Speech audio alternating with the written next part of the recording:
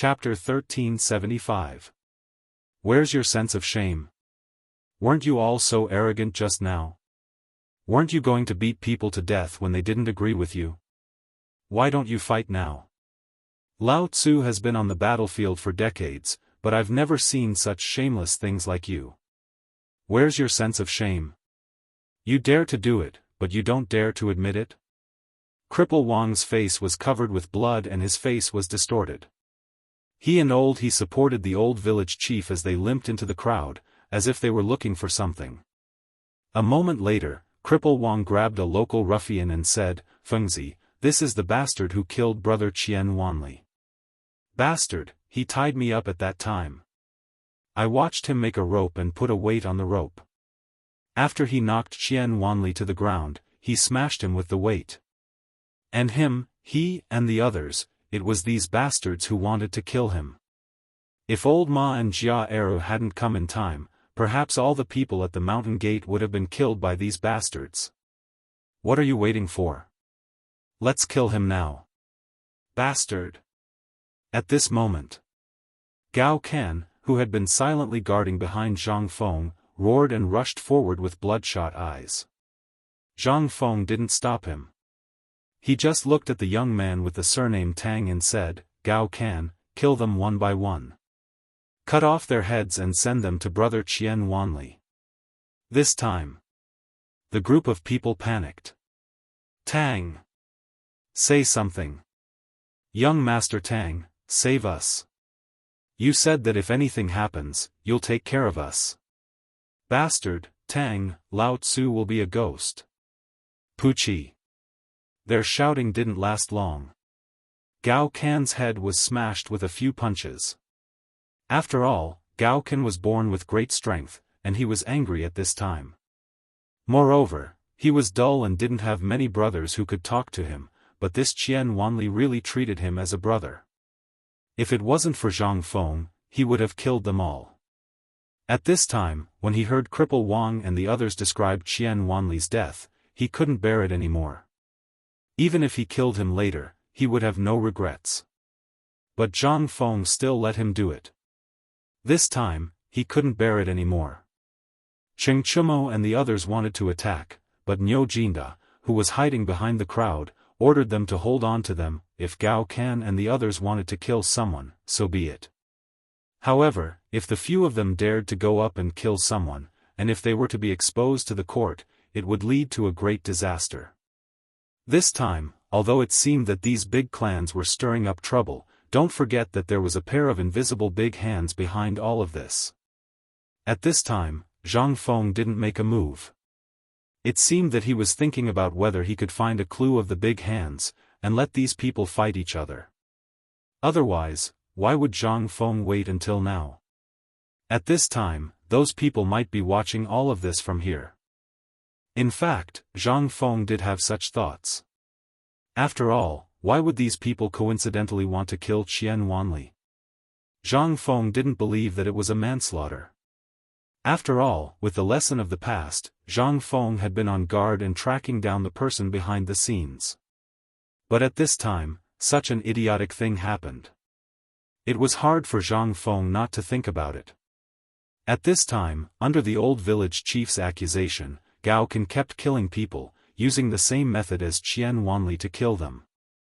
Zhang Feng was also carefully watching the eyes of the young man surnamed Tang and the people of these big clans. He didn't let go of anyone within sight. But Zhang Feng's action seemed to make the young man surnamed Tang panic. He hurriedly said, "Prince Zhang, Mr. He Xian, these things really weren't done by me." Those people who were already scared out of their wits had already collapsed when they saw Gao Can's terrifying killing methods and the pungent smell of blood. When they heard the young man surnamed Tang say so, they instantly screamed, "Tang, don't talk nonsense. Everything we did was instructed by you. When they were killing people, you were watching from the second floor of the inn. You deliberately told us to quickly kill the guards at the mountain gate and rush up the mountain. Now, you don't have any guts, do you? You don't want to admit it, do you?" At this time, Gao Can's fist was still dripping blood.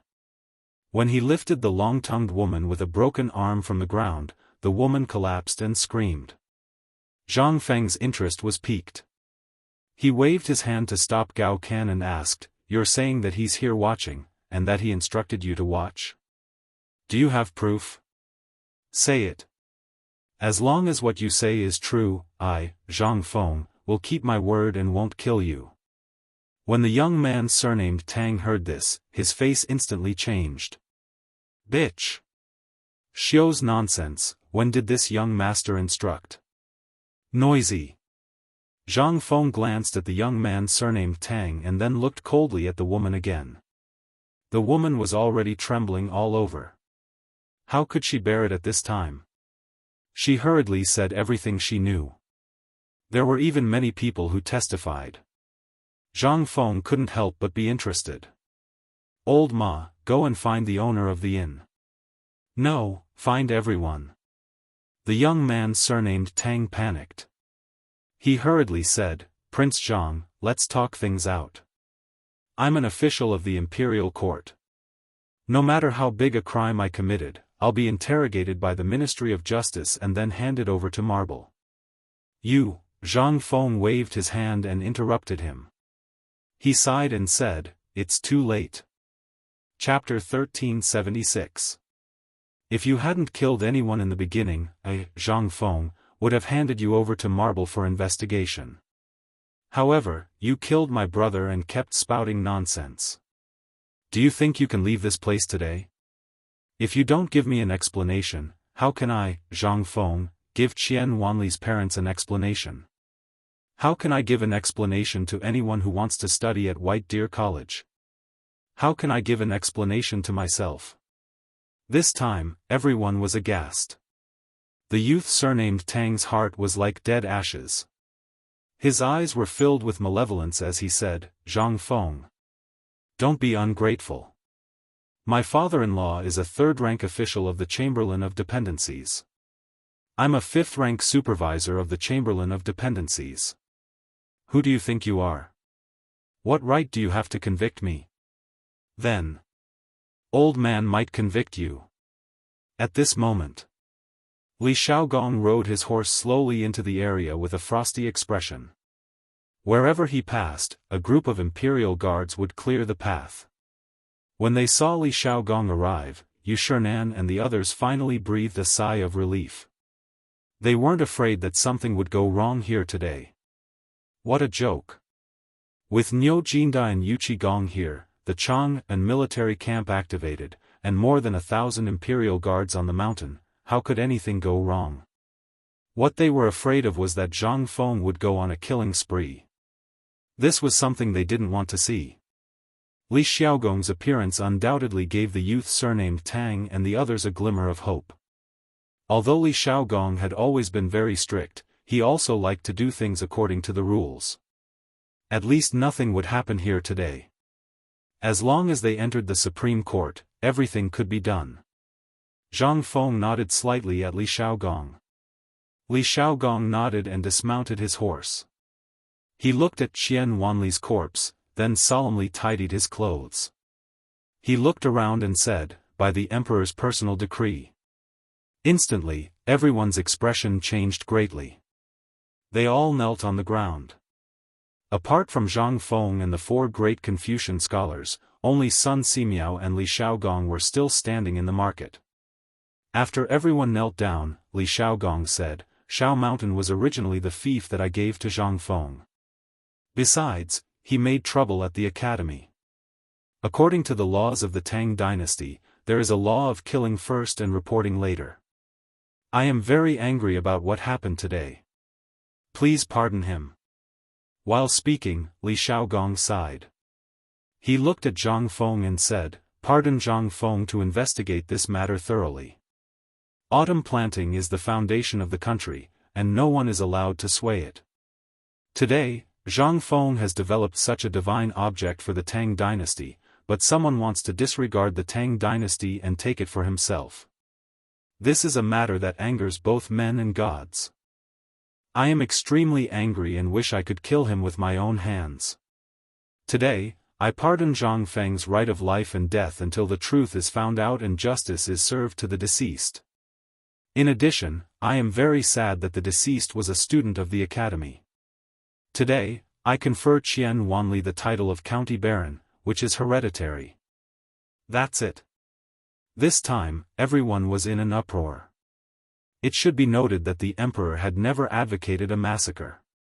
The emperor should know how many people were involved in today's incident. This time, all the local clans in Chang'an were basically wiped out. Moreover, it also involved hundreds of civilians here. Normally, the emperor would consider such a matter carefully. Who would have thought that he would give Zhang Feng the right of life and death so quickly? That meant, from now on, Zhang Feng would have the right of life and death no matter what happened here. At this time, the young man surnamed Tang's expression suddenly changed. The people of the Mi, Bai, and Gao families also panicked. As for those local hooligans, how could they still have a glimmer of hope? What was that? That was an imperial edict. It was an imperial edict from the emperor himself. At this moment, everyone was angry. They immediately pointed the spearhead at the young man surnamed Tang. After reading the imperial edict, Li Shaogong patted Zhang Feng on the shoulder and said, "The emperor said that Qian Wanli's title can be inherited by anyone in his family. Moreover, he can reward the Qian family with everything you seize this time as a reward." After that, Li Shaogong looked coldly at the people of the Tang family and said, "You all heard it clearly. What Zhang Feng said before doesn't count. What about this imperial edict and old man's words? His Majesty has said that since all of you are from big clans in Chang'an, as long as you tell us who is the mastermind behind all of this, you will be given a lighter punishment. Otherwise, it has been a long time since someone from the Tang Empire was implicated. Zhang Feng, old man will go take care of these families first. After you are done here, meet up with the Tang family." After that, Li Shaogong left in a hurry again. Li Xiaogong's words reminded Zhang Feng of something. He had no intention of letting this group of bastards off today. Moreover, the imperial edict had been delivered personally by Li Shaogong. Moreover, the last sentence seemed to have some hidden meaning. Zhang Feng glanced at Qian Wanli and shouted, "Pass down the message. Everyone in White Deer College is to bow. Gao Can, come with me to Chang'an. We will settle the score." After that, Zhang Feng looked at Qian Wanli and bowed deeply. Yu Shernan and the others did the same. However, at this moment, the young man surnamed Tang and the others exploded. They hurriedly knelt down and begged for mercy.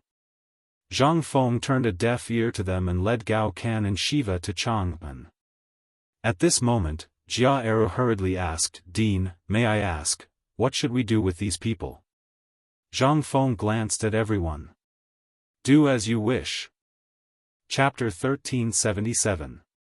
What happened on the mountain finally came to an end when thousands of people were escorted to the Chang'an military camp.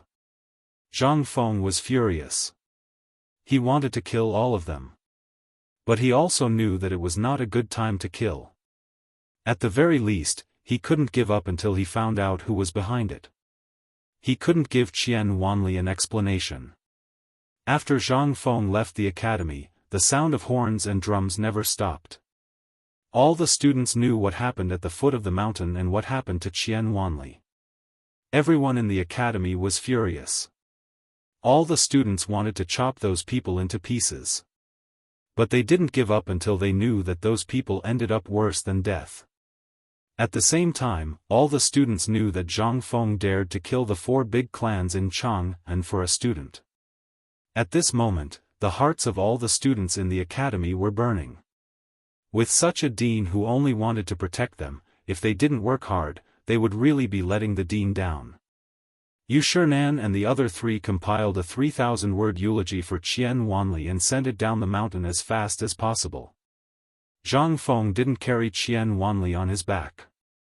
Instead, he asked someone to find the best coffin in Chang'an and bought all the firecrackers in Chang'an. He wore mourning clothes and stood in front of the coffin.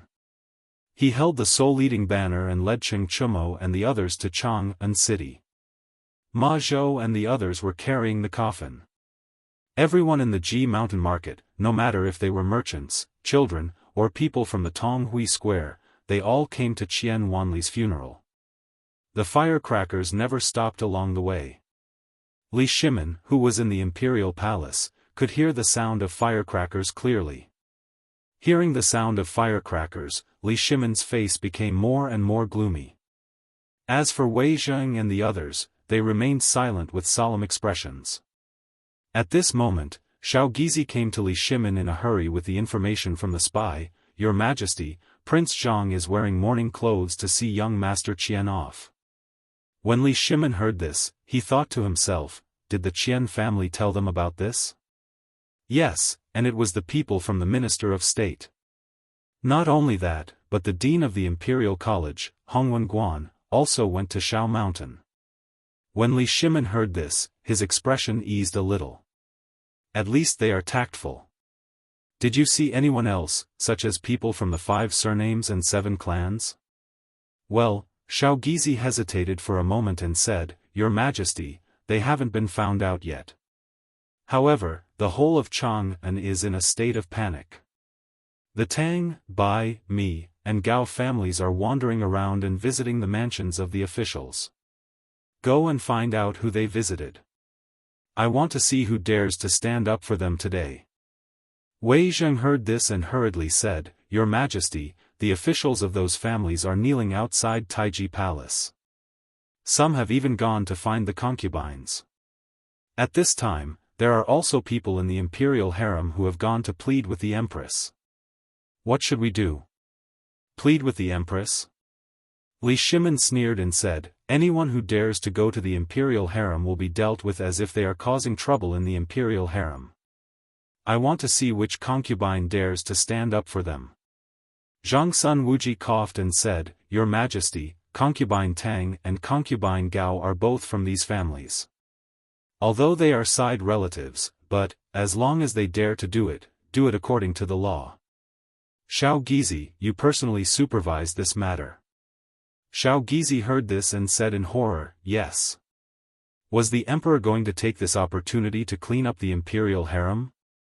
Or, was he going to take this opportunity to clean up the big families in Chang'an? After all, the last time Kong Yingda, that old fellow, had stopped the emperor from taking back the excess land in their hands. Now that he was investigating these families, the emperor was obviously making a mountain out of a molehill. However, the most important thing was that the emperor had followed Zhang Feng's temper and went with the flow. Although they knew, Shao Gizi did not dare to mention it. After all, this would definitely make tomorrow's morning court very lively. And at this time, the emperor was angry, so they did not dare to touch his reverse scale. But that was just that, Zhang Feng was really angry this time. Moreover, Zhang Feng's anger really gave all of them a big fright. Li Shimin was also shocked by Zhang Feng. But after learning the truth, Li Shimin felt that Zhang Feng was being too soft-hearted. These bastards, why did he give them so much time? Wouldn't it be better to kill them all? What a waste of time. At this thought, Li Shimin thought of Kong Yingda. If this bastard did not do something superfluous and secretly went up the mountain in spite of the imperial edict, how could he have caused so much trouble? And at this time, Li Shimin did not know what would happen in the future because of this matter. At this thought, Li Shimin was furious. Pass down the imperial edict, order the Ministry of Justice, Ministry of Appointments, Dali Temple, Taifu Temple, Taichung Temple, and Guanglu Temple to cooperate to thoroughly investigate Kong Yingda. Kong Yingda is to be put in the imperial prison and all his properties are to be found. Anyone who dares to complain about his injustice is to be arrested. This. Wei Zheng and the others' faces changed instantly. He hurriedly said, "Your Majesty, Duke Kong might not know about this. These people must have deliberately framed Duke Kong." Li Shimin waved his hand and said, "I have decided." Chapter 1378. Wei Zheng and the others still wanted to say something. But when they saw the emperor acting like this, they could only sigh secretly. After all, Kong Ingda was too stubborn. Since he came back from Shao Mountain, which one of the things he did could make the emperor happy? That thing alone was enough to make the emperor angry, but the emperor had been restraining himself. Who knew that such a disgusting thing would happen at this time? It would be strange if the emperor didn't get angry. At this time, the emperor's intention was very clear. He just wanted to kill him. At this time, it was useless for anyone to plead. After an hour, in the whole Chang'an city, firecrackers were constantly being set off in two places. The first place was Qian Tong's mansion. At this time, the whole mansion was full of sadness. Everyone was neatly dressed in mourning clothes and nervously arranging the mourning hall. In the Qian mansion, old man Qian knelt in front of the Buddha statue, his eyes dull. No matter how the maid persuaded him, it was useless. He seemed to have lost his mind. As for Qian Tong, the moment he learned of Qian Wanli's death, he aged about 10 years in an instant. He was in his 40s, but now he looked like an old man in his 80s. He sat at the door of the living room in a daze, staring at the door with dull eyes. At the gate of Chang'an city, a long funeral procession slowly appeared. Gao family, Bai family, Tang family, and Mi family were all arrested in various parts of the city. Even their mansions were sealed by the imperial guards. At this time, they were arresting people all over the street. Everyone in Chang'an city didn't know what had happened to cause such a strange situation at this time. However, when the imperial guard appeared outside the Kong manor and announced the emperor's decree, everyone suddenly realized that the events that happened on this desolate mountain today had a huge connection with these people. Now, everyone was even more confused. Especially when they saw Zhang Feng wearing mourning clothes, they were even more shocked. What did this mean? What was going on? The dean of White Deer College was wearing mourning clothes? When they connected this to the sudden sound of firecrackers in the Qian residence, as well as the setting up of the mourning hall, everyone suddenly thought of an inconceivable matter. Qian Tong's son, Qian Wanli, was studying at White Deer College. Could it be Qian Wanli? For a time, the whole Chang'an city was full of different opinions, but no one knew the truth. It wasn't until the people from Tong Huifang, who were at the back of the funeral procession, arrived that the crowd hurriedly gathered around and began to inquire. There was no need to rush this inquiry. In an instant, everyone was furious. The Tang family, Mi family, and Bai family had actually instigated a group of hooligans and gossipy women to cause trouble at White Deer College. They wanted to force Dean Zhang Feng to give them something that could increase the food supply. However, this group of B***stards and hooligans had committed all kinds of crimes. They would beat people up if they didn't get along with them. When Qian Wanli saw this, they had evil intentions and killed him. Moreover, it was said that he died very miserably. He was smashed to death with a weight. How could this be? Was there any F***king law here? The most despicable thing was that after they killed him, they wanted to kill the guards while he was unprepared. They wanted to take advantage of the chaos to go up the mountain. If they were allowed to go up the mountain, the consequences, it wouldn't be solved by just one death. At this moment, Dean Zhang Feng would probably, the most important thing was, all of this was instigated by the Tang family, Gao family, Mi family, and Bai family. Moreover, they were stirring up trouble in Kong Ingda's name. In an instant, everyone was furious. They were furious. During this period of time, Zhang Feng's reputation in Chang'an city had been very good. Moreover, he was kind and never fussed over every ounce. Moreover, he was generous with his money. Whether it was the meat that they couldn't afford or the fine salt, which one of them wasn't made by Zhang Feng? What the F***ck, what were these people thinking? Everyone followed the funeral procession or picked up their tools and walked towards the residences of the Bai family, Mi family, Tang family, and Gao family. They were often cheated by these people. Now was the best time for them to take revenge. Moreover, some people hurriedly picked up their hoes and ran towards the Kong family's residence. If it wasn't for that B*****starred Kongingda, would such a thing have happened at White Deer College? Needless to say, their chances of doing small business in Shaoshan Market Square were even slimmer. However, this made them even more excited. If that was the case, it meant that the phosphate fertilizer that Zhang Feng made was real. The thing that could double the harvest of grain was real. This was what they were most concerned about. At this moment, the entire Chang'an city was in a mess. Niu Weili rolled up his sleeves and stood on the street, fuming with anger. When he saw the people of these families, as well as those hooligans and gossipy women, he invited them all into the Chang'an local government for tea. At this moment, the Kong family's residence was the quietest. Kongingda sat alone at the entrance of the mansion, allowing the people to curse and scold him. He did not fight back, nor did he talk back. At this moment, his body was covered in stinky poop, and rotten eggs and vegetables were all over his body. However, he still sat there in a daze. He seemed to be waiting for something. After a while, the clamorous sound of horse hooves gradually quieted down the gate of the Kong family's residence. A middle-aged man in the uniform of the provincial secretary got off the horse, glanced at Kongingda with some disgust, and then directly announced the imperial edict. The imperial edict is here. In an instant everyone in the Kong family's residence came out of the gate and knelt neatly in front of the middle-aged man. However, Kongingda still didn't move. Seeing this, the officials of the provincial secretary were furious. According to the edict of the emperor, Kongingda disregarded the emperor's grace and secretly sneaked to Shao Mountain, leaked secrets, and spread bad information, which caused today's turmoil in Shao Mountain. He should be punished. According to the edict, all the properties of the Kong family are to be seized and all the people in the Kong family are to be detained in the Supreme Court.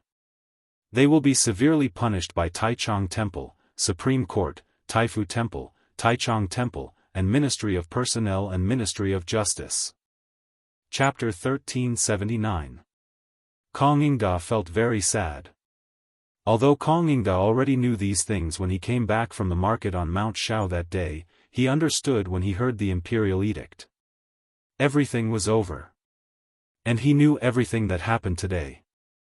The Tang family, the Bai family, the Mi family, and the Gao family had nothing to do with him. But Kongingda made a big mistake, that was, he said all the things he shouldn't say. At that time, he didn't think much about it. But after knowing what happened on the mountain today, Kongingda instantly understood everything. These people just wanted him to die. They used his name to make trouble on Mount Shao, and it was such a thing. Even if he didn't do it, who would believe it? Even the emperor wouldn't believe it, right?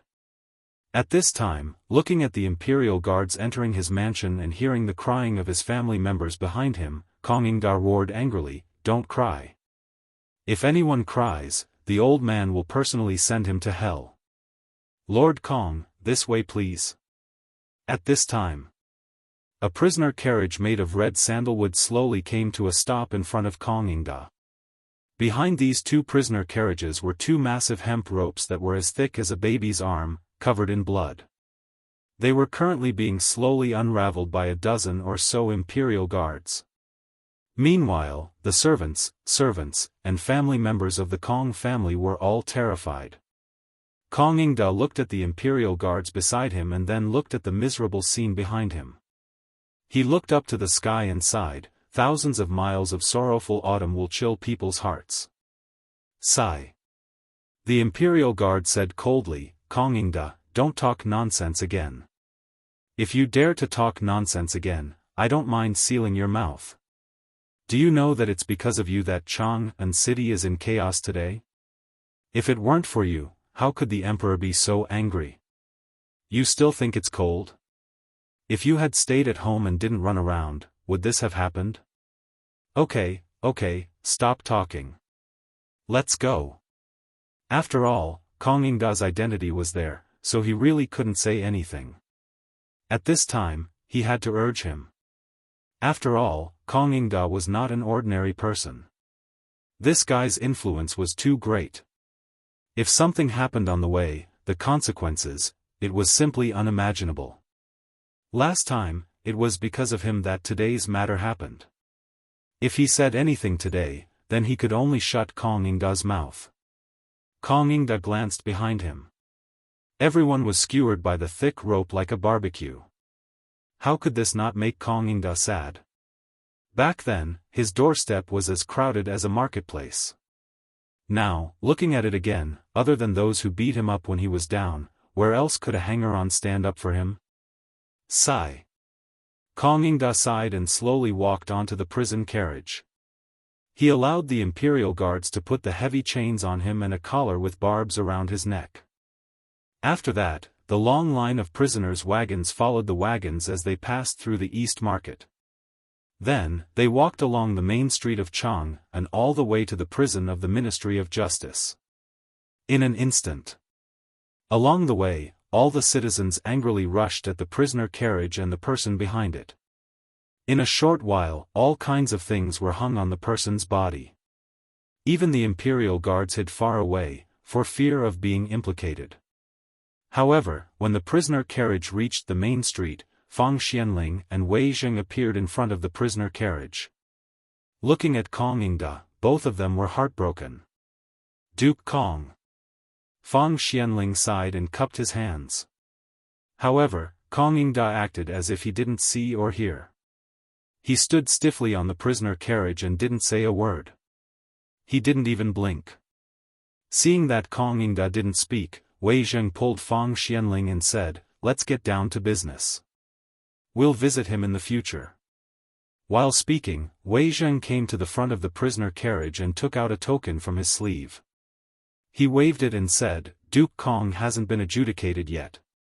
Pay attention to your image. Also, without the Emperor's permission, no one is allowed to bully Duke Kong and his family. Please settle them properly." Although Wei Zheng and Fang Xianling had put on makeup, when the token appeared, the imperial guards at the front hurriedly got off their horses. Wei Zheng whispered orders in the imperial guards' ears. After that, Wei Zheng looked at the crowd again and said, "Pay attention to your appearance." Then, Wei Zheng and Fang Xianling walked in the direction of the Qian family, looking back 3 times with every step. At this moment, the two of them couldn't help but feel a little anxious. Kong Ingda was too stubborn.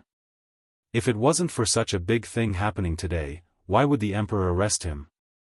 When Kong Ingda returned to Chang'an 2 days ago, the Emperor already knew about it.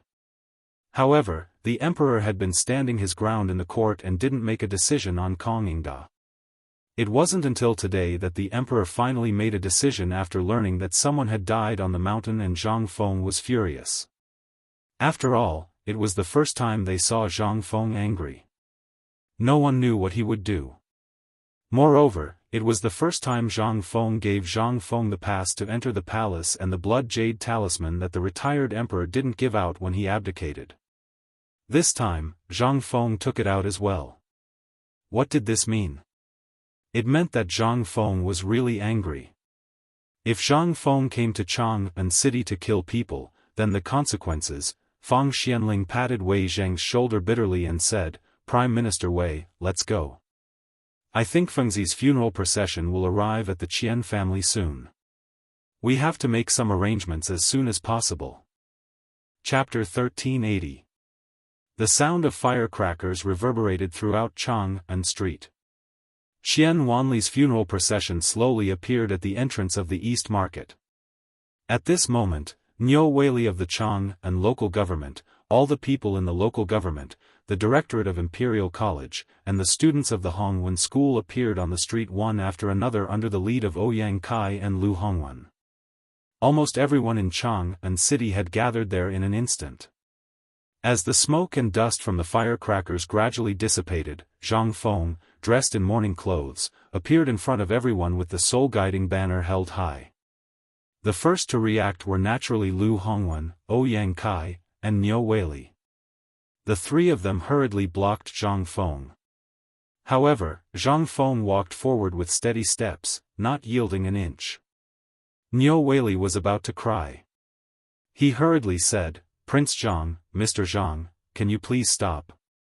What are you trying to do? As he spoke, Niu Weili hurriedly signaled Lu Hongwen and Zhang Wuji with his eyes. Lu Hongwen sighed when he saw this and said, Young Master Zhang, even though this young Master Qian is your brother, he's still your student.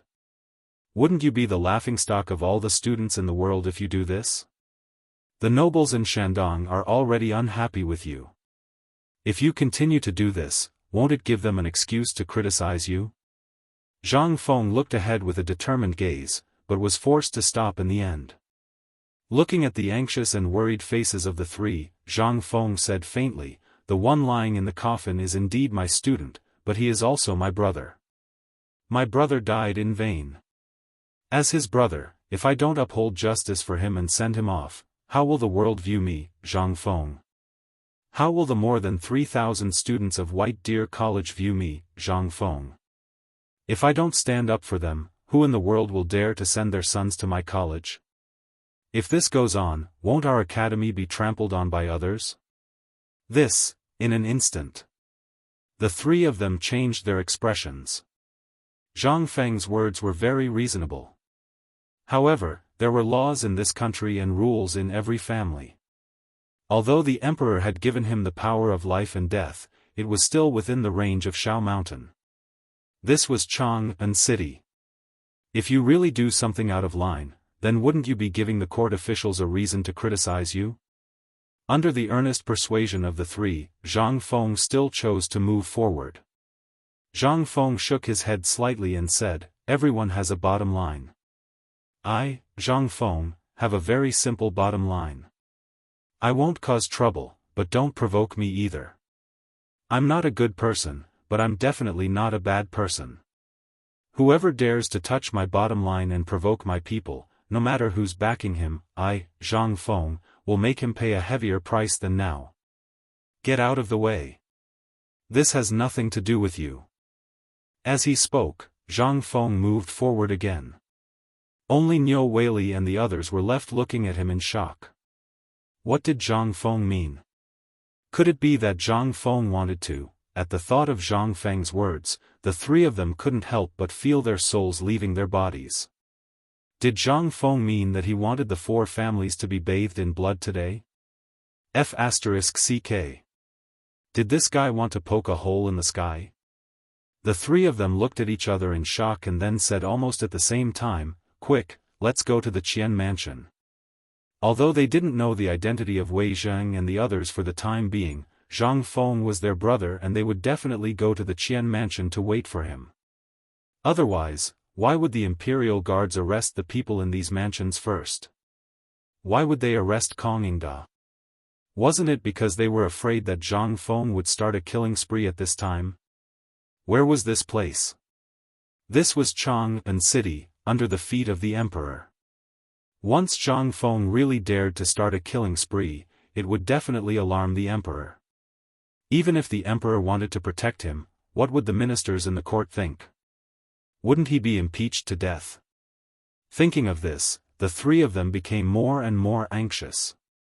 When everyone came to their senses, they instantly lost their composure and hurried to the Qian mansion. At this time, after hearing the slow sound of firecrackers, the people in the Qian mansion all got up and instinctively ran out of the door. The moment Qian Tong and Old Man Qian heard this sound, they couldn't help but tremble. The motionless Old Man Qian also slowly stood up at this time. She slowly walked towards the door, as if she was looking forward to it, but also worried at the same time. At this time, the housekeeper of the Qian mansion came from outside the door with a sad face. As soon as he entered the door, he shouted sadly, "Everyone, get ready to welcome the young master back." Buzz! This sound instantly made Qian Tong and Mrs. Qian lose their balance and fall to the ground. "Son!" Mrs. Qian was the first one who couldn't help but shout at the top of her lungs. Then, she burst into tears. Qian Tong's lips trembled as he stumbled towards the door with red eyes. "It's not true, it's not true. My son, how could he die? He even came back yesterday. This is a joke, right?" When Qian Tong came to the gate of the mansion, he saw Zhang Feng bowing respectfully at the gate. The moment they saw Qian Tong, Zhang Feng and all the mourners behind him bowed together. Zhang Feng said sadly, "Master Qian, Brother Wanli, you're back." Puff. Chapter 1381. Hearing that. In an instant, the whole Qian mansion fell into grief. The mournful cries caused all the onlookers to shed tears uncontrollably. Right at this moment, a grey-robed old madam with a head full of white hair shakily walked out from the depths of the Qian estate with the support of 2 young servant girls. Wei Zheng, Fang Xianling, and Du Ruhui were also standing in the yard with a serious face. The old man walked and said in a trembling voice, "Where is my grandson? Where is my son? Where is my grandson?" She asked everyone she saw, but who dared to tell her? The old man seemed to be about 80 years old and all her teeth had fallen out. At this moment, seeing Zhang Feng at the door, she seemed to see the last hope. She touched Zhang Feng's arm with trembling hands and asked with a strange face, "Young man, have you seen my grandson? They said that my grandson has left. This. Are they trying to deceive an old woman like me?" The old woman was still choosing a granddaughter-in-law for him yesterday, and he even came to see me yesterday. How could this be? The more she said, the louder the cries and whimpers of the crowd. Zhang Feng's body was also trembling uncontrollably. In that world, he also had a father, a mother, and a grandfather. He didn't even know if they had felt the same way when they saw him disappear back then. Zhang Feng's eyes were also wet. He hugged the old woman and wanted to say something, but he couldn't say anything. How could he dare to break this dream? "Grandma, I am your grandson. Look at me, I'm your grandson." In the end, Zhang Feng still shouted out. In an instant, the old woman heard that and touched Zhang Feng's cheeks, hair bun, arms, and even chest with trembling hands. Originally, Zhang Feng and Qian Wanli's figures were similar. At this time, the old woman's eyes were blurred. Although their voices were a little different, their figures were somewhat similar. The old woman touched Zhang Feng's cheeks, frowning from time to time and pleasantly surprised. Seeing this, the crowd couldn't help but cover their mouths and cry. The old woman touched Zhang Feng's cheek and said, "That's not right, grandson, why do you have a beard? Did your brother mistreat you? Or is the work in the paper mill too heavy? Why didn't you dress up after coming home? What if some girl takes a fancy to you? With your appearance, why? Don't be like your father. I get angry every time I see him. Come, come, come. Granny will comb your hair. Let me tell you, yesterday, Granny personally picked a girl for you. That family. Mother. He is not your grandson, he is. Qian Tong broke down and burst into tears. The old woman glared at him and shielded Zhang Feng behind her, scolding, "Nonsense. When your grandson went to the academy, you locked him in his room, don't think I don't know.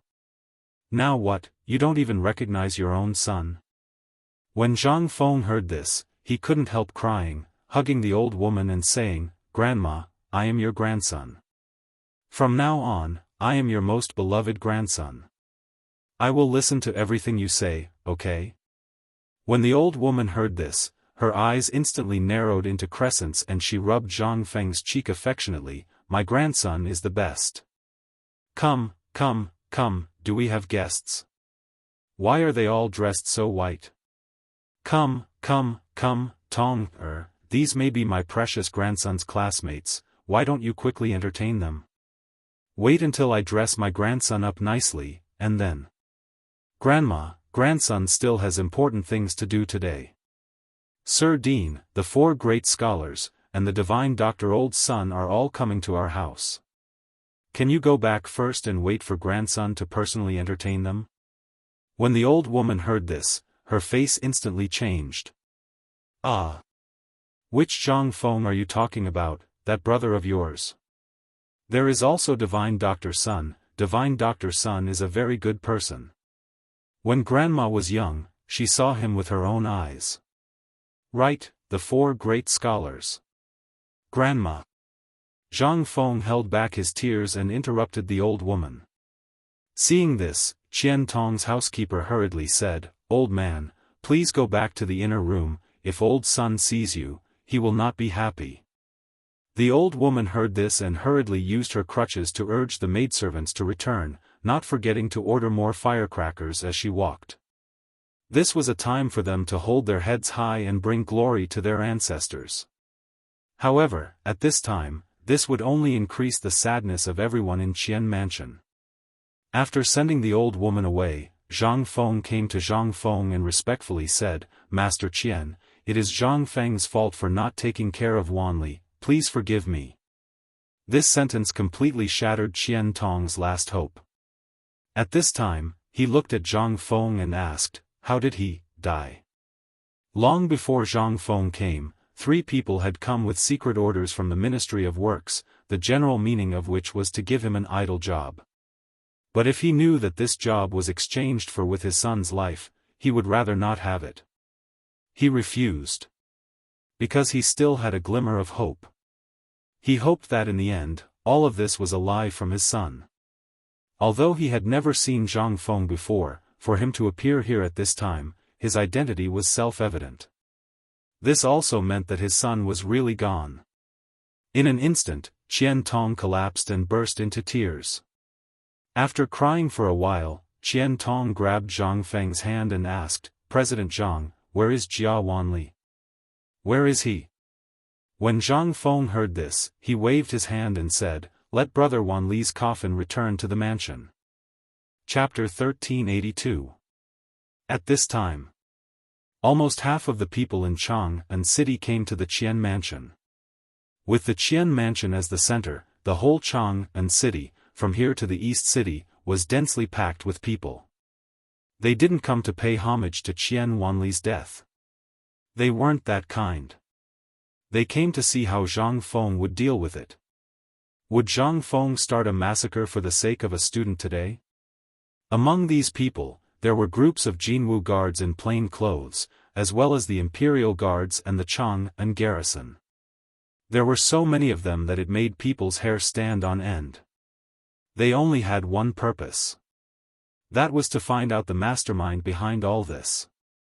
For this matter, Li Shimin even sent out all the spies in Chang'an City at all costs. At this time, pairs of eagle-like eyes were coldly searching for something in the crowd. Even the places that people couldn't see, as long as there were suspicious places before, were basically cleaned up. Although the sun was weakly shining on Chang'an City at this time, the air was as cold as winter. The air was also filled with a thick smell of blood that could not be dispersed. In the courtyard, Qian Wanli's coffin finally fell to the ground. In front of his coffin, there were not 3 sacrificial animals, but 3 human heads. They were the murderer who killed Qian Wanli, the long-tongued woman, and the hooligan who jumped the most fiercely and acted the most ruthlessly. These 3 heads instantly made everyone's hair stand on end from head to toe. Everyone suddenly came to a realization. At this moment, behind the seemingly calm and tranquil scene, there seemed to be a turbulent wave brewing. After paying homage to Qian Wanli, Zhang Feng again said to Zhang Feng and Mrs. Qian, "Master Qian, Mrs. Qian, I, Zhang Feng, have wronged Wanli. Although I have killed the murderer, today, I will personally go to the Bai, Gao, Mi, and Tang family to seek justice for Brother Wanli. After that, Zhang Feng will personally come to ask for forgiveness." President Zhang. The moment Zhang Feng stood up and prepared to leave, Madame Qian grabbed Zhang Feng's hand and said hoarsely, "My Qian family only has Wanli, this one and only child. Although I, as his mother, was soft-hearted and allowed him to go up the mountain, after that, Wanli, this child, is more excited and happy than he has been in the past 10 years. Furthermore, we have witnessed his growth. If it weren't for your approval, I'm afraid our Qian family wouldn't have been able to run Paper Blank's business. And every time he comes back, Wanli will always tell us about what happened on the mountain. Every time this happens, Wanli will be the happiest. Today, you have done enough. If Wanli were still alive, he would definitely not want to see the person he respected the most risk his life for him. Prince Zhang, I know you are a person who values friendship and righteousness, but doing this is not worth it.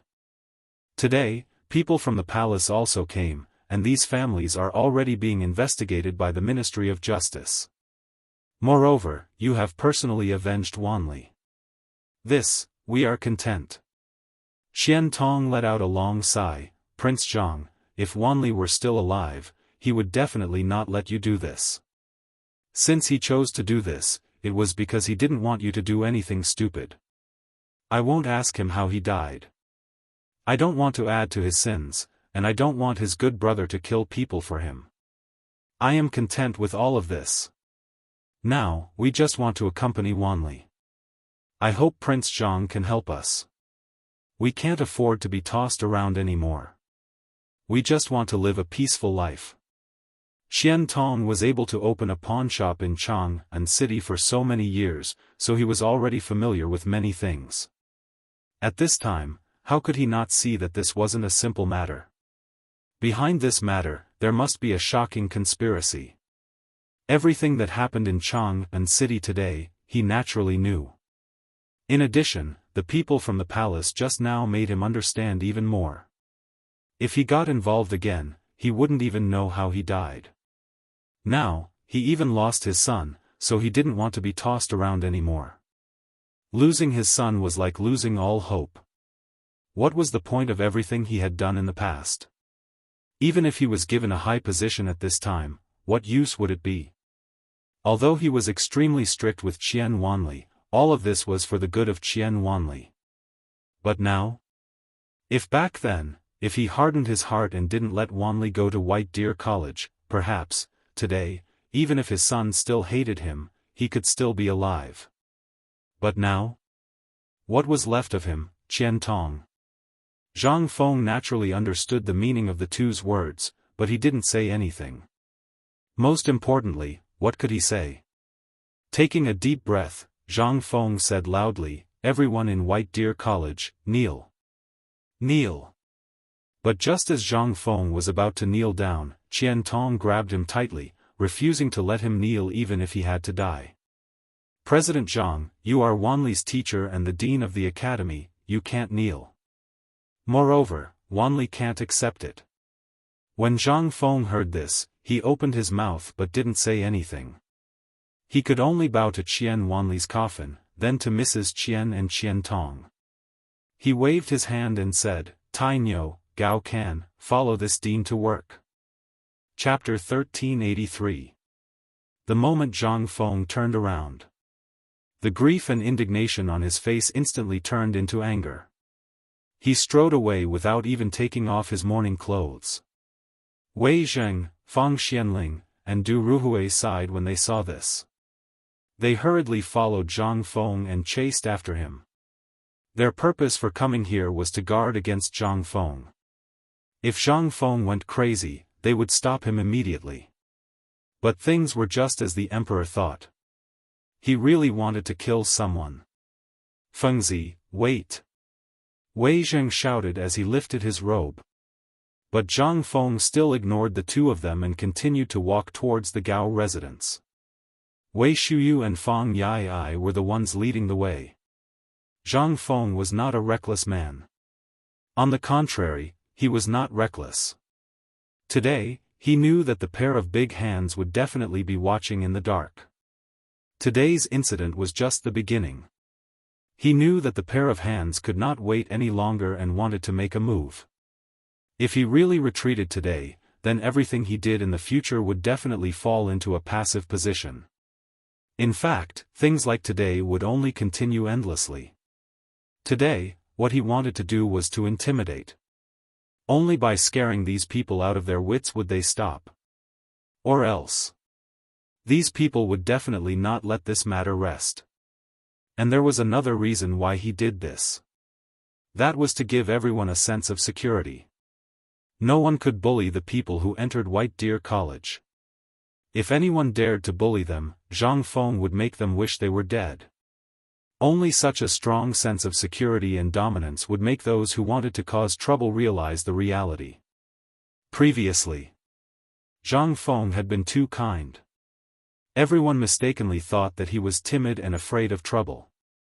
That was why today's outcome was like this. In the end, the heir of the merchant family whom he valued the most had died in vain. What if the one who died today was not Qian Wanli, but Li Gan, Chen Tiniu, or one of the others? What would happen to him? If he let go today, what would happen to Zhang Yuyao, Jing Shu, and Zhang Yuyao's family? And, what would happen to you, How would the world view Zhang Feng? Therefore, Zhang Feng paid special attention today. To protect one's family, kindness, compassion, and generosity were necessary.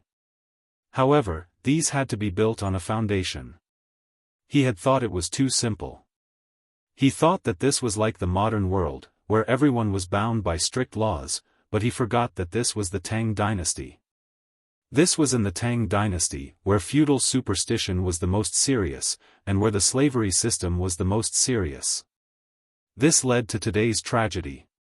Even though he wasn't an unpardonable villain, but in order to protect the people he wanted to protect, he, Zhang Feng, would transform into that villain today. He was an evil man who made all those who dared to plot against him tremble in fear. It was also from this moment on that Zhang Feng transformed. At this moment, Wei Zheng, Fang Xianling, and Du Ruhui saw that Zhang Feng was ignoring them and hurriedly shouted, "Zhang Feng! Stop right there, old man! Do you know what you're doing right now? Feng Zi, did you hear that?" Zhang Feng naturally heard their words. Seeing the three of them acting like this, Li Chengqian and Du Go couldn't hold back anymore. "Feng Zi, why don't we listen to what they have to say?" Feng Zi, Zhang Feng sighed slightly and stopped in his tracks. When Wei Zheng and the others saw this, they hurriedly ran forward and grabbed Zhang Feng's hand, pulling him behind them.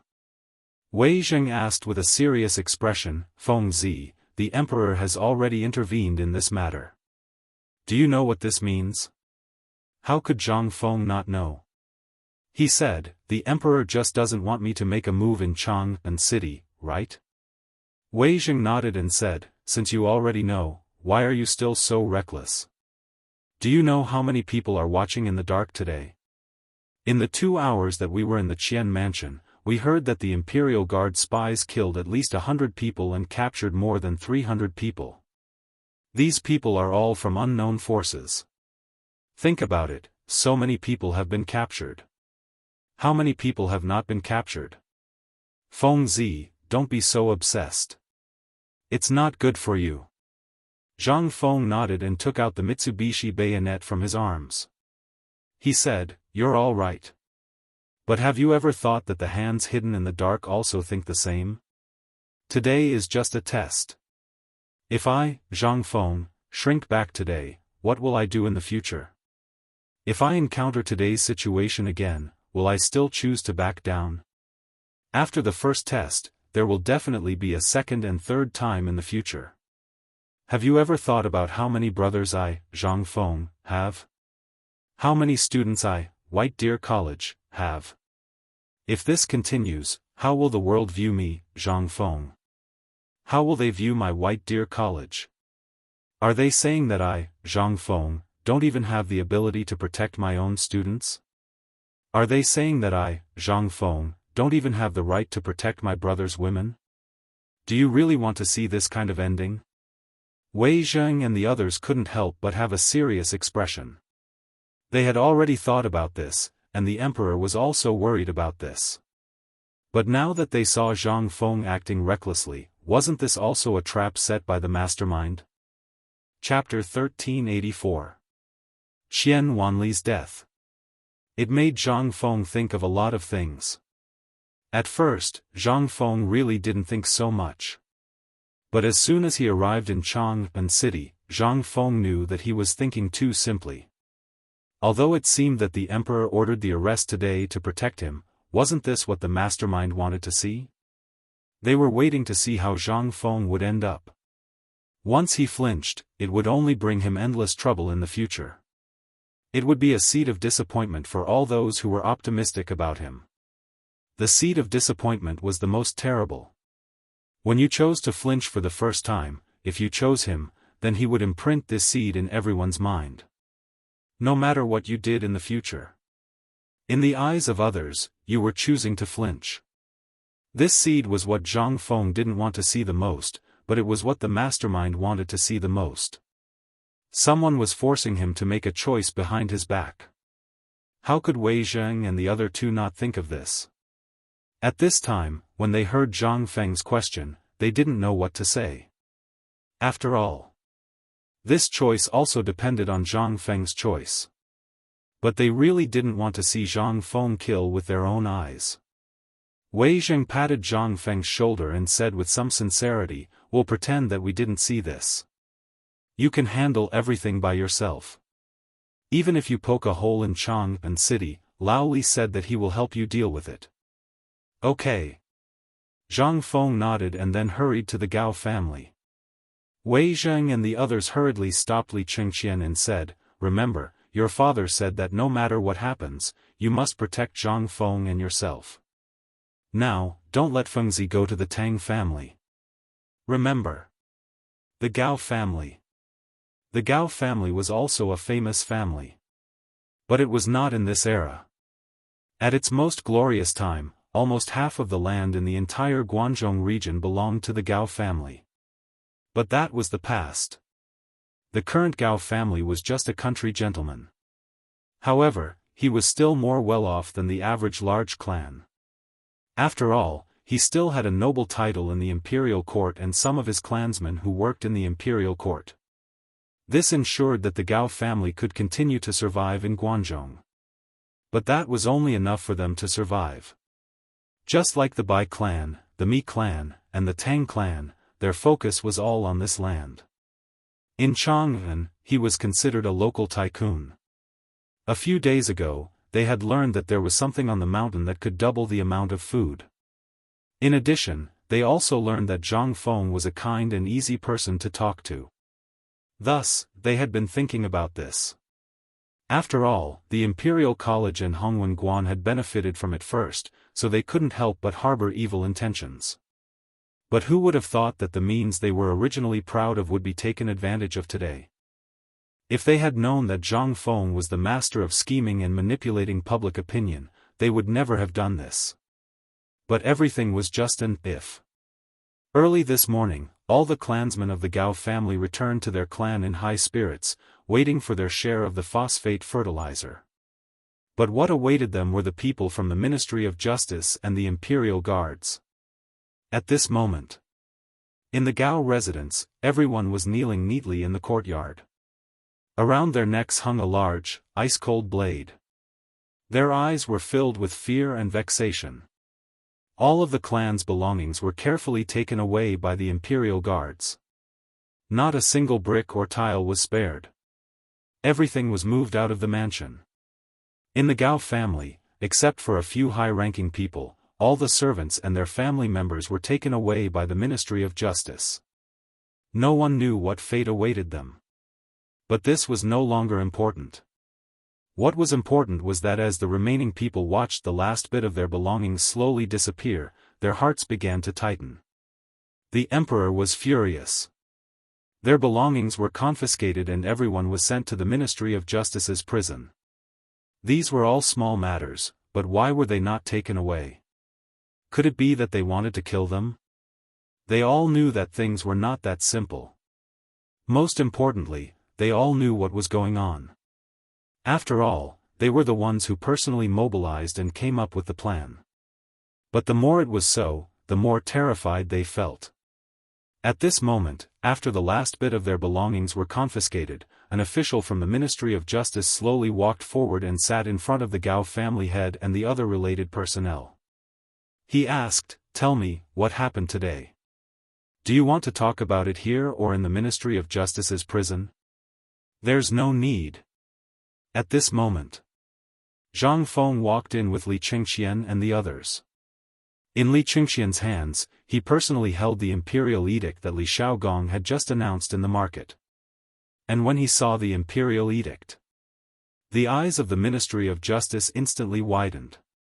Those who were about to step forward to stop Zhang Feng and the others also fell to their knees in an instant. And what shocked the Ministry of Justice even more was that behind this young man, the Crown Prince and the heir to the Duke had all appeared. This meant that the person leading them was Zhang Feng. Although not many people could recognize Li Qingxian, there were at least 3 of them. At this moment, Zhang Feng looked at the crowd and said, "The Emperor's imperial edict has already stated that I will handle this matter. You all can leave now." The Ministry of Justice's people wanted to say something, but the Ministry of Justice officials sitting in front of the Gao family had immediately smiled and said, "Then I will leave now." Chapter 1385.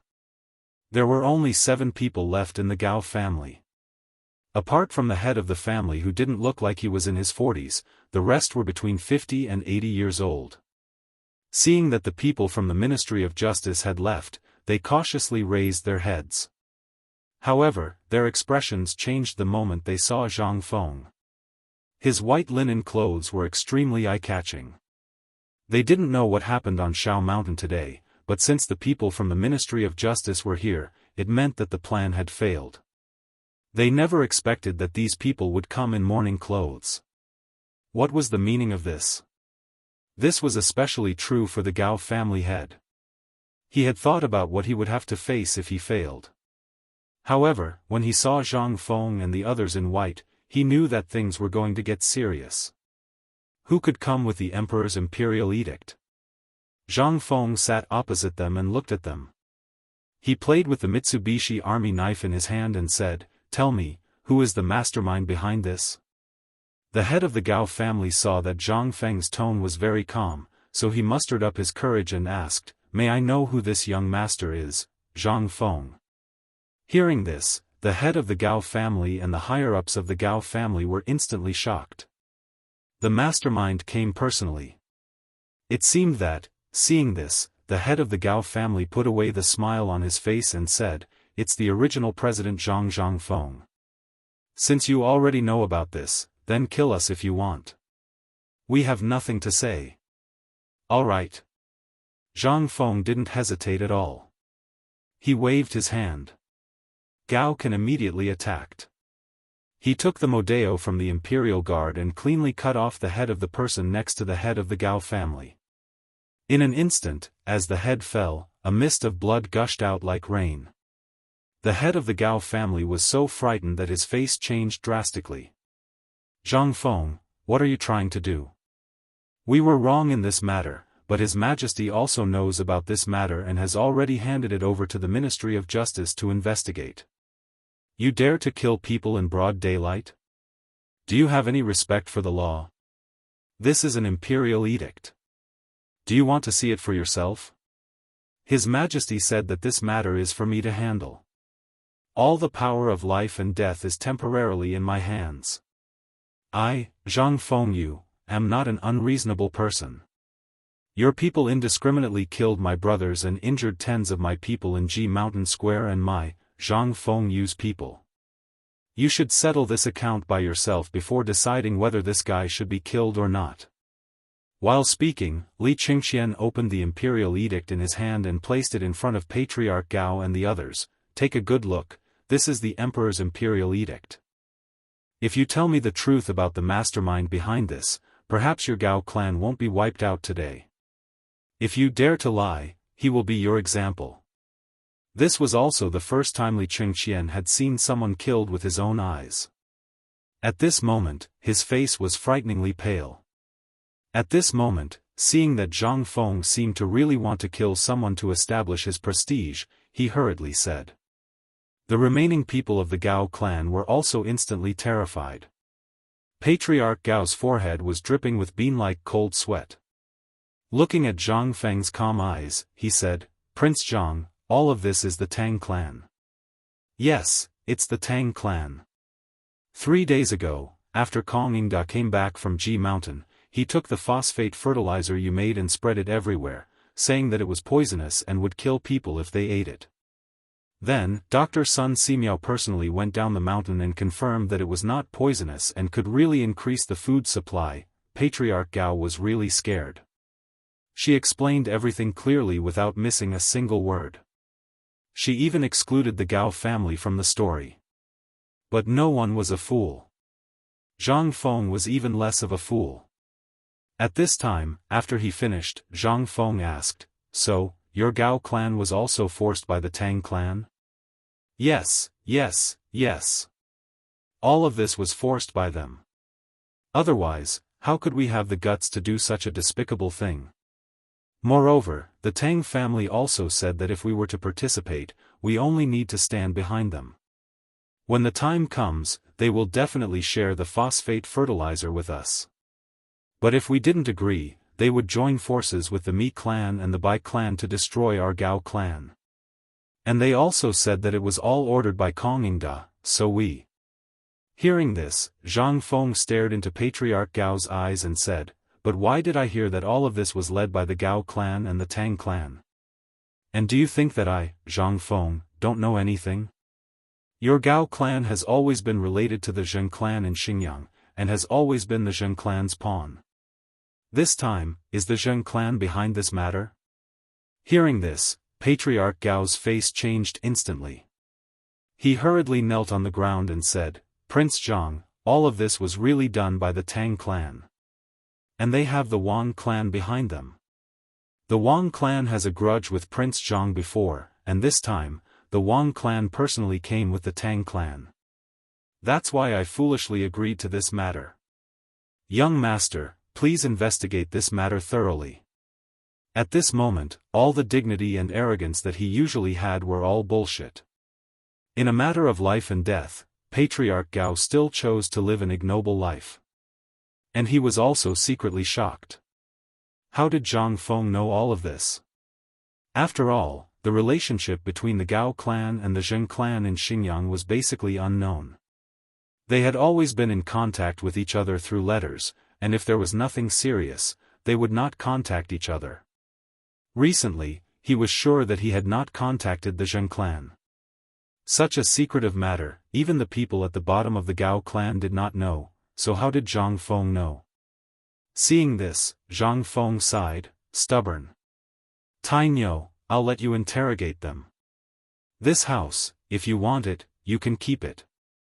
If you don't want it, burn it and let it be buried with Brother Wanli." Chapter 1386. Zhang Feng didn't know any of this. Even in the old and new Tang dynasty books, there were very few records of these four families. He had unintentionally read a novel about the Tang dynasty written by a lousy author. That was why he took it out to test this person out of curiosity. But he didn't expect it to be true. Was the Gao family really a pawn of the Zheng family in Xinjiang? Then, could it be that the Bai and Mi families were related to these noble families? Now, he had confirmed too.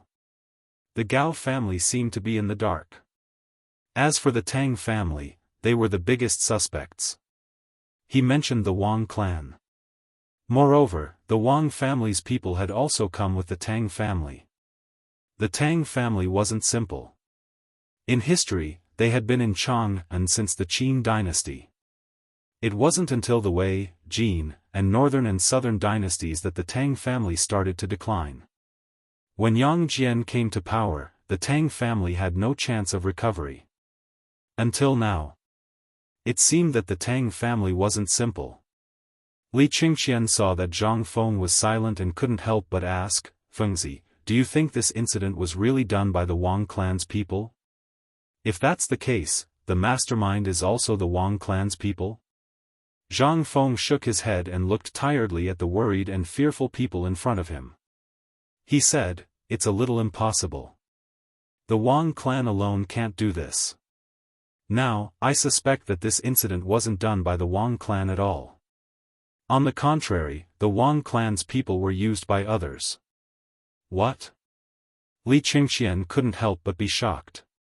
He thought for a while and said, "Fengzi, how is that possible? The Wang clan has been against us since Lantian. And the iron mine was broken by the Wang clan, isn't that right? Now you're saying that it wasn't done by him?" At this moment, Shiva, Wei Shuyu, Du Go, and the others couldn't help but look at Zhang Feng. Ma Zhou, Hao Chujun, and the others also revealed confused and curious expressions. Although they knew a little about some things, they didn't know much after all. In addition, they didn't understand the various relationships between these big clans, which made them even more confused. Zhang Feng nodded. They used too much force. Think about it. If even we can think of this, then do you think that the people of the Wang clan are all fools? No one who can become a member of a big clan is a fool. On the contrary, these large clans have always prioritized their own interests. It's because of this that they don't dare to stand up against us easily. After all, they haven't swallowed us whole. So, if you were the head of the Wang clan, would you be so impatient to step out? In an instant, Li Qingxian understood everything. Ma Zhou, Hao Chujun, Guo Yi, and the others were puzzled and had no idea what he was talking about. How could these large clans be something that they could look up to normally? However, at this moment, from the conversation between Zhang Feng and Li Gan, they understood some things. Moreover, they were even more shocked by Zhang Feng's current understanding. In the subconscious mind of an ordinary person, they would be impulsive. In a fit of rage, one would often be unusually impulsive. However, Zhang Feng was different. He was actually able to hide everything under this appearance of rage. How could they not be impressed? As they spoke, the group arrived outside the Mi clan's residence. At this moment, the people of the Ministry of Justice seemed to have known that Zhang Feng was coming. Other than the head of the Mi clan and the important members, all the treasures and people were taken away. Only a few guards were left. When these guards saw Zhang Feng and the others arrive, they hurriedly handed over their belongings and slipped away. This time, Zhang Feng only spent the time of a meal to get something useful out of the Mi clan. That was the Lanling Shao clan behind the Mi clan. People from Shandong. How could they have dealings with the Mi clan? This caused Zhang Feng to become even more perplexed. As usual, he left the people to continue. This time, on the way, Zhang Feng did not say a word. He hurriedly led the group into the Bai clan's residence. The Bai clan practiced medicine for generations. It was a well-known family of physicians. In the Sui dynasty, Yang Guang's era was also his most glorious era. However, when he was treating Yang Guang's beloved concubine, he accidentally touched the arm of the imperial concubine and was almost exterminated by Yang Guang. These descendants of the Mi family were also the scattered members of the Mi family. Finally, after the founding of the Tang dynasty, they were able to recover some of their ancestral properties. However, they could no longer take back the things they had bought from the merchants. At that time, the land was the most worthless thing in the world. When Zhang Feng entered the Mi clan's residence. Of the Mi clan, only an old lady was left. She was sitting at the entrance of the residence, seemingly waiting for Zhang Feng's arrival. This made Zhang Feng a little surprised. Behind the old lady, the remaining members of the Mi clan were lying on the ground. Their faces were purplish black. It was obvious that they had committed suicide by taking poison. Seeing Zhang Feng's arrival, the old lady smiled faintly and said, "Prince Zhang, you're here." Zhang Feng did not beat around the bush and asked directly, "Tell me, who is the mastermind behind you?" Chapter 1387. The woman from the Mi clan faintly smiled and said, "Listen to this old woman's nagging first. When I'm done, you'll know everything about my Mi clan." The Mi family was originally a prominent family. Prince Zhang should have heard about this from the Bai family and the Gao family before coming here, right? This old woman knew quite a lot. Zhang Feng couldn't help but understand why everyone behind her had died. She was afraid that her clansmen would suffer the pain of being imprisoned. Besides, this was the prison of the Ministry of Justice. Moreover, this matter had alarmed the emperor. How could they come out after entering? Moreover, the old woman also knew about the Qian family. Since she came from the Qian family, she must have passed by these places. Since she could come here, it meant that Zhang Feng knew everything he could. There was no point in struggling at this point. The old woman continued, but in the Sui dynasty, my ancestor touched the arm of the imperial concubine and was exterminated. We were only able to return to our ancestral home from the bitter cold when the retired emperor ascended the throne and pardoned the world. But, the glory of the past was long gone. So, the Mi family had no choice but to find a big tree. Prince Zhang, do you know why the Mi family can continue to exist in Chang'an? Usually, when people who are exiled come back, they may not be able to buy these properties even if they have money, let alone these properties. Zhang Feng was not in the mood to guess. However, at this moment, there was a chance that he could catch the mastermind behind the scenes. Zhang Feng could only listen to her patiently. Tell me. The old woman chuckled and said, back in Liangzhou, which was also the border of the Tang dynasty, the Mi family inadvertently saved a businessman. This businessman lived in Zhaojun. At this point, the old woman stopped talking. Li Qingqian was shocked and said, you mean the Li family of Zhaojun? The old woman nodded. Yes. If it weren't for them, we wouldn't have any hope of returning to Chang'an. But it's also because of this that we're connected to Zhaojun. But this matter really has nothing to do with us. My Mi family didn't want to get involved with anyone or any force. After all, there's a precedent. But when my Mi family came back, we owed a lot of favors, and this Tang family took the biggest share. So this time, it's also the people of the Tang family who asked us to come forward with the favor. Zhang Feng didn't know how much of this was true and how much was false. But since things had come to this point, all the spearheads pointed to the Tang family and the Wang clan. Zhang Feng no longer hesitated and got up to leave. But the old lady asked in surprise, Prince Zhang, this is... Zhang Feng didn't say anything. Instead, he hurried out. His intuition was right. Moreover, she was just an old woman. What did he have to fear? As soon as he went out, Li Qingqian hurriedly grabbed Zhang Feng. Fengzi, do you know who that old woman is? I don't know, and I don't want to know now. I just want to go to the Tang family. Li Qingqian grabbed Zhang Feng and said solemnly, do you know the name of Granny Miji? Zhang Feng was stunned for a moment. He had heard of Granny Miji and Granny Miji, but what did they have to do with this old woman? Seeing this, Li Qingqian said, the Mi family was originally close to becoming the 9th clan, but later on, they offended Yang Guang, which led to this. But do you really think what she said was true? The Li family only agreed to help them because I accidentally saved a Li family member? Zhang Feng frowned slightly. Are you saying that the old woman is lying? Li Qingqian nodded. However, Wei Shuyu continued, she is Granny Miji. When they were in Liangzhou, the Mi family was gathering their connections and preparing to return to Chang'an. They also wanted to restore their former glory. The mastermind behind all this was Granny Miji. Don't underestimate this old woman. She almost alerted the emperor. During the Wei River Alliance, Granny Miji brought hundreds of kilograms of poison and offered it to the emperor. She was prepared to poison the Turks. However, the emperor didn't have the heart to do so, so he didn't choose such a vicious plan. At the same time, the emperor ordered people to suppress the Mi family after the incident. Think about it.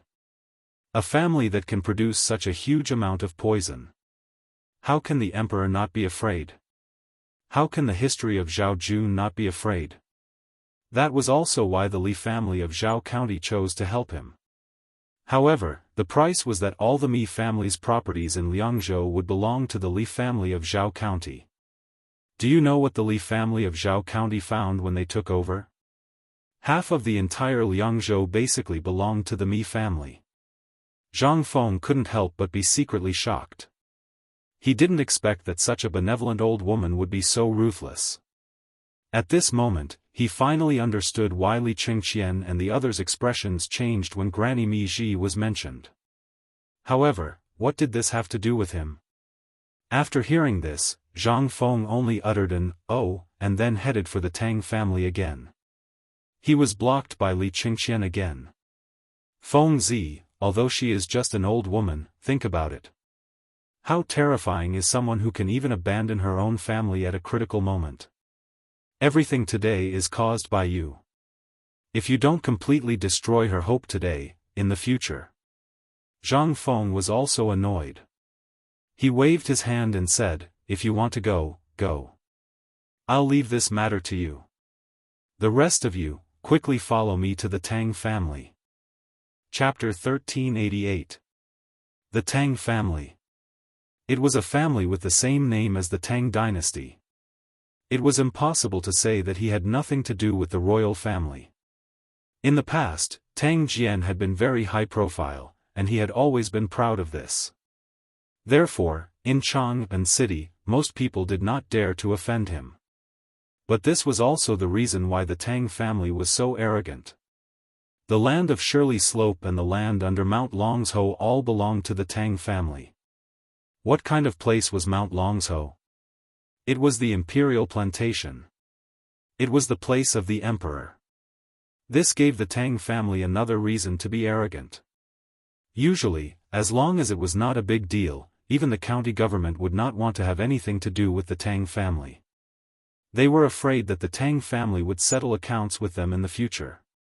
But today, the Tang family, who used to be so arrogant and domineering, had set off a huge wave in Chang'an City. The emperor had personally issued a decree to confiscate all the Tang family's belongings and put all the members of the Tang family in jail. At first, no one knew what was going on. Moreover, the people from the Tang family had a group of hired thugs and even injured dozens of bailiffs. In the end, when the imperial guards and the Ministry of Justice appeared, the Tang family finally behaved themselves. But that was only obedience. They did not admit to their crimes.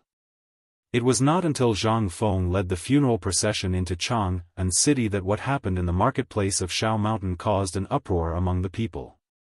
The Tang family was so bold that they dared to send a group of hooligans and gossips from Chang'an City and the surrounding areas to make trouble for White Deer College.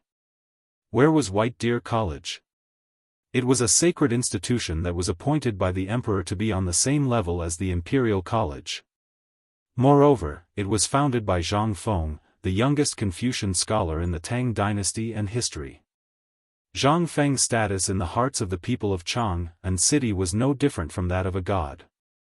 But the Tang family actually dared to attack Zhang Feng?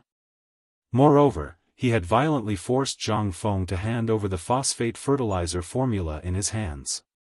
He had even beaten to death the son of Chang'an's manager Qian, who was also the direct disciple of Dean Zhang Feng. In an instant, everyone in Chang'an City was furious. What is this? They were simply a bunch of bandits. As for the people from the Ministry of Justice, they grew even more furious. With a single order, they joined forces with the common people who had been oppressed by the Tang family and smashed the Tang family's estate into smithereens. Even the Tang family's businesses in Chang'an were completely destroyed by the angry common people.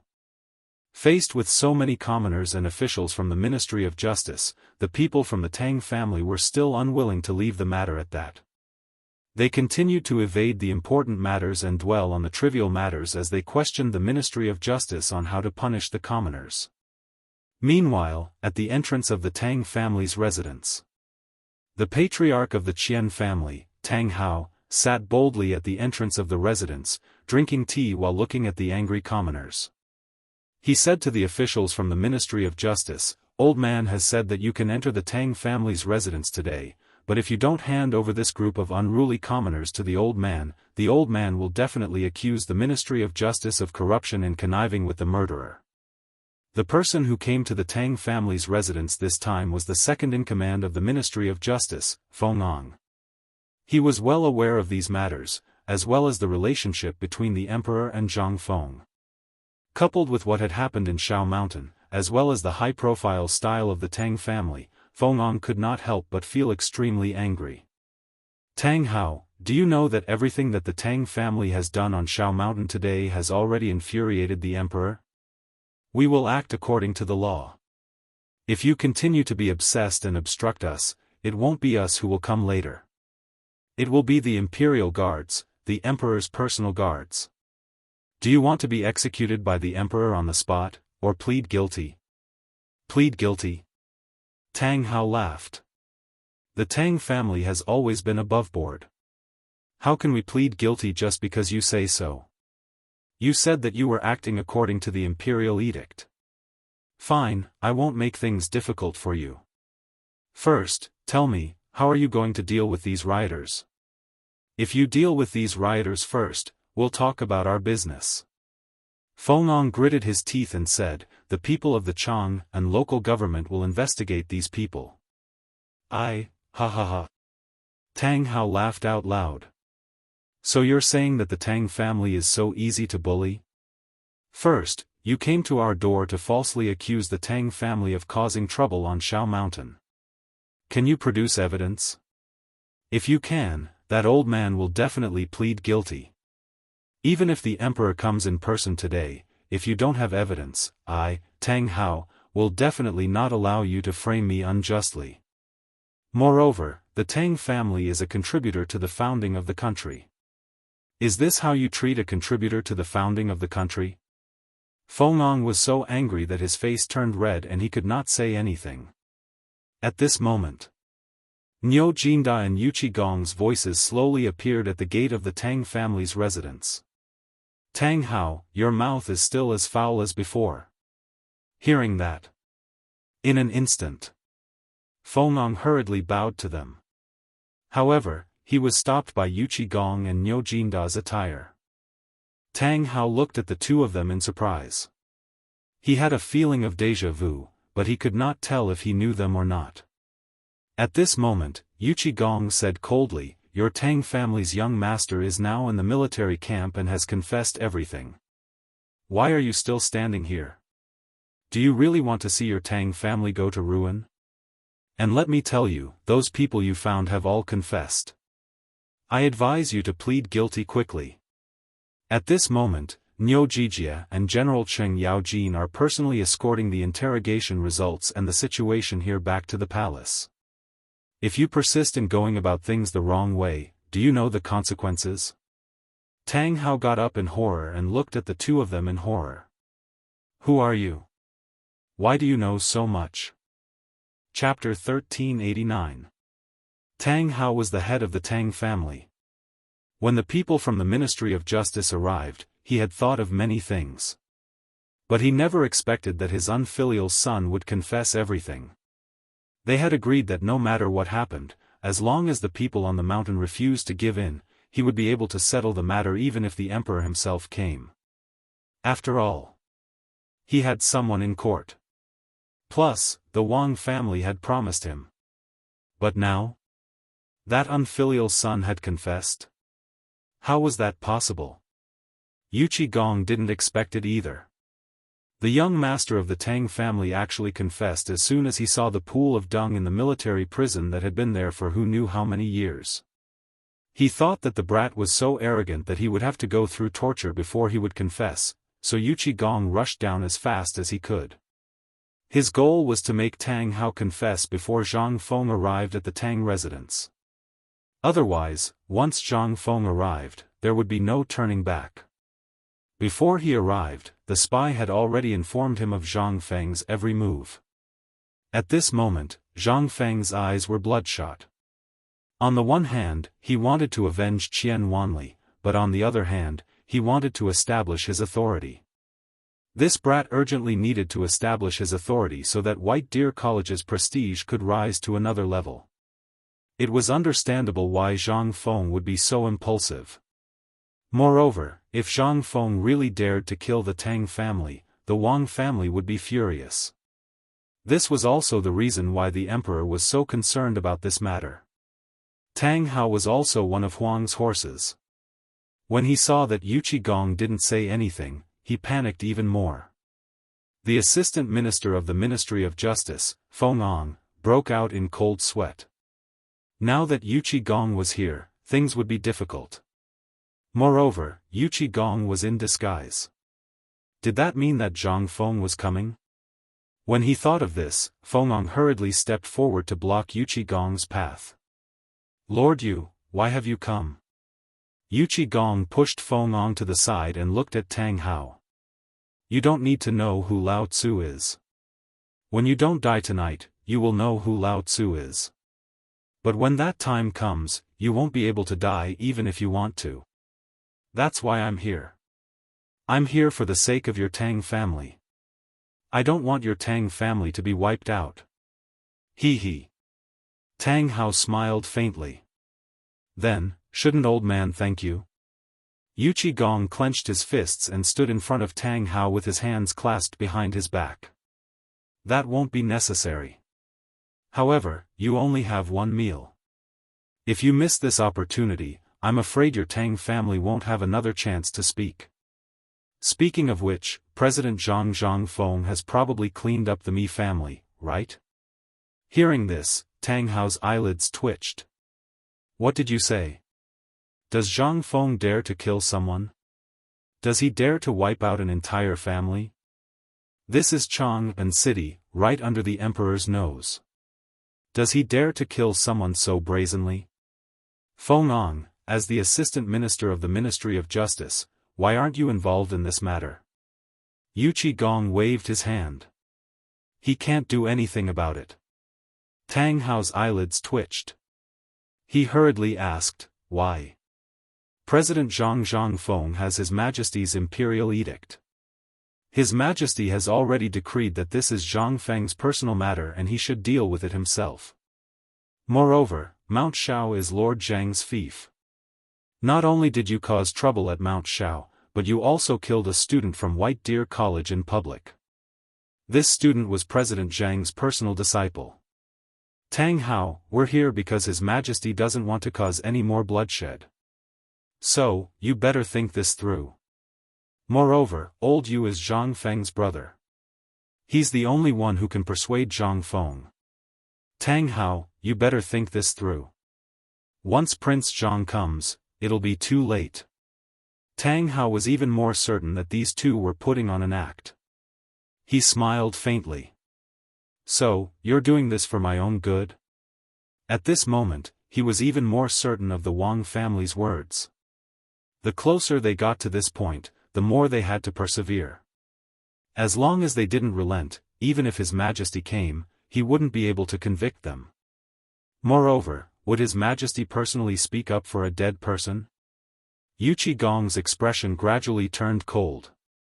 He stared coldly at Tang Hao and said, Lao Tzu, I'll ask you one last time. Are you going to confess or not? Or are you going to move aside? If you don't move aside, old man won't care about your life or death. For the sake of Lao Tzu's Tang Fort, I'll ask you one more time. This is also His Majesty's intention. His Majesty has some friendship with Lao Tzu. Don't think that Lao Tzu doesn't know about this. To tell you the truth, I originally didn't want to get involved this time. However, Lord Zhangsun personally sent a secret order to Lao Tzu to protect the Tang family. If you don't confess, Lao Tzu will leave immediately. Old Yu, you really came at the right time. However, this old thing's intelligence is lacking. I think it's better for me to do it. At this moment, Zhang Feng's voice slowly rang out from behind everyone. The moment he heard this voice, Yu Qigong knew that he couldn't stop this even if he wanted to. The moment Zhang Feng's voice rang out, everyone immediately turned to look at the source of the voice. At the same time, they instinctively moved aside to make a path. Tang Hao also saw Zhang Feng and the others, who were dressed in mourning clothes. Zhang Feng ignored Tang Hao. Instead, he patted Yu Qigong's shoulder and said, Old Yu, what's the point of saying so much to this kind of person who has a problem with his intelligence? As he spoke, Zhang Feng sighed and said, this also shows that your intelligence is lacking. Chapter 1390. Reporting. Your Majesty, Prince Zhang Feng has already arrived at Tang Manor. In the imperial study. At this time, Shao Gizi reported with a pale face. On the dragon throne. Li Yuan and Li Shimin looked at the secret memorials placed on the table. They looked at each other. Li Shimin lightly waved his hand. Only then did Xiao Gizi say, "Your Majesty, General Yuqi and Assistant Minister Feng still haven't executed Tang Hao." Hearing this, Li Yuan asked, "Then, did Yuqi Gong say anything about his Lao Tzu and Tang Hongbao?" "He did, but..." Tang Hao said. Li Yuan slapped the table and said, "What did he say?" "He said, even if your Majesty personally came, it would be useless." Li Shimin's face was very gloomy. Humph. Did he really think that just because his ancestor had some relationship with me, he could disregard the law? "Xiao Gizi, did you find anything unusual about Tang Manor recently?" Xiao Gizi hurriedly took out a gilded booklet from his bosom and handed it to Li Shimin, saying, "This is all of the Tang family's abnormal behavior in the past month that the Ministry of Justice, Ministry of Rights, and Ministry of Works have gathered today." While speaking, Xiao Gizi said again, "Just now, news came from the military camp, saying that Tang Jingtian has been executed. In the past month, the Tang family privately sold large amounts of firearms to the Turks with the Tang family's descendants from the Ministry of Works. Moreover, most of the Tang family's properties in Longyu Road have been transferred. However, as to where exactly they have been transferred, this is unknown." Li Shimin's eyes narrowed slightly. "This we know. In the past month in Chang'an, there hasn't been the slightest bit of news about the arrival of a large amount of family property. Then, Father Emperor, do you know if this Tang family has any other properties in other places?" "Li Tang, why was it called Tang and not Li?" There was still a lot of explanation for this. At the time when Taiyuan started the war, this title of the country was controversial. It was only until Li Yuan proclaimed himself emperor that it was decided to use the name Tang. However, what this had to do with the Tang family, Li Shimin really didn't know. At that time, the Tang family had the closest relationship with the Li family. It could also be considered a family supported by Li Yuan who wanted to contend against those large families, but it seemed that even after so many years, the Tang family could only be considered a local second-rate power. If it weren't for the huge incident today, Li Shimin would have almost forgotten about the Tang family. Moreover, he had just received news from Li Qingxian that the Gao, Bai, and Mi clans were all related to those large clans. What about the Tang clan? He actually had dealings with the Wang clan. It was no wonder that even when he had been cracking down on the encroachment of these great clans and forces on Chang'an, these forces were still able to infiltrate without a sound. He had originally thought that these local forces of Guanzhong were truly united, and these families had always kept a low profile, so he had never thought of this matter. If it wasn't for today, he really wouldn't have known that the four great clans had actually caused so many things in silence. Li Yuan also did not expect that this tiny Tang family that could not be helped up would actually cause so many things under his eyelids. Today, after learning about the incident at Shao Mountain, he was also unusually angry. Seeing this, he said somewhat angrily, "Back then, when I established Liangzhou Prefecture, I had sent a secret order for their people to infiltrate other clans. However, this Tang Hongbao had not made any progress, so I did not take it seriously. After that, when I saw the results of the Tang family these years, I was bitterly disappointed and chose to give up on them.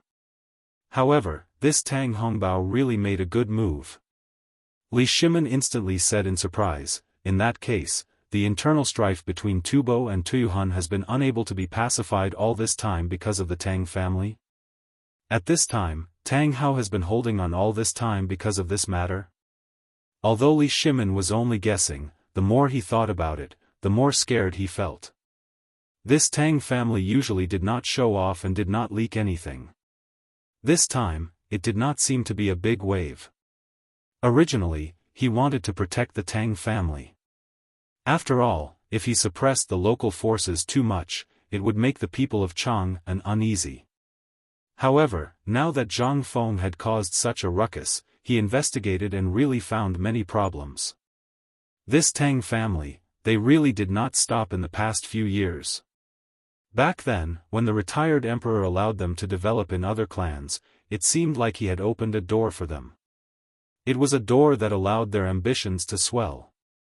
Hearing this, Li Yuan nodded. That's what I guessed too. Otherwise, this matter would not make sense. A small phosphate fertilizer, if it was produced, would naturally benefit the people of the world. They would naturally obtain enough benefits, but they would also feel some fear towards those landowning clans. However, this is not the most serious matter. I feel that they seem to have other motives. Hearing this, Li Shimin instantly looked at Li Yuan, who was watching him, and said, "Father, do you mean that the Tang family wants to annex White Deer College?" Li Yuan nodded. However, he shook his head and said with a smile, "Who asked this kid not to show off and to have such a sloppy appearance? Last time, I guessed that they saw some signs in the agreement between the people of Guanlong and Zhang Feng. In addition, Zhang Feng has always been carefree, so this time, they are probing." Probing? Li Shimin was shocked and instantly understood. His expression suddenly turned cold. Zhang Feng is naturally easy to talk to and has a good temper. However, if you think that Zhang Feng is easy to deal with, hee. Thinking of this, Li Shimin's heart instantly calmed down. After exchanging glances with Li Yuan, he waved his hand and said, "Pass down the imperial edict. I will pretend that I don't know about this matter. Since Zhang Feng has the imperial edict, do as he wishes. In addition, tell those who are watching to retract their eyeballs. Otherwise, I don't mind gouging their eyeballs out." Chapter 1391. In the Crown Prince residence, Hou Junji should have left long ago. After all, his fief was in Luozhou, but because the Crown Prince had been ill and the Crown Princess had caught a cold while taking care of Li Qingqian, Hou Junji had found an excuse to stay. Until now. In the garden of the Crown Prince residence's eastern palace, a series of spies, like butterflies flitting through flowers, appeared beside him in an endless stream, and then hurriedly left again. Hou Junji's face gradually turned grave. At this moment, the Crown Princess, dressed in a pink robe embroidered with golden threads, calmly looked at Hou Junji.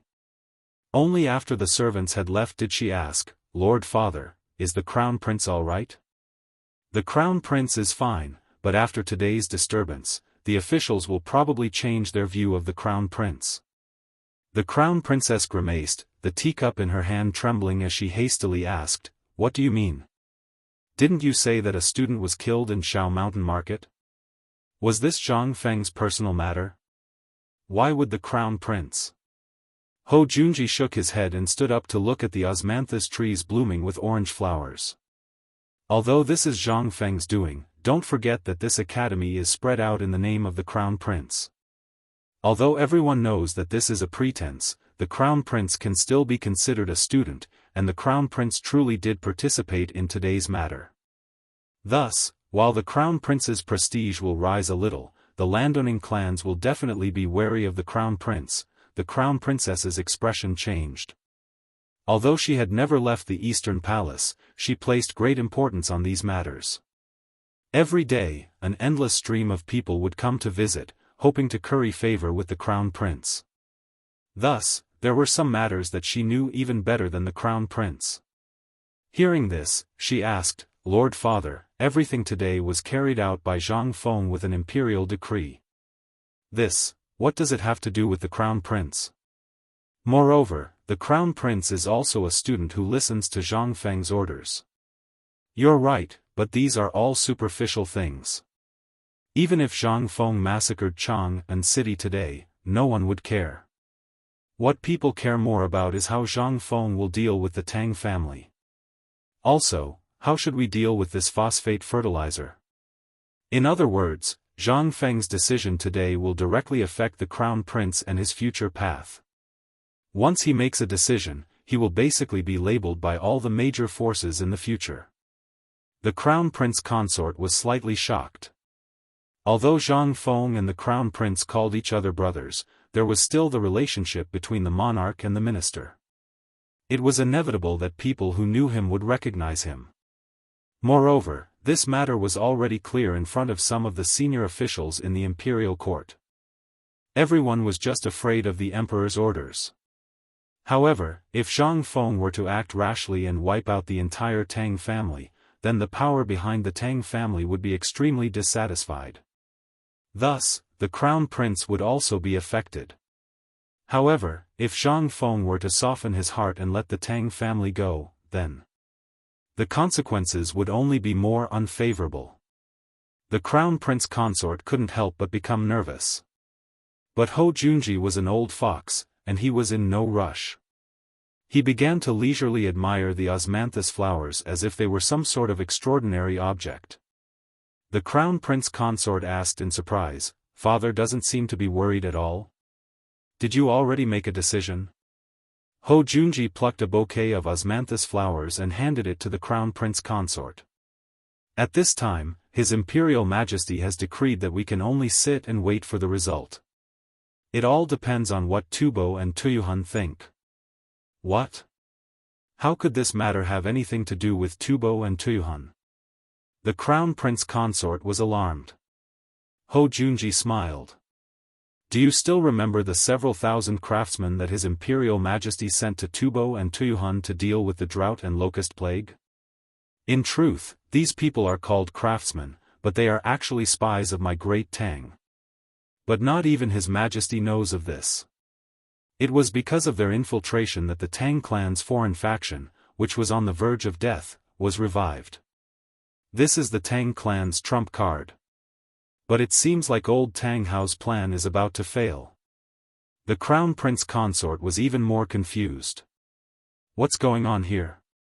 Could it be that His Imperial Majesty sent someone from the Tang clan?" Hou Junji said nothing. Instead, he looked up at the setting sun and said, "If my guess is correct, His Imperial Majesty should have received a memorial by now, right?" At the same time, the Secretariat had also received an urgent memorial. The moment they received the memorial, they were alarmed and hastily sent someone to invite Fang Xianling back to the Secretariat. As soon as Fang Xianling entered the Secretariat, everyone in the Secretariat gathered outside his office. Fang Xianling frowned and asked, "What is the meaning of this?"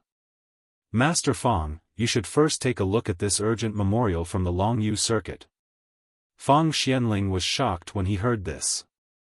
He hurriedly took the memorial from the man's hand and read it carefully. Fang Xuanling's face suddenly changed. He hastily shouted, "Quickly prepare a sedan chair. Old man wants to enter the palace to meet His Imperial Majesty." Chapter 1392. At the Tang residence near the Gate of Golden Light in Chang and West City. At the Tang residence. Because of Zhang Feng's arrival, all the people in Chang and quickly gathered around. Tang Hao seemed to be in no hurry at all.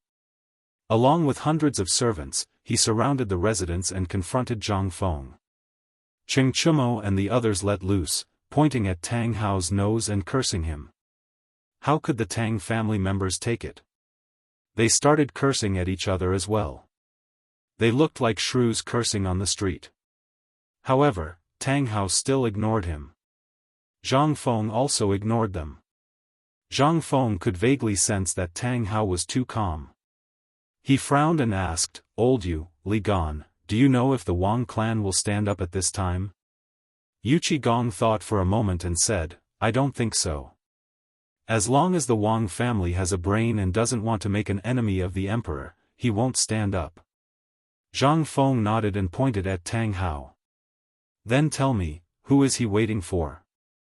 Yu Qigong, Li Gan, and the others immediately realized where the problem lay. However, even though they knew a lot of secrets, they did not know what other methods the Tang family possessed. If there were any, it would be because of their friendship with the retired emperor. However, at this time, the retired emperor did not say anything. In other words, what their Tang family had done this time around had indeed caused the retired emperor to be furious. Otherwise, the retired emperor's men would have sent a secret memorial to him by now. At this moment, two people hurriedly squeezed through the crowd. The person in the lead was Li Shimon's eunuch, Xiao Gizi. Xiao Gizi and Zhang Feng bowed, then looked at Yu Qigong and Li Qingqian. Young Master Li, Old Master Yu, Second Master has something to tell you. He wants you to hurry back. The three of them were shocked when they heard that. Something to tell them at this time? What could it be? Zhang Feng didn't think much of it. In his opinion, the two of them were called back because the emperor had something important to tell them. Could it be that the emperor and the retired emperor wanted to protect the Tang family? After all, in his opinion, if the emperor didn't want to protect the Tang family, then there was no need for him to send people to investigate the Tang family before he came. Zhang Feng couldn't help but ask, "Hey, did Lao Li mention anything about this place?" When Xiao Gizi heard this, he looked at Zhang Feng strangely and then looked at Li Qingqian. He then said, "Prince Zhang, Second Master said before that you have full authority to handle the matters here. However, this is just the beginning." Later on, he suddenly received something and hurriedly had Elder Yu and young Master Li return. "As for the matters here, you should wait first." "Alright, I'll wait." When Zhang Feng heard this, he instantly understood most of the situation. Something had happened to the emperor. In other words, the emperor wanted to protect the Tang family? After they left, Zhang Feng glanced around and saw that Feng Ong from the Ministry of Justice was still standing to the side. He couldn't help but ask, "Lord Feng, you heard what they said just now. Then what about the matters here?" As he spoke, Zhang Feng glanced behind Feng Ong. How could Feng Ong not understand Zhang Feng's meaning? He gritted his teeth and said, "Prince Zhang, after all, this official still has some matters to attend to, so I'll take my leave first. I hope Prince Zhang won't be impatient. We'll be back soon." As he spoke, Feng Ong hurriedly led the people from the Ministry of Justice away. What a joke. The emperor's favorite, Xiao Gizi, had already spoken. At this time, Zhang Feng also spoke. It was obvious that he wanted to make a move. At this time, the emperor called the two of them away. It was clear that he didn't want to get involved in this matter. Then what was he doing here? If he didn't leave now, when would he leave? After everyone had left, the crowd's discussion grew even louder, and Tang Hao's gaze gradually turned cold. He didn't expect that they would leave at this time. What was the meaning of this? At this time, Zhang Feng called out to Cheng Chumo and the others, who were blushing with anger. Cheng Chumo was so angry that his beard blew and his eyes widened. "Feng Zi, that brat's mouth is too cheap. He actually dared to call you a motherless bastard. Wait for Lao Tzu to tear him apart alive." "Who said that?" Before Zhang Feng could speak, Gao Kan shouted angrily. This shout startled Cheng Chumo. He looked at the red-eyed Gao Kan with a trembling voice and swallowed with difficulty. He avoided Gao Kan's gaze and pointed at a thin-lipped middle-aged man from the Tang family. "It's him. If you have the guts, go find him. Don't shout at me." Gao Kan heard this and clenched his fists. Zhang Feng didn't stop him. Instead, he looked at Cheng Chumo and said, "Lao Li just sent a message. He said that he has something important to discuss. You guys should go and listen." Hearing this, Wei Shuyu and the others instantly noticed that Li Qingqian and Yu Qigong were gone. They hurriedly said, "But if you leave, won't you be at a disadvantage?" Zhang Feng pointed at Old Ma and the others behind him and said, "Don't tell me you think that Old Ma and the others can't crush this group of ants. Go." Cheng Chumo and the others weren't willing to. However, Zhang Feng's face instantly turned cold and he shouted, "Get lost." Hearing this, the few of them walked away, turning their heads back every few steps. After they left, Zhang Feng waved his hand and called Old Ma and the others over. He asked, "Are Jia Daoran and the others here?" "Old Master, we've been here for a long time." At this moment, Zhang Feng finally noticed that Jia Daoran was holding a kitchen knife, and Zheng Tufu had been standing behind him for a long time. This gave Zhang Feng a big fright. No wonder he felt a chill down his spine. So that's what happened. Zhang Feng touched Tufu Zheng's bloody knife and said speechlessly, "Don't point this thing at me." "President Zhang, what do you mean by this? Do you really want to kill the entire Tang family in front of all the people of Chang'an?" Chapter 1393. In an instant. All the onlookers were in an uproar. What did that mean? Did they slaughter the whole Tang family? And in front of all the people in Chang'an city? Could it be, in an instant? All the onlookers were in an uproar. Damn it. It seems that the people of the Ministry of Justice were sent away just now. Could it be that Prince Zhang and President Zhang really want to kill people on the street? I think it's possible. President Zhang is kind-hearted, but what the Tang family did was really a bit too much. You didn't see the situation in Mount Shao today. The whole place is in chaos. You should know that group of hooligans, but they beat up everyone they saw in Mount Shao today. And anyone who dares to say a good word about President Zhang will be beaten up by them. What? That's outrageous. They are so arrogant. Are the runners sent to Mount Shao by the Chang and local government just for show? For show? You don't know. Where are the people of the local government? They were all kidnapped by them. Hiss. Terrifying. Are they so arrogant? Do you think you all know Qian Wanli, the son of Qian Tong, the manager of Hengtong Money House? Yes, I know. Didn't that guy do a paper business with Hengtong Money House? I heard that it was very popular and made a lot of money. But I know. Today, Qian Wanli is holding a funeral in his mansion. Now President Zhang is wearing mourning clothes in person. Is Qian Wanli gone? In an instant. All the people knew the cause and effect of the matter, and the people of the Tang family also heard the discussion. In an instant, some of the people of the Tang family panicked. And more of them wanted to leave. At this time, Tang Hao's face became a little gloomy. EFO raised his sleeve and said, "Shut up, all of you. What does the death of Qian Tong's son have to do with old man? Didn't I transmigrate from Mount E some time ago and someone died of poisoning because he was tinkering with that phosphate fertilizer? Is this also because of me? This matter wasn't done by that brat of yours." Zhang Feng interrupted Tang Hao.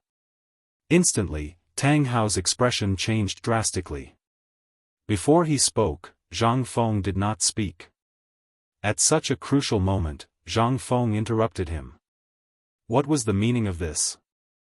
Instantly, all the citizens began to discuss again.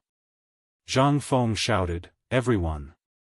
I'm sure everyone knows about the mask that has been circulating recently, right? That's right. That thing was indeed created by me, but do you know what it is used for? That thing is used to isolate poisonous things. Only when the poisonous things are broken down will the remaining things be non-poisonous and useful to the Zhuang family." Tang Hao laughed and said, "What a glib tongue. What's poisonous is poisonous. How can this thing be decomposed? Brat, if you want to impose a crime, just say it. Why do you have to do this?" Zhang Feng already knew that he would say this. He smiled coldly and said, "I'm sure everyone knows about latrines. And they're latrines that are always closed. The smell of the phosphate fertilizer is similar to that thing. I'd like to ask everyone, what will happen if we spend too much time in the latrines? What will happen if one of you spend a night in the latrines? Will you feel dizzy and nauseous? Dare I ask if anyone here has poured night incense in the imperial palace? If there is, please tell us if this Zhang is right or wrong." In an instant, everyone was shocked. There really were a few people who had been involved in this matter who spoke of this matter. In an instant, Tang Hao's face gradually darkened. He looked at Zhang Feng and said, "Even if your phosphate fertilizer really doesn't poison people, how can you prove that the grain grown from your phosphate fertilizer isn't poisonous?" Zhang Feng waved his hand and said, "I'd like to ask if Patriarch Tang has ever used farm fertilizer on your crops? In other words, night incense fertilizer?" If you have used it, is Patriarch Tang well? If you haven't used it, have you ever used the latrines? Has that place ever poisoned Patriarch Tang? In an instant, everyone was in an uproar. After all, they were all farmers who dealt with the Zhuang family. How could they not know about this matter? The matter of Dr. Sun eating yellow ginger on the street and Zhang Feng's statement on the street today instantly made everyone understand the truth of the matter. However, they also instantly realized that there seemed to be something wrong with this matter. That was, did this matter have anything to do with the Tang family? If it had nothing to do with the Tang family, what was President Zhang doing? But it was impossible to say that it had nothing to do with the Tang family. The emperor and the people from the Ministry of Justice couldn't just ignore it. Moreover, they had handed the matter over to Zhang Feng. Most importantly, the 4 great Confucian scholars and Dr. Sun were all on Zhang Feng's side. On one side were the emperor, the Ministry of Justice, the Chang and local government, the 4 great Confucian scholars and Dr. Sun, and on the other side was the unruly and domineering Tang family. For a moment, the truth of this matter had been revealed to the world. Moreover, the young master of the Tang family was an existence that everyone in Chang and city wanted to beat up. If you were to say that he was capable of doing such a thing, it would really be his style. After all, every autumn after the harvest, the tenant farmers of the Tang family would often receive such treatment from the Tang family. For a moment, all the people on the street who had been persecuted by the Tang family hid far away and criticized the Tang family for their persecution over the years. The people of the Tang family and the servants finally retreated slowly at this time. Seeing this, Tang Hao's eyes became a little cold. He looked at Zhang Feng and asked coldly, "Zhang Feng, do you really want to commit murder on the street?"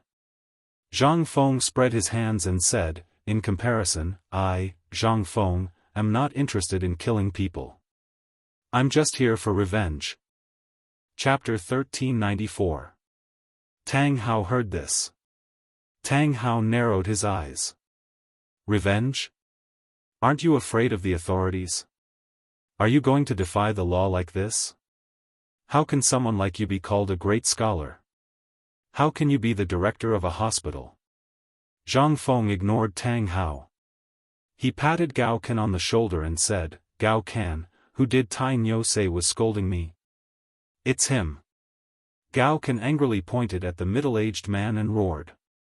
Zhang Feng nodded and said, "Then, go." "How dare you? Zhang Feng, this is the Tang family. How can you kill people here? Guards! If anyone dares to take a step forward, kill them." Hearing this, Old Ma directly raised his arm and shouted, "Protect the director. If anyone dares to come close, kill them. Kill." In an instant, more than 60 people wearing white shirts with the words, "White Deer Security," embroidered on their chests stood in front of Zhang Feng, surrounding him behind them. How could these random guards compare to that aura? When the commoners saw this, they quickly retreated in shock. Gao Can was like an iron tower. Naturally, he was taller than ordinary people. At this time, the burly men of the Tang family were like strong lambs in front of Gao Kansas. How could they stop Gao Can? In addition, Gao Can had trained in the army for a month. At this time, although he was not good at weapons, he still gave people a very oppressive feeling even if he was bare-handed. "Zhang Feng! You bastard, what do you want to do?" The middle-aged man and Tang Hao almost shouted in anger at the same time. However, Zhang Feng acted as if he didn't hear anything. He turned around and cupped his fists towards the people behind him. "Everyone, today, Zhang Feng is here to seek justice for my brother and also to take revenge. Moreover, I came here with the emperor's imperial edict. However, the Tang family refused to cooperate and even insulted me. That's fine, but just a moment ago, I heard that the people accused the Tang family of taking bribes and bending the law. Not only that, they also committed many crimes over the years. I, Zhang Feng, as the Viscount of Xingshan, should share the emperor's burden. Today, I, Zhang Feng, am here to investigate.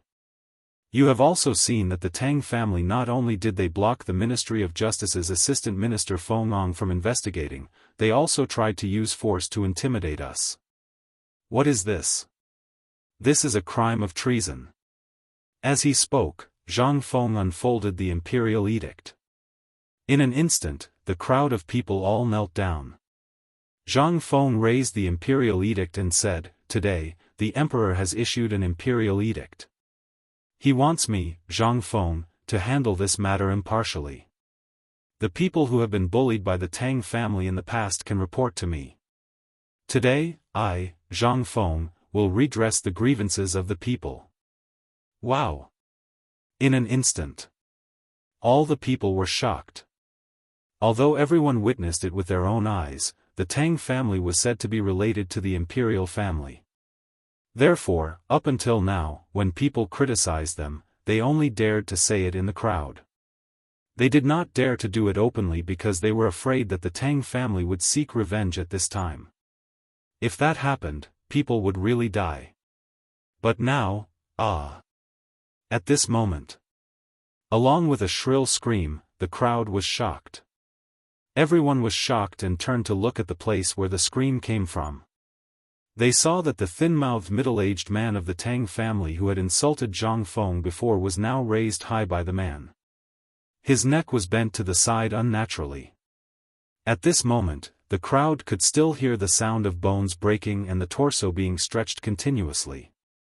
For a moment, a chill suddenly spread in the hearts of the Tang family and the people.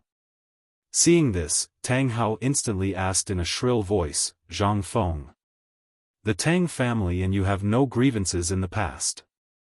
Why do you have to kill all of us? Kill all of us?" Zhang Feng sneered and said, "Recently, if it weren't for Qian Wanli's name, the people who killed all of us were your people, right?" Tang Hao's face changed and he hurriedly said, "Old man said that today's matter has nothing to do with the Tang family. Why are you being so overbearing? I'm aggressive?" Zhang Feng pointed in the direction of the academy and said, "I, Zhang Feng, have never offended anyone and I don't want to offend anyone. On Shao Mountain, which is far away from trouble, I just want to set up an academy to educate people and live a peaceful life." But what did the Tang family do today? I, Zhang Feng, have never held back anything that I have made. I have used all of it on the people. I want to ask the Tang family, isn't the purpose of today's event the phosphate fertilizer? Isn't it because you know the method to double the output and want to take it for yourself? Don't be in a hurry to deny it because there are many people on Shao Mountain today and that little bastard of the Tang family has already told me the truth. Humph. How can the crime of rape be without a pretext? Does the Tang family need to do this? This is just the result of your torture. You can say whatever you want now. Why do you need to explain to us? Don't be hypocritical, Zhang Feng. Tell me, how do you want to take revenge? Do you want to kill everyone in the Tang family before you're willing to stop? I, Tang Hao, also told you that this matter was indeed ordered by me. How can these lowly people deserve such things? Do they deserve it? To tell you the truth, it's not just this matter. In fact, the Tang family has been plotting against you for a long time. This time, it's just a test. Do you think that only the Tang family is involved in this matter? Let me tell you. You think too simply. You can't afford to offend people who want your life. Chapter 1395. At the same time, in the Imperial Study, Li Shimin looked at the reports one by one, his face so gloomy that it was about to drip water. Tubo, Hari City's Tang dynasty informants were exposed. Lhasa City, the stronghold was destroyed, all of the informants were killed. Qilin spies were burned by a mysterious person, all of the important documents in the past few years disappeared. Many of our colleagues in Tuyuhungirmu, Domar, and other places have been annihilated, and it all happened in one night. Li Shimin heard this and angrily slammed the table, shouting, "When did this happen? Why did the news only come out today?" Seeing this, those small yellow doors were instantly scared half to death.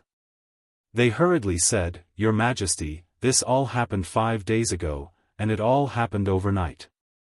Overnight, all the important secret memorials and other things in these places disappeared, and the remaining things were all burned down. Even the method was the same. Hearing this, Wei Zheng, Li Qingqian, and the others' hearts sank. In one night, the method was the same, and all of the important and confidential documents disappeared. They had come prepared. Who could it be? Li Shimin lit a cigarette and asked with trembling hands, "Did you find out who did it?" Replying to Your Majesty, there were no clues left in the places where the families were destroyed, but there was a strange thing. There was a businessman surnamed Tang who would open his business in a high-profile manner the next day, and it was all grain at half price. Tang family. Tang family again. I should have thought it was the Tang family. Li Shimin's face was instantly filled with killing intent. "All of you, leave." After everyone left, Li Shimin once again wandered around the imperial study. After a while, he asked, "Everyone, have you ever thought about whether this Tang family is this Tang family?" Previously, if Li Yuan hadn't told Li Shimin some of the secrets of the Tang family, Li Shimin really wouldn't have guessed. But now, combined with what he was doing and what Yu Qigong had said, this Tang family seemed to be waiting for something, not afraid of Zhang Feng, and not even afraid of the imperial edict. He had a guess. Now, the truth was out. Thinking of this, Li Shimin asked, "Do Ruhui quickly investigate, from the drought to the plague of locusts, how many spies were sent to Tubo and Tuyuhan, and how many of them were from the Tang family?" Hearing this, Du Ruhui hurriedly went to investigate. A moment later, Du Ruhui entered the imperial study with a list of names and said, "Your Majesty, in total, more than 3,000 people have been sent out. Most of them are from the local factions of Guanzhong and people loyal to Your Majesty, but this Tang family seems to have less than 100 people. 100? This time, Li Shimin finally understood. Although there were only 100 people, it seemed that these 100 people had linked the plan together. Moreover, if they were to interact with these people, it wouldn't be difficult to find out who was sent this time. As long as there was someone who wanted to do something, then, in addition, he had just received a secret report that the Tang family had been selling firearms in recent years, so there was no need to think about it. "Your Majesty, this subject has something to say." Zhang Sun Wuji stood up and said. Li Shimin waved his hand and said, "Speak." This subject thinks that the Tang family might be the ones who destroyed the secret outposts in Tubo and Tuyuhan. This subject agrees. This subject also agrees. Hearing this, Fang Xianling, Du Ruhui, and the others all stood up and said. Li Shimin frowned slightly. Such a big matter couldn't be a coincidence, but more like someone was planning something. Cheng Yaojin saw this and hurriedly said, "Your Majesty, I don't think this is Kong Yingda's doing. Although he is usually a little arrogant, he wouldn't be able to do something like this." But under Li Shimin's glare, he hurriedly took back his words. Li Shimin nodded. "You're right. As long as Kong Yingda isn't crazy, he wouldn't do something like this." Reporting. At this moment, a Jianghu guard rushed into the imperial study. Seeing that the officials were hesitating, Li Shimin said unhappily, "Speak. We just received news from the Tang residence." The head of the Tang family, Tang Hao, said in public that the Tang family wasn't the only one who dealt with Prince Zhang. Moreover, the head of the Tang family admitted his guilt in public. Li Shimin was shocked when he heard this and hurriedly asked, "Jianghu guard, did you find any strange or suspicious people outside the Tang residence?" The Jianghu guard cupped his fists and said, "We haven't found anything yet." This matter was a little strange. What exactly was Tang Hao thinking? Why was he so sure? Where did his courage come from? Li Shimin couldn't suppress his killing intent anymore. He said indifferently, "What did Zhang Feng say?" Prince Zhang said that he was just following the law and investigating Qian Wanli's murderer and the real culprit. Moreover, That person called Gao Kan has already killed the person who insulted Prince Zhang. Prince Zhang is now seeking justice for the people and seems to want to. Li Shimin heard this and asked, everyone, what do you think should be done? Should we stop them? Wei Zhang and the others were in a difficult position. It was reasonable to stop this matter and hand it over to Marble for interrogation. But if they left it alone, the academy wouldn't have a moment of peace in the future. They would fall into the Tang family's trap again. After thinking for a long time, Li Chengqian said, Imperial Father, I think that this matter can't be delayed. Chapter 1396. In fact, when Li Shimin discussed this matter with Li Yuan, he had thought about the possibility of this. However, he never expected that such a thing would happen at this time. The matter of the Tibetan spies was something that he had planned for a long time. Furthermore, it was related to his grand plan of unifying Tibet in the future. If he really killed the people of the Tang clan, then the people of the Tang clan in Tibet would definitely reveal even more spies of the Great Tang. If that was the case, it was not good for the current situation. If the Tibetans were enraged and mobilized their troops, the Great Tang would be in an even greater predicament. But if he did not do anything about it, not only would Zhang Feng's academy be unable to maintain, but there would be endless such things in the future. Once such a precedent was set, the mastermind behind this would be more unscrupulous. Who was the mastermind behind this? Li Shimin slammed his fist on the table, scaring Wei Zhang and the others. They hurriedly got up, bowed and stood in place, not daring to move. Moreover, this matter was extremely troublesome even for them. They did not dare to make a decision lightly, let alone the emperor. Yu Qigong, tell me your thoughts. Also, what exactly happened in the military camp? Yu Qigong hurriedly said, Your Majesty, this is the confession of the Tangs and those scoundrels. As he spoke, he handed over a blood-stained memorial. Li Shimin frowned slightly and said, Did you torture them? Well, the Tangs didn't torture them. They were just a few scoundrels who made the most noise. Hearing this, Li Shimin nodded and read it 3 times without missing a word. The more he read, the more he could not suppress the anger in his heart. After a while, Li Shimin was furious and said, Guards, check all the properties of the Tangs. Anyone surnamed Tang in Chang and should be handed over to the Ministry of Justice for strict interrogation. Everyone related to this matter should be investigated. Anyone who dares to stop me should be killed. As for the Tangs, let Fengzi deal with them himself. When Wei Zhang heard this, he hurriedly asked, Your Majesty, you can't. The Tang family is involved in a lot of things, and there must be a mastermind behind all this. If you, it will only make things worse. Moreover, the Tang family members who are scattered outside are even more numerous. Your Majesty, please reconsider. How many can there be? Catch as many as you can. Li Shimin waved his sleeve and said, Zhen has decided. Hurry up and do it. Wei Zhang sighed bitterly. Fang Xianling hurriedly asked, Your Majesty, Kong Yingda was wrongly accused in this matter. Did Kong Yingda? Speaking of Kong Yingda, Li Shimin felt a headache coming on. If you want to kill him, then so be it. He really couldn't kill him. Let's not kill him, right? This old fellow really likes to jump around.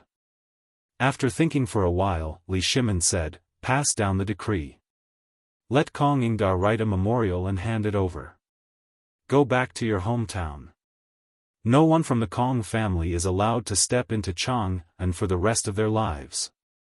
Anyone who dares to plead for mercy will end up like this. At the Tang mansion, everyone was in a state of panic. People kept coming to Zhang Feng's place to denounce the Tang family for doing all kinds of evil things to them. Niu Weili also came in a hurry.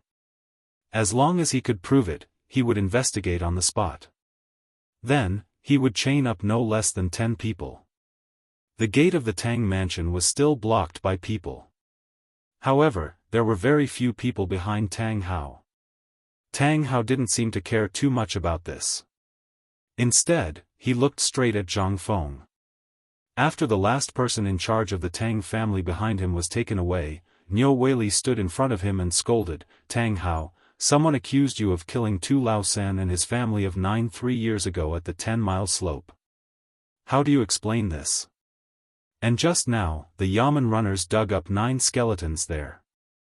How do you explain this?" Tang Hao looked at Niu Weili with disdain and said, "I did it. What are you going to do about it? As a slave, you should have the consciousness of a slave. You dared to dirty old man's clothes. It's normal to want the lives of his family. Lord Niu, what do you want to do? Do you want the old man to pay with his life for those 9 bastards? Why don't you ask them if they deserve it?" Niu Weili was in a dilemma. Although he did want to arrest Tang Hao, and what Tang Hao did today was witnessed by everyone. It was reasonable for him to be detained. However, Zhang Feng was here, and he was the one in charge. Niu Weili couldn't overstep his authority. He quickly asked, "Prince Zhang, what do you think we should do about this?" Zhang Feng stared into Tang Hao's eyes and said, "A debt must be paid with money. A life must be paid with a life. This is an iron law since ancient times. Do you still need to ask me about this?" Niu Weili was in a dilemma. But what? I was ordered to come here today to kill him. If you don't have the heart to do it, I'll do it. Hearing this, Niu Weili was sweating profusely. Seeing this, Zhang Feng glanced at Niu Weili and said, "Old Ma, come on, kill him." Okay. Old Ma had wanted to do this for a long time. However, he didn't dare to act rashly without Zhang Feng's permission. At this time, seeing Zhang Feng shouting, many people shouted and wanted to kill Tang Hao with their own hands. Among them, Gao Can made the most noise. However, he was stopped by Zhang Feng. At this time, Tang Hao finally panicked.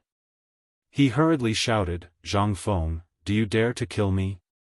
Believe it or not, in another hour, the emperor will definitely withdraw the order." At this time, Li Shaogong, who still came late, said indifferently, "You can't wait. Zhang Feng, boy, the emperor said that everything is up to you." Chapter 1397. Hiss. When everyone heard this, they could not help but suck in a breath of cold air. No one expected that Li Shaogong would give such an order. When the commoners heard this, most of them cheered wildly for the emperor. Tang Hao, on the other hand, was dumbfounded. He looked at Li Shaogong and shouted, "That's impossible. The emperor would never say that. Li Shaogong, how dare you falsify the imperial edict? How should you be punished? I don't accept this. I want to see the emperor. Zhang Feng, you dare to kill me today. Do you know that I know that you will kill me today? But do you know that if you kill me today, many things about the Tujue and the Tuyuhun will be exposed to the world? Can you bear the responsibility if the world is in turmoil? Zhang Feng, you said that you are doing this for the benefit of the people. You are simply putting the people of the Tang dynasty in a terrible situation. Zhang, you, let go of the old man. The old man has something to say." Zhang Fengli couldn't be bothered with him. He bowed respectfully to Li Shao and said, "Lord Li, is what he said true?" Li Shaogong gave him a brief summary of what the emperor had said and the information he had received today. When Zhang Feng heard this, he instantly understood what Tang Hao was using as a shield. He was simply courting death. He thought that Tang Hao would have something powerful to rely on. It turned out that he was testing the waters on the verge of death. Since the emperor could think of the same things as Zhang Feng, this matter was equivalent to Zhang Feng's scheme. How could he not have a backup plan if he could think of so many things? Did he really think that he could use the small clues that his Tang family had discovered as a means to threaten the emperor? This was simply, what an idiot. Li Shaogong seemed to know about Zhang Feng's plan. He could not help but ask, "I heard that this plan is exactly as you guessed. If that's the case, what do you plan to do?" Zhang Feng rubbed his forehead. Today, I came here for my brother. As for the rest, even if it's a big matter, let's talk about it another day. Hearing this, Li Shaogong didn't know what else to say. He cupped his fists and left in a hurry. He seemed to have gone to report on his mission. As for Zhang Feng, he never liked killing people, but if they dared to provoke him, there was nothing he could say. At this moment, Gao Can led his men and charged in. Niu Weili also led a large group of bailiffs and White Deer College's security guards and charged in. Only Zheng Tufu and Shiva were left behind, glaring at Zhang Feng like tigers watching their prey. As for the commoners, they surrounded Tang Hao and sent him to the canal by the roadside. Before Old Ma could do anything, Tang Hao was already on the verge of death. Old Ma was also injured. Old Ma was so angry that he tied Tang Hao to a willow tree by the canal and stood aside, ignoring him. At this moment, how could the furious commoners wait any longer? They all went forward, punching and kicking. As they beat, they cried and shouted. Some even went up to Tang Hao and bit him. In an instant, Tang Hao, who had fainted from the pain, woke up and screamed miserably, "Zhang Feng, you son of AB*TCH. If you have the ability, give Lao Tzu a quick death. Please let my wife and children go. I'll tell you everything." Ah! Just as Zhang Feng was about to agree, Zhang Feng turned his head and saw an old woman ruthlessly piercing Tang Hao's eye socket with her walking stick. In an instant, Tang Hao struggled for a moment and stopped moving. Zhang Feng was depressed. He vented his anger. He hurriedly shouted, "Don't smash his head. We still have to pay respects to Wanli later." At Tang Mansion, everything went smoothly. Moreover, the main culprit had been executed. Zhang Feng did not want to continue the killing. Anyway, the Tang family was not clean. He would leave it to Niu Weili and the Ministry of Justice to deal with. Tang Hao's head was placed in a broken gunny sack by Old Ma and handed to Zhang Feng. Blood was still dripping from the head. Zhang Feng carried the head without hesitation. Once again, he led the pale-faced Ma Zhou and the rest to Qian Wanli's mansion. Zhang Feng glanced at Ma Zhou and asked, "Do you think I went overboard?" Ma Zhou and the rest looked at the head that was still dripping with blood and the commoners who were excitedly cheering with firecrackers. They nodded their heads. "Teacher, I think it's best to leave this matter to the authorities." Zhang Feng glanced at Hao Chujun and the rest. Seeing that they had the same thoughts as Ma Zhou, he could not help but sigh. "You haven't learned enough.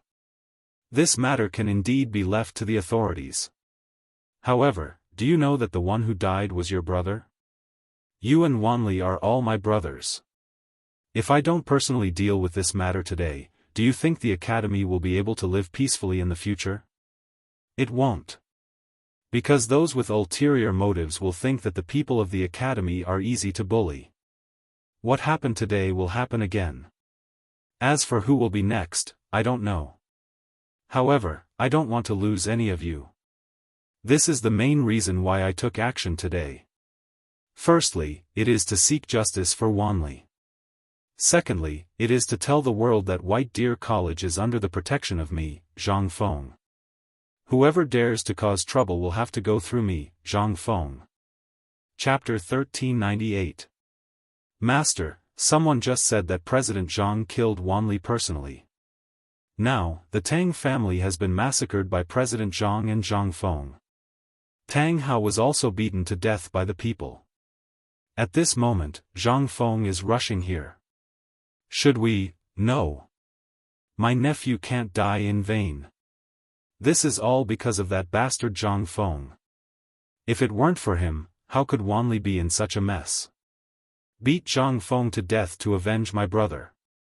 After the butler told them about what had happened to Zhang Feng, the Qian family, who heard the news, were instantly furious. Basically, they didn't allow Zhang Feng to come. After all, before, Qian Wanli was just an ordinary person. But now? Qian Wanli was equivalent to the hope of the Qian family's rise. Moreover, Qian Wanli's business was not limited to just this little bit. One had to know that although the higher-ups had already given him the title of Baron of County, compared to the glorious road that Wanli could bring to the family in the future, this title was nothing. Qian Tong listened to the angry voices, looked at the crying madam, and then looked at the coffin. He sighed and said, because of Prince Zhang's care, the Qian family can be said to have risen to the clouds. If it weren't for Prince Zhang's approval, for Wanli's sake, do you think that the Qian family would be qualified to touch the sales of white paper? He had stayed in Chang'an for a long time. Naturally, he knew some of the secrets. Although he didn't know who was selling white paper in the other shops, those shops were all owned by the royal family and the dukes. One could only imagine who would be able to buy these shops. If Zhang Feng could give him the right to sell white paper, how could he, a small businessman, do that? This matter is Wanli's bad luck. Prince Zhang is always Wanli's teacher. Today, Prince Zhang can cause havoc in Chang'an City for Wanli. Our Qian family is satisfied. But, big brother, Wanli is the hope of our Qian family. At this time, a man who looked quite similar to Qian Tong, but was slightly thin and dark, said with some anger. At this moment, two other men and women who looked similar to Qian Tong also gathered around. Although our Qian family isn't a big family or a famous official, we still have some influence in Chang'an and the surrounding areas. Today, Wanli's nephew and disciple met with such an accident. We really can't take this lying down. And big brother, you only have Wanli, alas. Qian Tong at this time, when he thought of this matter. Let's not talk about this anymore. Besides, even if my Wanli is no longer around, don't we still have the skewers? Hearing this, everyone's eyes couldn't help but burst into a burst of bitterness. That was right. Qian Wanli did Wanli. He was only 3 years away from Wanli. Wanli was a child Qian Tong had when he was away, but this child had some problems with his IQ. Although he was brought back to Chang'an in his early years, he had been unable to enter the family tree. This was also a person the Qian family didn't dare to mention. They were afraid of losing face. At this time, Qian Wanli was so outstanding that no one dared to mention the Qian family. But now, Qian Tong took the initiative to mention it. How could everyone not be sad? Brother, why do you have to do this? Alas. Qian Tong waved his hand and sighed, okay, everything is fine. Zhang Feng is the benefactor of our Qian family. He was, is, and will be. I don't want today's matter to happen again. If anyone dares to mention this in the future, Qian Tong will definitely cut off all ties with them. Also, after Wanli's matter is over, we sisters should talk about the county baron title first. It is more appropriate to give it to our nephew. The county baron title. This was the main purpose of the Qian family today. Their purpose, it was for this. As for paying homage to Qian Wanli, that was just an excuse. They wanted to take the opportunity to fish for some benefits from Zhang Feng. After all, they were all businessmen, and they had already enjoyed the benefits of this white paper business. Wanli's death was bound to cut off this business. This was something they didn't dare to think about. If they missed out on this money tree, what could be more profitable than this? Furthermore, Zhang Feng had more than these things in his hands, he also had the even more attractive phosphate fertilizer. This was also the culprit that caused Qian Wanli's death. Once they got their hands on this thing, they would be rich, but even though they had good intentions, Qian Tong wasn't a fool. Zhang Feng could kill so many people in Chang'an today, and the imperial palace didn't care. What did this mean? This meant that the people in the imperial palace were paying attention to this matter, and it was the imperial palace who had blocked all of this. Otherwise, who would dare act so presumptuously in front of the Son of Heaven? Moreover, how could he, Qian Tong, not know what these relatives who had never met for 8 lifetimes were thinking? Qian Tong burned the paper in his hand and said, today's matter, Qian Tong, will make it clear in front of Wanli. What Prince Zhang gave me, I will keep, and what I can't take, I won't take a single word. If anyone dares to ask Prince Zhang for anything in front of me or behind my back, even if I have to risk my life, I will settle accounts with them. Chapter 1399. Qian Tong's words instantly caused an uproar. No one knew what Qian Tong was thinking. After all, at this time, his son had died because of Zhang Feng. At this time, it was not excessive to ask for his son's death. But why would Qian Tong give up? This was very unreasonable. Moreover, the purpose of everyone coming here today was for this matter. Now that Qian Tong said this, didn't it mean that their plans had fallen through? In an instant. Everyone's thoughts couldn't help but become lively. Some people even began to feel angry and anxious because of this matter. Big brother, you're confused. Think about it, this is what Zhang Feng owes our Qian family. If it weren't for him, how could Wanli have died? We're all doing this for you. Big brother, if you don't want to think about yourself, then think about it. What if, after 100 years, you become a traitor? Who would? Impudence! Qian Tong roared furiously. In an instant, there was no more sound in the entire Qian house. Even Madame Qian, who was crying and burning joss paper for Qian Wanli, stopped crying. What are you shouting for? You sisters quarrel as soon as you meet, haven't you quarreled enough for several decades? Today, Wanli's classmate has come to our Qian family as a guest, so how can you elders be so ridiculous? At this moment, old Madame Qian's angry voice sounded from the backyard. In an instant, the expressions of Qian Tong and the others changed slightly. Qian Tong hurried over to the old lady and said, "Mother, what are you doing here? It's windy here, quickly help the old lady back." The old lady was a little dizzy, as if there was a layer of mist covering her eyes, but at this time, she stubbornly hit Qian Tong's hand and asked in confusion, "Tong, what are you doing? What are you doing? Why are you all wearing white? Isn't this nonsense? Today is Wanli's. Mother, Wanli is dead." A woman who looked very similar to Qian Tong couldn't help crying.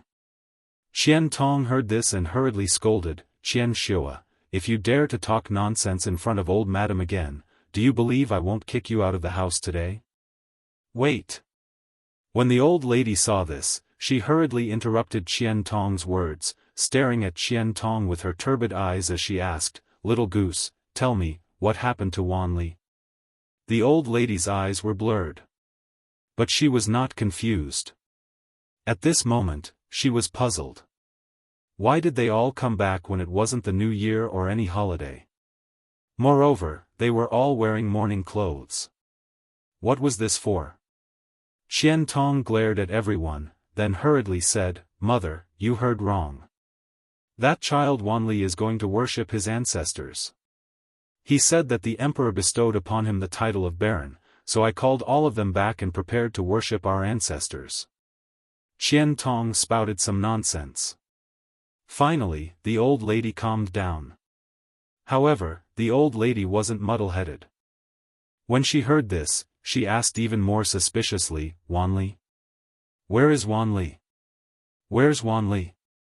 I want to hear from Wanli. That child Wanli wouldn't lie. Wanli, where are you? Come to Granny." Qian Tong heard this and tears poured out of his eyes. Mrs. Qian directly lay in front of Qian Wanli's coffin and cried silently. The Qian family finally realized that something was wrong at this time. They hurriedly tried to dissuade the old lady. The more they tried to dissuade her, the more suspicious the old lady became. Regardless of everyone's attempts to stop her, the old lady waved her crutches and let two young maidservants help her to the front of the hall. Just when everyone mistakenly thought that things couldn't be concealed anymore, Zhang Feng's voice sounded in a timely manner. "Granny." After hearing this voice, the old lady finally calmed down. She followed the voice in surprise and walked towards Zhang Feng. Everyone in the Qian family looked at the bloody sack in Zhang Feng's hand and were shocked. Qian Tong hurriedly stepped forward, wanting to say something, but was stopped by Zhang Feng. This is the sacrifice I just asked for from the Tang family.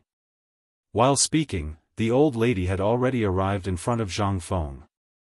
Zhang Feng grabbed the old lady and said, "Granny, let's go to the backyard and talk." "No."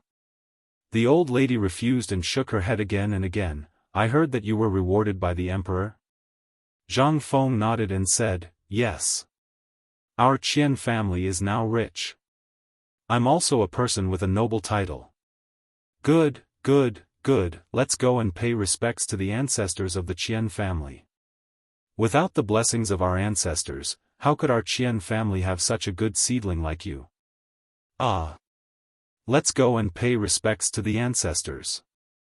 Qian Tong's tears never dried. If it was really his son standing here at this time, how good would that be? "But, mother, there are guests in the front yard, Wanli should go to the front yard." With this reminder, the old lady remembered something important. She quickly pushed Zhang Feng and said, "Oh right, our Qian family owes a lot to your dean. You have to go and take care of him. Don't leave him out in the cold. By the way, Tong, for such a big matter, we must be willing to spend money. We have to invite all the neighbors over to join in the fun." Zhang Feng suddenly saw the old lady's words and actions when he was admitted to the university. His heart ached and he said, "Grandma, grandson wants to talk with you." "No. There are so many guests." Zhang Feng took the old lady's hand and said, "It's okay, the dean said that filial piety is the most important. If we are filial to grandma, the dean will only praise us. Moreover, I also miss grandma." Hearing this, the old lady smiled and her wrinkled face opened up. She hurriedly pulled Zhang Feng to her backyard. At this time, Qian Tong and the others looked at the direction Zhang Feng and the old lady went and then looked at the sack in their hands that was still dripping blood. They didn't need to think to know that it was a head. Being brought here by Zhang Feng, who else could it be but Tang Hao's head of the Tang family? Qian Tong sighed and looked at Zhang Feng's back as he left. What should come will come in the end. Chapter 1400. To put it bluntly, the backyard of the Qian family was just a small farmyard. There were 3 thatched cottages. Although the thatched cottages were incompatible with the splendor of the front yard, the interior was quite comfortable and elegant. The old lady sat on the bed and kept telling Zhang Feng about Qian Wanli's childhood, as well as listening to Zhang Feng's anecdotes about the academy on the mountain. Zhang Feng even personally made a dessert for the old lady. This time, the old lady was so happy that she kissed Zhang Feng's face again and again. After a while, the old lady said, "Wanli, why do I feel that you have something on your mind?" Zhang Feng was shocked and hurriedly said, "Grandma, I don't. You can't hide it from me. Besides, you are a little different today, but I can't tell what is different. Maybe you are thinking about the teacher and students in the front yard?" The old lady sighed with some annoyance and said, "That's right. How can an old lady like me let you accompany me all the time? It is more important for you to accompany the guests. In the future, come back to see me more often. By the way, this dessert, when did you learn how to make it?" Zhang Feng was shocked when he heard this. He didn't think about this matter, so he had to talk nonsense. "Grandma, this is what the dean made for me when I was on the mountain. I memorized it and made it for the first time today. Hee, my grandson has made a name for himself. Later, I will find a marriage for you. She is from my family. I heard that although she is only 15 years old, she is not much worse than the concubines in the palace. I also heard from your great-aunt a few days ago that there were officials who came several times and wanted your cousin to go to the palace. But I stopped them." The old lady said excitedly, "How can I give such a good granddaughter-in-law to others? We are all family, of course we have to, Grandma." Zhang Feng was ashamed, and he felt even more uncomfortable in his heart. He hurriedly interrupted the old lady, "Grandma, the teacher said that a man should put his studies first. The dean also said that 3 years later, I will definitely be a jinshi. That's why your grandson wants to wait until we've brought glory to our family before sitting down and waiting." When the old lady heard this, her eyes narrowed into slits. After a while, under the old lady's guidance, Zhang Feng pried open a loose stone. The old lady fumbled around and took out a palm-sized wooden box. She carefully opened it and said, "Wanli, this thing is a keepsake from when your grandfather and I first met when we were young. Rumor has it that it's an antique that has been passed down for hundreds of years. It's also a family heirloom of our Qian family. You also know what your father does, so I've never been willing to take it out. I've been thinking of giving it to you when you become successful and get married. But after hearing what you said, Grandma's memory is getting worse day by day. So, Grandma wants to give it to you now. I'm just afraid that we won't be able to wait for that day. That would be troublesome." This was an antique. Although Zhang Feng didn't know much about jade, this piece of jade that was as white as sugar and as transparent as glass was still shocking. This was definitely an antique, but the guilt in his heart was even more indescribable. "Grandma, are you confused again? You're in such good health. You'll definitely wait until your grandson gets married. Moreover, your grandson wants you to hold your great-grandson." "Really?" The old lady smiled even more kindly. She grabbed Zhang Feng's hand and leaned on Zhang Feng's cheek. She talked about Qian Wanli's childhood until the old lady fell into a deep sleep. Seeing this, Zhang Feng heaved a deep sigh of relief. He put the jade in the old lady's hand and covered her with a quilt. Then, he walked out of the room quietly. He looked at the farm tools in the yard. Zhang Feng couldn't help but feel a little frustrated. Today, he wanted to avenge Qian Wanli. Although it was said to be impulsive, this was what he wanted to do. He wanted to tell the world that he, Zhang Feng's people, even if the heavenly king Lao Tzu came, he couldn't touch them. He really didn't dare to bear this kind of life and death parting. Leaning against a stone roller, Zhang Feng lit a cigarette and pondered. And at this moment, suddenly, a stone was thrown from a thatched cottage towards Zhang Feng. However, it didn't hit him. Instead, it fell beside Zhang Feng's feet. But this time, it scared Zhang Feng half to death.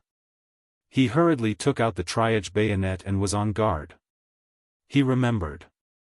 The entire Qian mansion, as well as the surroundings of the Qian mansion, should have been sorted out by old Ma and the others. What was this situation?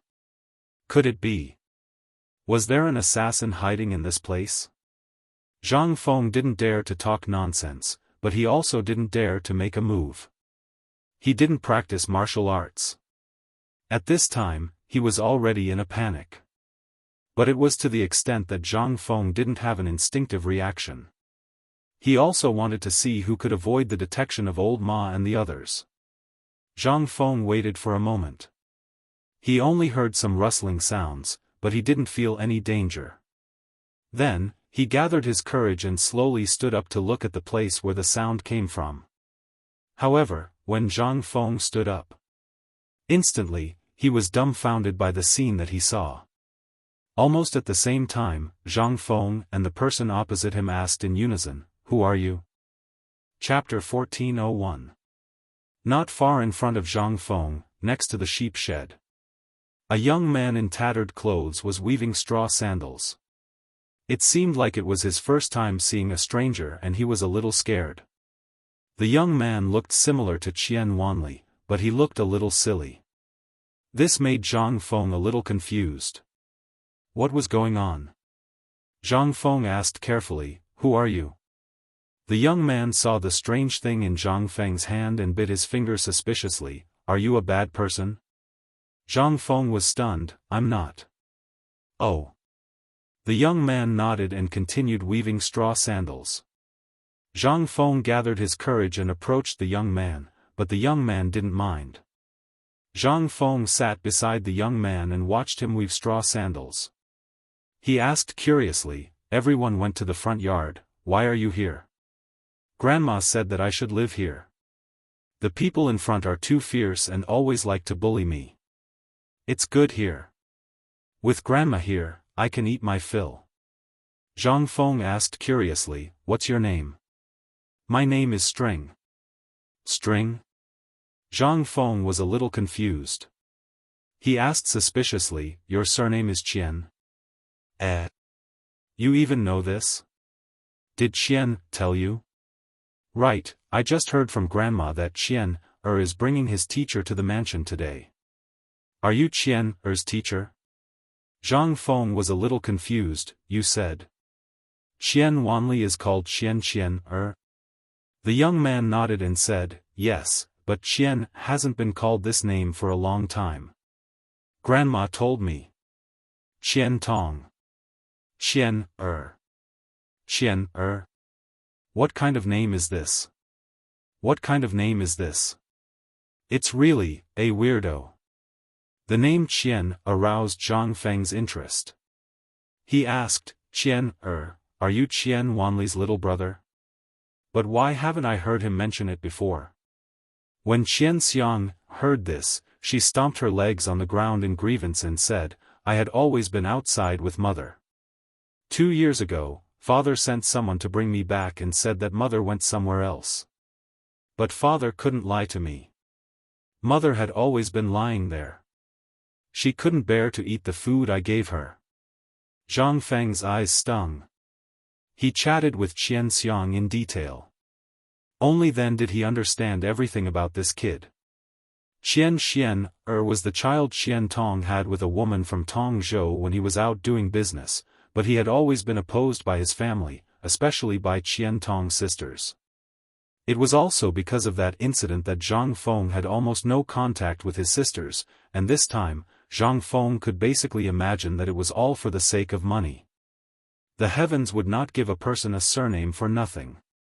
This was also the reason why the Qian family loved money so much. On one hand, it was because of the county baron title. On the other hand, the most important thing was that Zhang Feng had heard it before he entered the door. It was all to get benefits from him. As for Qian's mother, before she fell seriously ill, she sent a message to Qian Tong, but by the time Qian Tong arrived, Qian's mother had already been dead for a long time. There was nothing he could do. In addition, Qian's mother had been careful.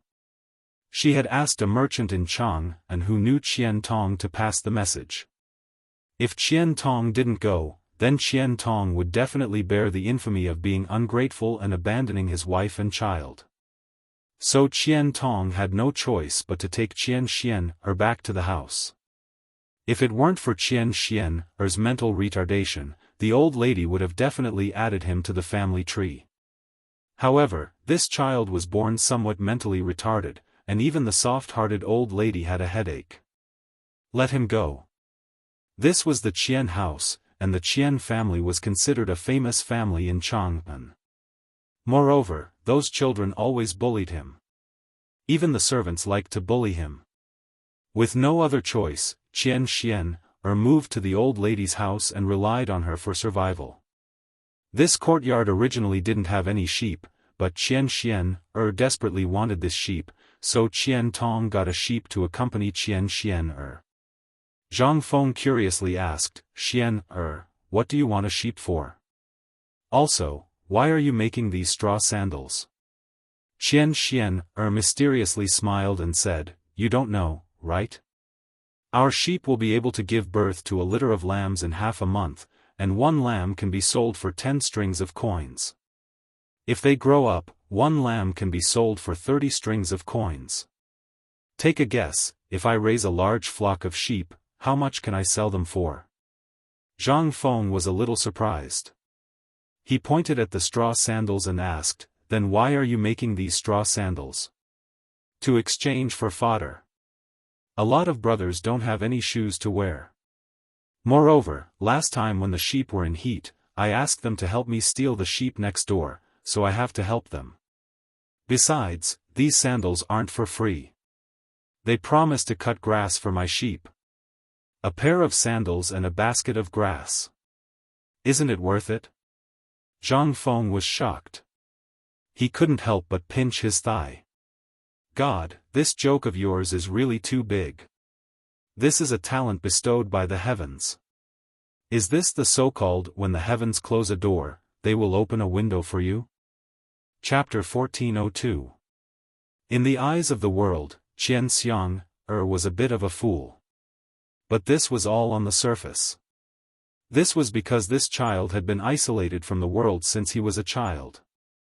Coupled with the fact that he lacked fatherly love since he was a child, and in this era, this kind of child was the most despised by the world.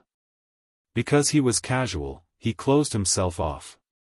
What he showed was not because he ate something, but because he was mentally immature. If such a person was properly trained, in less than 10 years, he would definitely be a blockbuster to the world.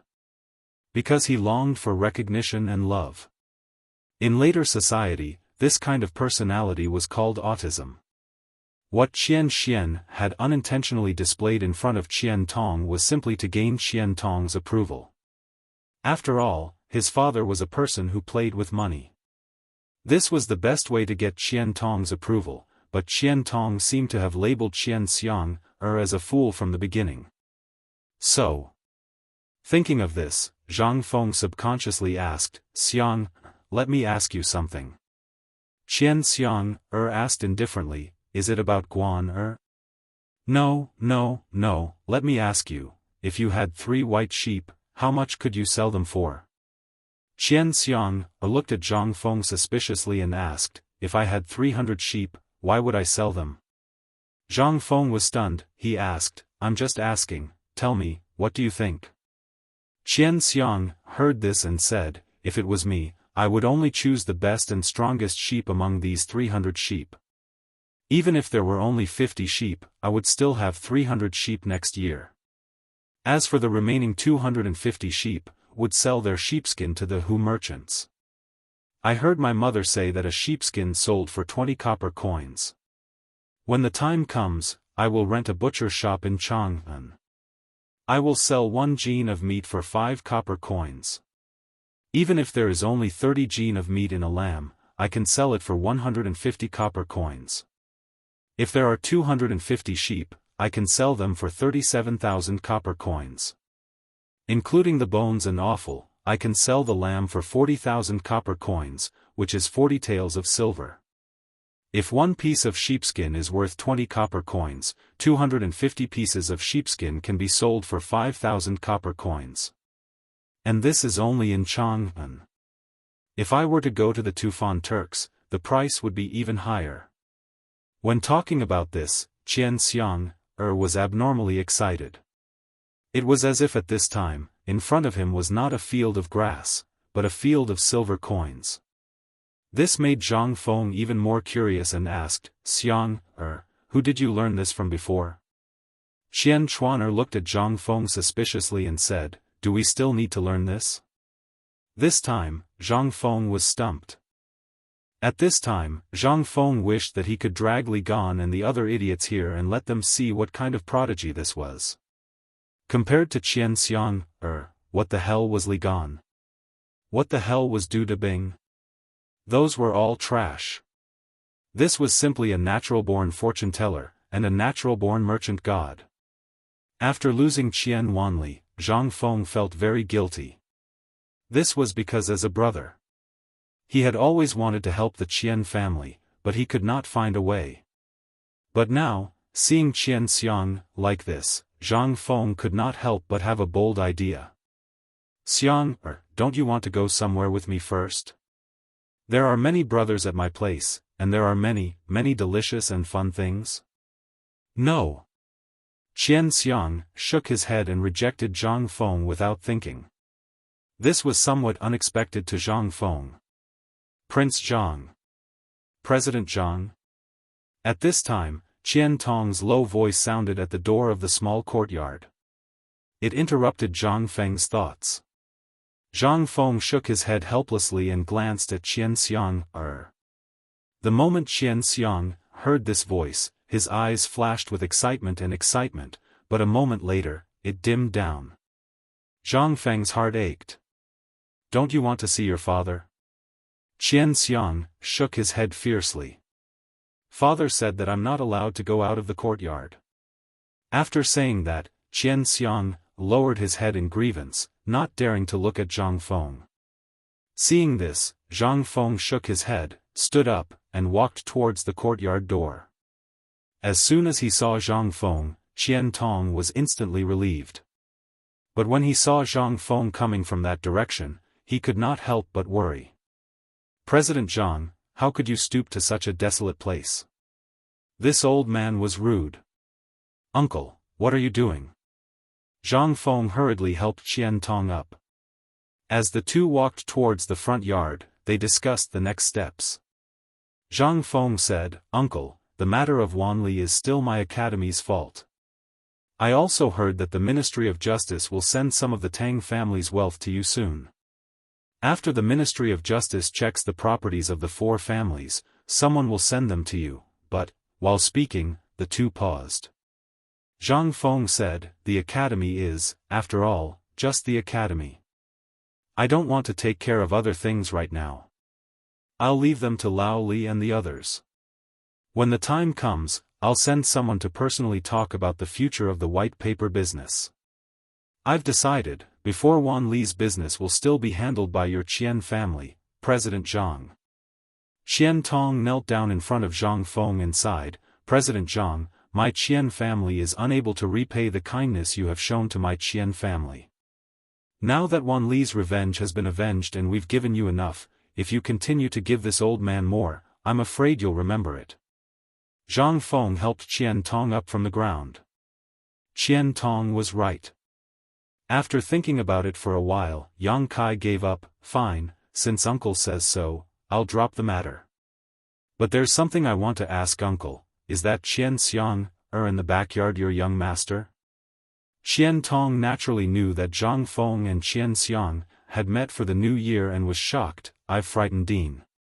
My unfilial son was born stupid, I hope sir can forgive him. Zhang Feng said, no, I mean, I want to accept him as my direct disciple. Chapter 1403. Qian Tong was stunned and hurriedly asked, Dean, what did you say? Zhang Feng patted Qian Tong on the shoulder and said, giving a man a fish is not as good as teaching him to fish.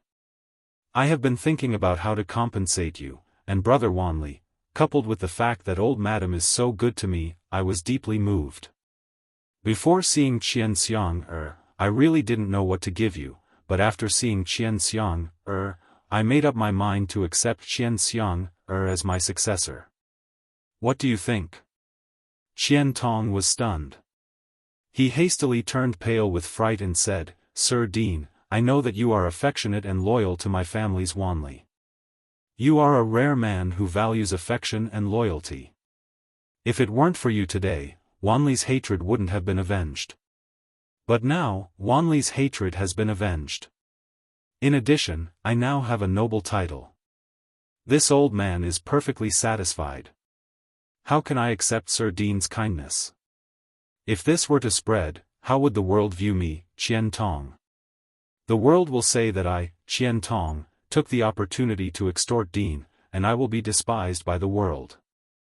Moreover, I know my son's temperament. He is so stupid, if he were to follow Dean, then, no.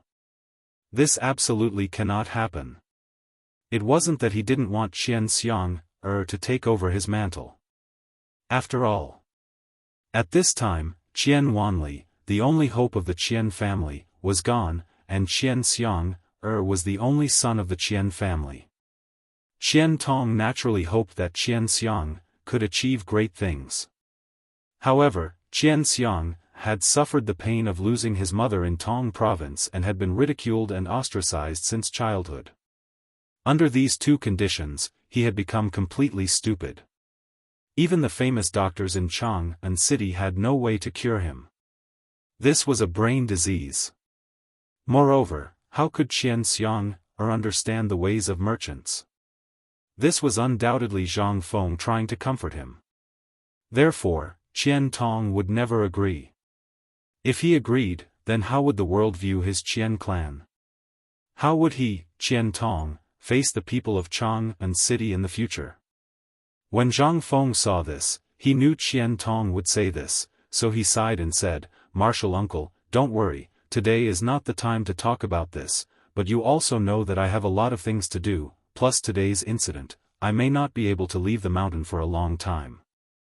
However, I also see the dispute in uncle's family today, and I sincerely want to help uncle, but money will only bring disaster to disaster uncle. As for Xianxiang's words, I sincerely want to accept it. If you don't believe me, let's ask Xianxiang's and have him calculate the accounts. Qian Tong, you know, he's a.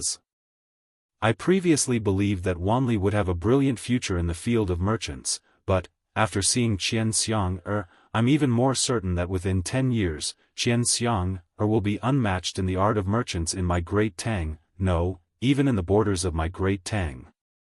How could Qian Tong have known that Zhang Feng would give Xianxiang, a child he had almost forgotten, such a high evaluation?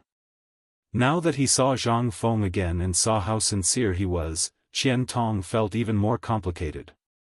Looking into Zhang Feng's eyes, Qian Tong asked seriously, "President Zhang, is what you said true?" Zhang Feng pointed to the backyard and said, "Why don't Uncle Qian call Xianxiang, over? Let's go." Since Qian Wanli went to the academy, Qian Tong had basically never stopped inquiring about Zhang Feng. From Qian Wanli's mouth, Qian Tong learned that even Li Gan and Du Debing, the smartest people in the academy, had never received such a high evaluation from Zhang Feng. Before this, Qian Tong had wondered what kind of person Zhang Feng considered a genius. So today, when he learned that Zhang Feng actually had such a high evaluation of his stupid son, how could he believe it? The two hurried back to the small courtyard. Xianxiang naturally noticed Qian Tong's arrival and hurriedly hid behind the sheep house, secretly watching the two. Seeing this, Qian Tong immediately shouted angrily, "Come out, come out." Zhang Feng hurriedly stopped him, "Uncle, don't do this, you'll scare him." Qian Tong hurriedly said, "Dean, how could my son receive such treatment from you?" Zhang Feng ignored him and instead waved to Xianxiang, "Xiang, come to Big Brother's side." Xianxiang, was still a little frightened and didn't dare to move. Seeing Qian Tong about to get angry again, Zhang Feng quickly squatted down and said, "Xiang, tell your father about the 300 sheep your big brother just told you about. Wait for Big Brother to take you to eat something delicious." Something delicious? Hearing this, Xianxiang's eyes lit up, but after glancing at Qian Tong, he shrank back. Qian Tong said with some resentment, "The dean told you to speak, so just speak. Father won't scold you." Seeing this, Xianxiang slowly let down her guard.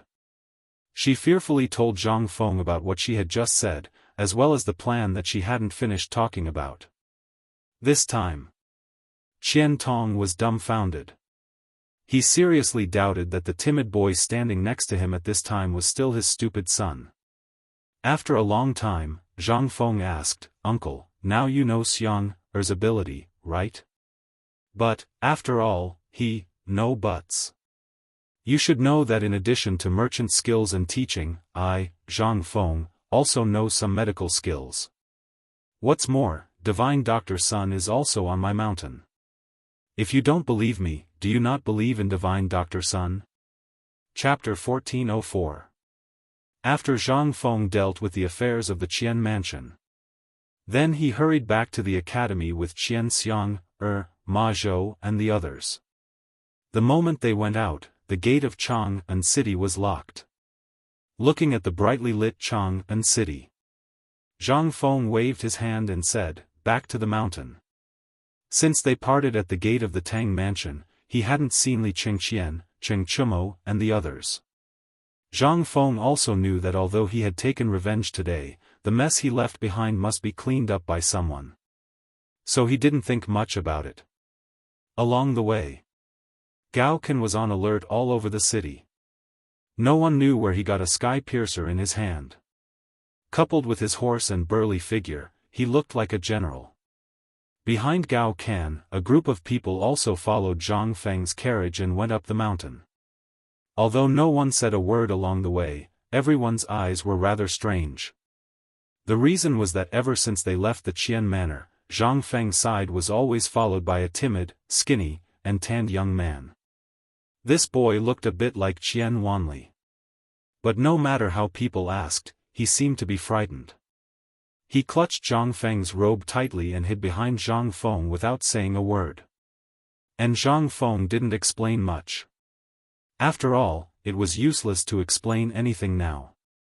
And Zhang Feng was also thinking hard about the next countermeasures and the way to go in the future. Such a big thing happened today, but the big hand behind the Tang family still didn't come out. Even the people of the Wang clan didn't have much reaction, let alone the big families behind the Bai family, the Gao family and the Mi family. It seemed that they didn't know anything about what happened today, and it had nothing to do with them. But the more it was like this, the more Zhang Feng felt that things were a bit tricky. At this time, no one came out to say a word of justice for the four families. What did it mean? It meant that they had already thought of all the consequences. That was to say, they had already thought of the countermeasures for all the consequences of what they did today. This was the scariest part. They had been planning from the beginning. What were they planning? Phosphate fertilizer? This thing was just an excuse to deceive the world. This thing was bound to be implemented in large quantities, and whoever dared to stop it would be defying the decree and becoming the enemy of all the people in the world. No one dared to do such a thing. Then, what were these people planning? This was what Zhang Feng didn't understand the most. It was said that this was the best time to deal with him. The reason why Zhang Feng dared to come to the Qian residence was because he wanted to use himself as bait to see if these people would take the bait. However, the result disappointed him. These people still didn't move. Then what exactly were they plotting? Medical skills? Steel smelting? Or was it his business path technique? The reason why Zhang Feng thought of the business skills was mainly because of Qian Wanli's death. If Qian Wanli wasn't dead, Zhang Feng wouldn't think too much. But Qian Wanli was dead. That meant that the key now was to find out whether Qian Wanli was killed by accident or deliberately set up. This was the breakthrough point. There was also the Mi family. Why would Granny Mi Ji let all the important people in the family die before he went? As long as someone confessed, the Mi family wouldn't die. But, everything was buts. At this moment, it was like a huge mountain pressing down on Zhang Feng, making it hard for him to breathe. However, there was one thing that Zhang Feng knew. What he did today would definitely serve as a warning. Those who wanted to kill him or coveted Pyrolite Mountain would definitely not dare to come here again. The following dangers would definitely be more dangerous. This time, all his plans, from firearms to crossbows to composite bows to armor, had to be sped up. Zhang Feng also thought of an even more important point. That was the little idea he had in mind before. Now it was time to arrange it. That was to form a special battle team. When he thought of this, Zhang Feng lifted the curtain and was about to call Old Ma to ask him. But before he opened his mouth, he heard Old Ma say, "Dean, we've arrived at the academy." With this, Zhang Feng realized that they had unknowingly arrived at the entrance of White Deer College. At the entrance of the academy, Yu Shernan and the others were already holding lanterns and torches, waiting with all the students of the academy. The light of the torches lit up the entire Mount E red. Turning around, it was the same in the marketplace at the foot of the mountain. All the merchants, as well as the Hu merchants, seemed to spontaneously hold up their torches and stood on both sides of the dark road. At this moment, Zhang Feng slowly lifted the curtain of the carriage. When the crowd saw Zhang Feng, they heaved a long sigh of relief. "The Dean is back. Welcome back, Dean. Welcome back, Dean." Excited and loud roars exploded on Mount E like thunder. Even the soldiers guarding the city on the top floor of Chang'an City could faintly hear them. Chapter 1405. Reporting. Your Majesty, President Zhang and the others have safely returned to the academy. In the imperial study. Xiao Gizi's report instantly caused the stifling atmosphere in the imperial study to slowly recover some of its warmth. Li Shimon's cracked lips opened slightly. Did you notice anything unusual along the way? Nothing at the moment. The branches of the big families in Chang'an and near Chang'an are under constant surveillance by the imperial guards. There is nothing unusual with these people at the moment. Leave. Li Shimon waved his hand. Xiao Gizi hurriedly left. After Xiao Gizi left, Li Shimon looked around and asked Cheng Yaojin, Wei Zheng, and the others, what time is it now? Your Majesty, it is now Su Shi. Li Shimon nodded and looked at Zhang Sun Wuji, the Ministry of Justice. Haven't you gotten anything out of the interrogation? Zhang Sun Wuji's face tightened. There is no news yet. Lord Li is personally in charge of the Ministry of Justice. I believe there should be no problems. Li Shimon heard and sighed. Such a big thing happened to the four families, but you didn't know anything beforehand. You should be punished. Hearing this, Wei Zheng, Yu Qigong, and the others hurriedly got up and knelt. We are guilty. Li Shimon continued, Qian Wanli's matter is small, and this was an accident. But have you ever thought that the one who died today was not Qian Wanli, but us, or your children? What would you think? Yu Qigong, Niu Jinda, and Cheng Yaojin were shocked and hurriedly said, Your Majesty, it is our fault, enough. Li Shimon waved his hand and said, Let the crown prince in. Outside the imperial study, Li Chengqian and the others were all kneeling neatly. Hearing this, Li Chengqian's face changed, but he hurriedly bowed and entered the imperial study. Once inside, Li Shimon glanced at Li Chengqian and said, I remember that the tea house in the East City is your property, right? Also, you have a group of spies in Chang'an City who are responsible for collecting information and spreading rumors.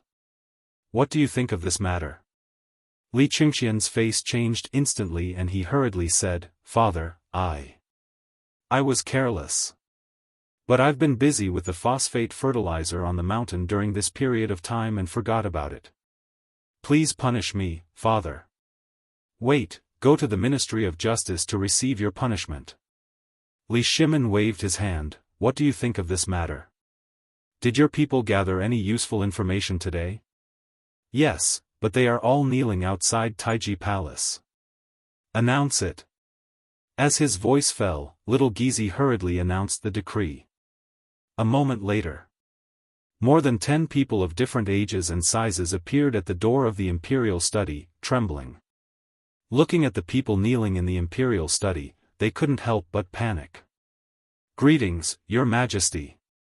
More than 10 people knelt down as soon as they entered the door. Li Shimon waved his hand in annoyance.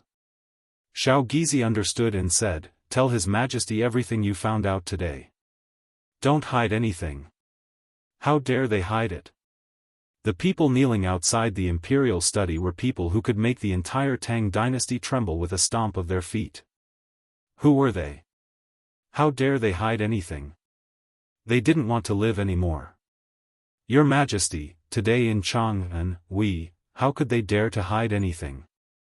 He even told her what time he was going to shit, what time he was going to eat, and what he was going to eat. But there was nothing useful about the abnormality. This made Li Shimon's expression turn slightly cold. Your Majesty, when I came to the palace today, I saw a blacksmith shop that hadn't been open for a long time open today. Does this count? Li Shimon, who was already a little disappointed, heard this, and his eyes instantly lit up. He asked, Which blacksmith shop are you talking about? Tell me the whole story. Seeing this, the man hurriedly said, Your Majesty, earlier today, this lowly one ate fermented glutinous rice at the entrance of the blacksmith shop, but I didn't see anyone. However, when this lowly one passed by the blacksmith shop at the entrance of the gourd alley in Xinhua Square, this lowly one found that it was already open for business. Many people were inside organizing something, and there were also people carrying large amounts of ironware in and out of the shop. This shop originally belonged to a person surnamed Zhou, but I didn't see the shopkeeper today. Surnamed Zhou? Li Shimon frowned slightly. At this time, another spy hurriedly said, "Your Majesty, I know this blacksmith shop. My brother worked here for a short time before. I heard that the shopkeeper's wife seemed to be surnamed Wang, and I heard that the shopkeeper's wife's accent was from the direction of Taiyuan. Taiyuan accent. Surnamed Wang. The shop that hadn't opened for a long time actually opened. What did this mean? This meant that there was a big problem. Li Shimin waved his hand and said, "Send an order to thoroughly investigate this matter. There can be no mistakes." Hearing this, everyone hurriedly knelt down and said, "Yes, Your Majesty." Chapter 1406. After everyone exited the imperial study, Li Shimin stopped Fang Xianling. After everyone had left, he walked to the bedchamber and asked, "Master Fang, do you know if there's any news from Mount Longzhou?" "Well, Your Majesty, there's no news for the time being. Does Your Majesty suspect that the people who went to Mount Longzhou have found the ore?" Li Shimin nodded. "That's possible. Otherwise, why would the Wang family choose this time to restore the iron mine?" Li Shimin stamped his feet and said, "Little Gizi, immediately send someone from the Minister of Internal Affairs to ask if the iron mine in Chang'an has been restored, and if there's still coal." "Yes, Your Majesty." Li Shimin didn't leave. Instead, he called Wei Zheng and the others back to the imperial study. As soon as they entered, Li Shimin asked, "Yuqi Gong, did the people you sent to Mount Longzhou have any news?" "No." Yuqi Gong shook his head and said, "But we haven't returned home for the time being. Does Your Majesty think that the iron mine on Mount Longzhou has been found?" Li Shimin nodded. "That's right. Otherwise, there really isn't such a coincidence in this world. You all just heard that the Wang family actually reopened the ironware shop that had been closed for half a month. Moreover, it wasn't as good as yesterday, not tomorrow. Why must it be today?" With this question, Yuqi Gong and the others instantly sensed the problem. Why today? Why not tomorrow? Was it a coincidence? Or was it premeditated? In an instant, the imperial study fell into silence once again. Groups of palace maids were trembling in fear as they poured sweet tea for the few of them. Occasionally, they would bring in boxes of cigarettes. The imperial study was once again shrouded in fog. Cheng Chumo and the others escaped from the palace as if they were running for their lives. After they left the palace gate, they breathed a deep sigh of relief. Just now, they had knelt for more than 2 hours and almost lost their knees. But in the end, they didn't know if the emperor forgot or what, but he didn't punish them. It would be strange if they didn't run. Once they left the palace, they couldn't help but be stunned. After looking at each other, Wei Shuyu asked, "Are we going back to the mountain or going home separately?" Why don't we go back to the mountain? Right now, none of our family members have left the palace. Who knows what happened? If we don't run now, we will inevitably become a punching bag when we return. Cheng Chumo agreed, yes. Although the insect's words are a bit harsh, it makes sense. Besides, Fengzi made such a big noise at the foot of the mountain today, so he must be very angry now. If we go up and accompany Fengzi, we will be disobeying the emperor's order. Everyone basically hit it off, and then hurriedly rushed out of the city. Other people might not be able to leave the city at this time, but who were they? They were the sons of the Duke and had the Academy's token to enter and exit the city. As long as they had the token, they would turn a blind eye and let them out of the city as long as there were no major incidents. The moment they hit it off and hurriedly ran away, a team of Jianghu guards in golden armor rushed out of the palace. Then they scattered and rushed to the mansions of the Duke. Teams of imperial guards shuttling between Chang'an City and the imperial city were still like hawks shuttling back and forth in Chang'an City. This kind of thing didn't stop until it was almost midnight. But just as the clock was about to ring, the clock was ticking. At the Tunghua gate of Chang'an, a rider holding a torch galloped over. When the guard on the city gate was about to speak, the rider on the horse shouted, "Open the gate quickly. Good news, good news." On the mountain. In Zhang Feng's villa. Zhang Yuyao and Jingshu stopped crying when Zhang Feng came back, and then went to the room on the second floor. In the living room on the first floor. At this time, a group of big shots on the mountain gathered together. Although the old village chief and old he had already explained the matter clearly, Scholar Lai and the others still asked Zhang Feng to explain the matter again. Everyone furrowed their brows and slowly walked away. But when they reached the door, Scholar Lai noticed Xianxiang huddled in the corner of the door and asked, "Fengzi, his name is Xianxiang Qian Wanli's half-brother. Xiang come and greet your teacher." Zhang Feng hurriedly introduced. However, everyone was also stunned by this name. It took them a long time to react, but when they saw Xianxiang's timid expression, they thought that he was frightened today. Moreover, they were too lazy to ask about the person Zhang Feng brought back. After all, this mountain belonged to Zhang Feng. How could they ask about it? They were too lazy to ask. After such a big thing happened today, they had been tense and wanted to rest early. After all, the results would only be out tomorrow. After the few of them left, Zhang Feng immediately called Old Ma in and asked seriously, "Old Ma, you saw what happened today. I want to get a special force. Go back and pick a few smart people for me."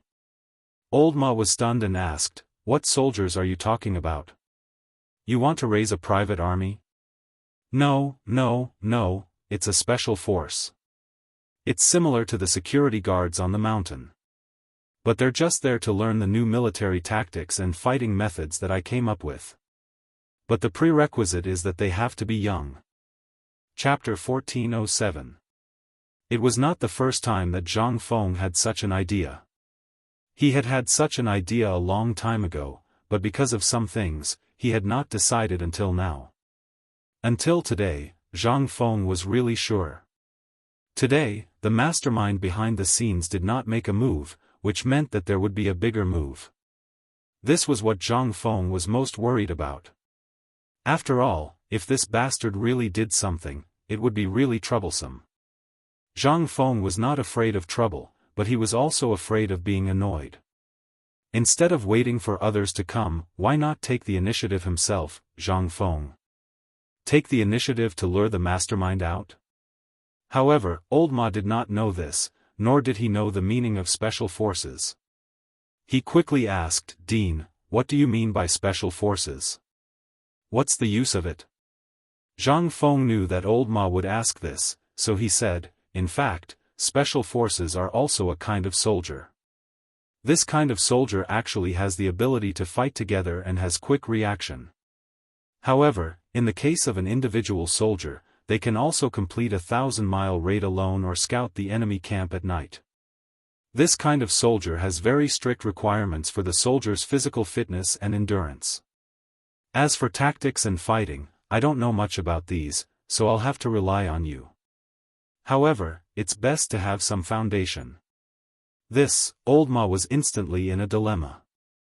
"Dean, these people you mentioned can be found in the military camp, but if you look for retired veterans, it's really based on the current manpower in the academy and the public house, we can gather at most 30 people.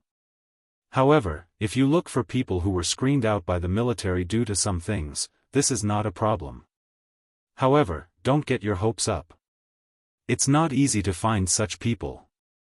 Zhang Feng raised his eyebrows and asked, "Are there very few people like this?" "Not very few, but none at all. Most of the people who came out of the military, as long as they are good and not disabled, have gone to those rich businessmen's houses to guard the house. How many of the remaining people do you think are good enough?"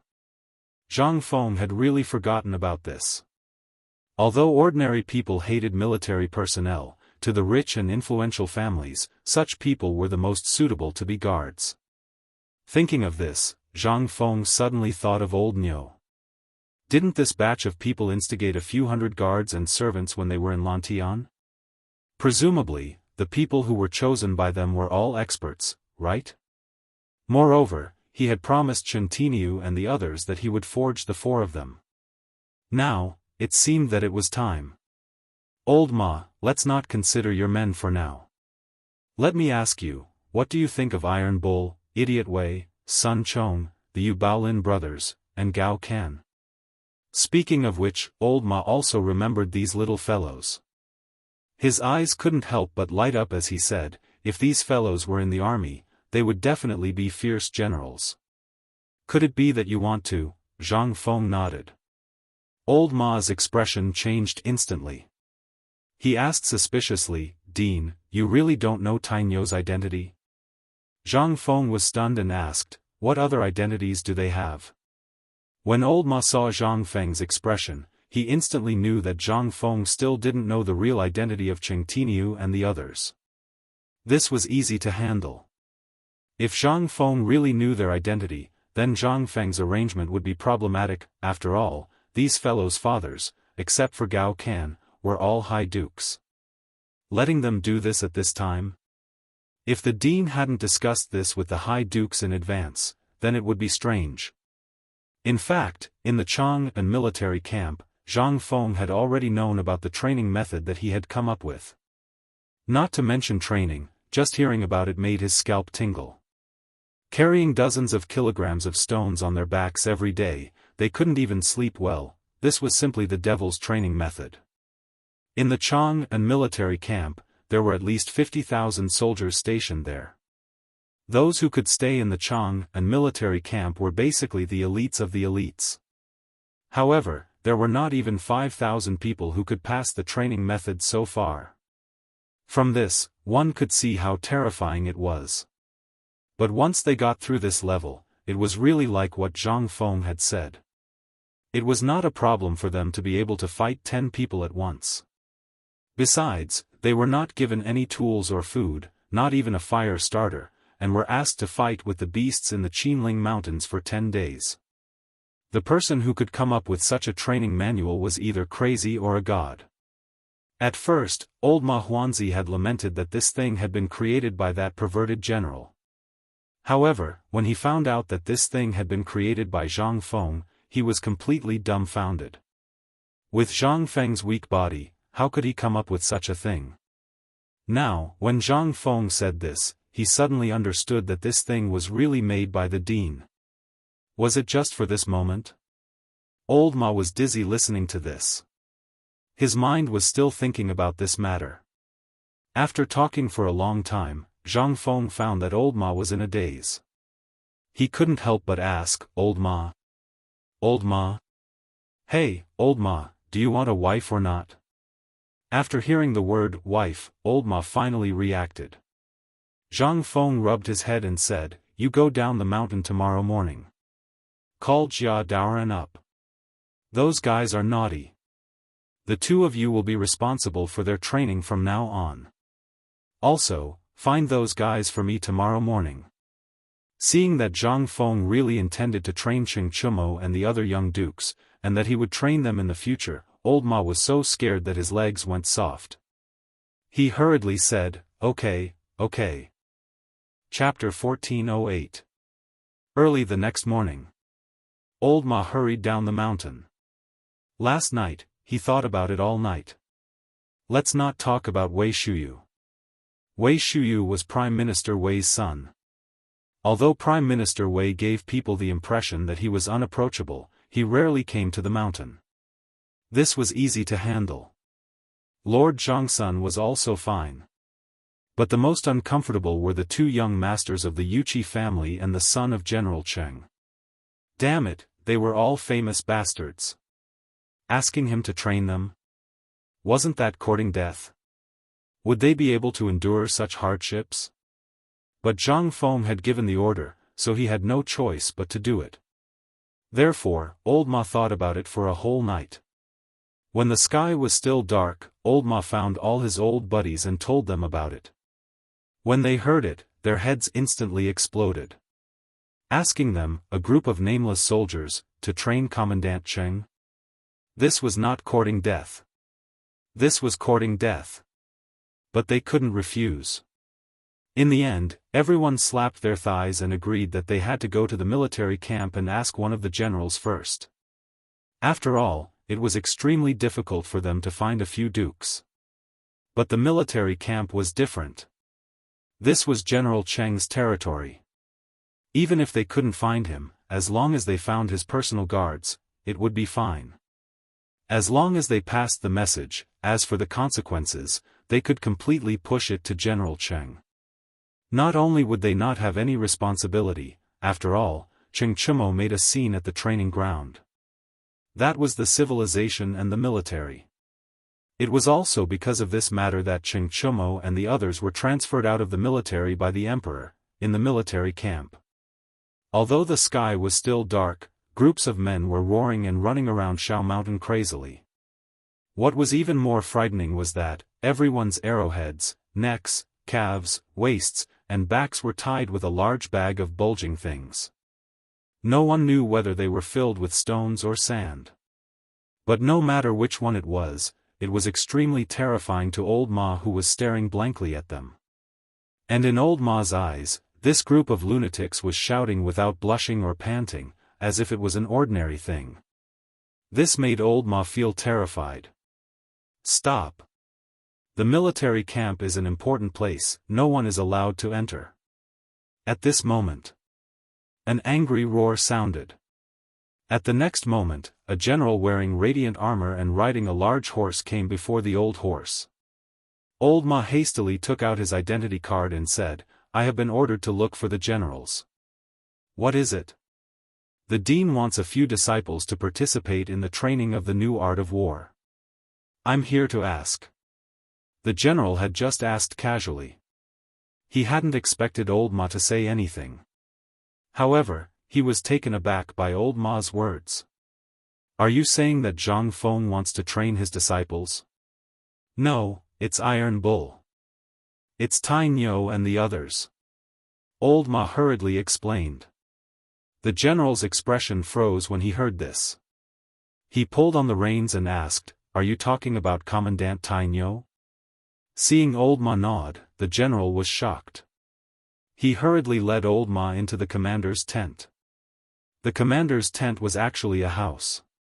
In the front hall of a spacious house, there was a sand table of the entire Chang'an and the surrounding mountains. Behind the sand table was a large screen. On the screen was a map, but it had long been drawn with ink marks. There were old and new ones.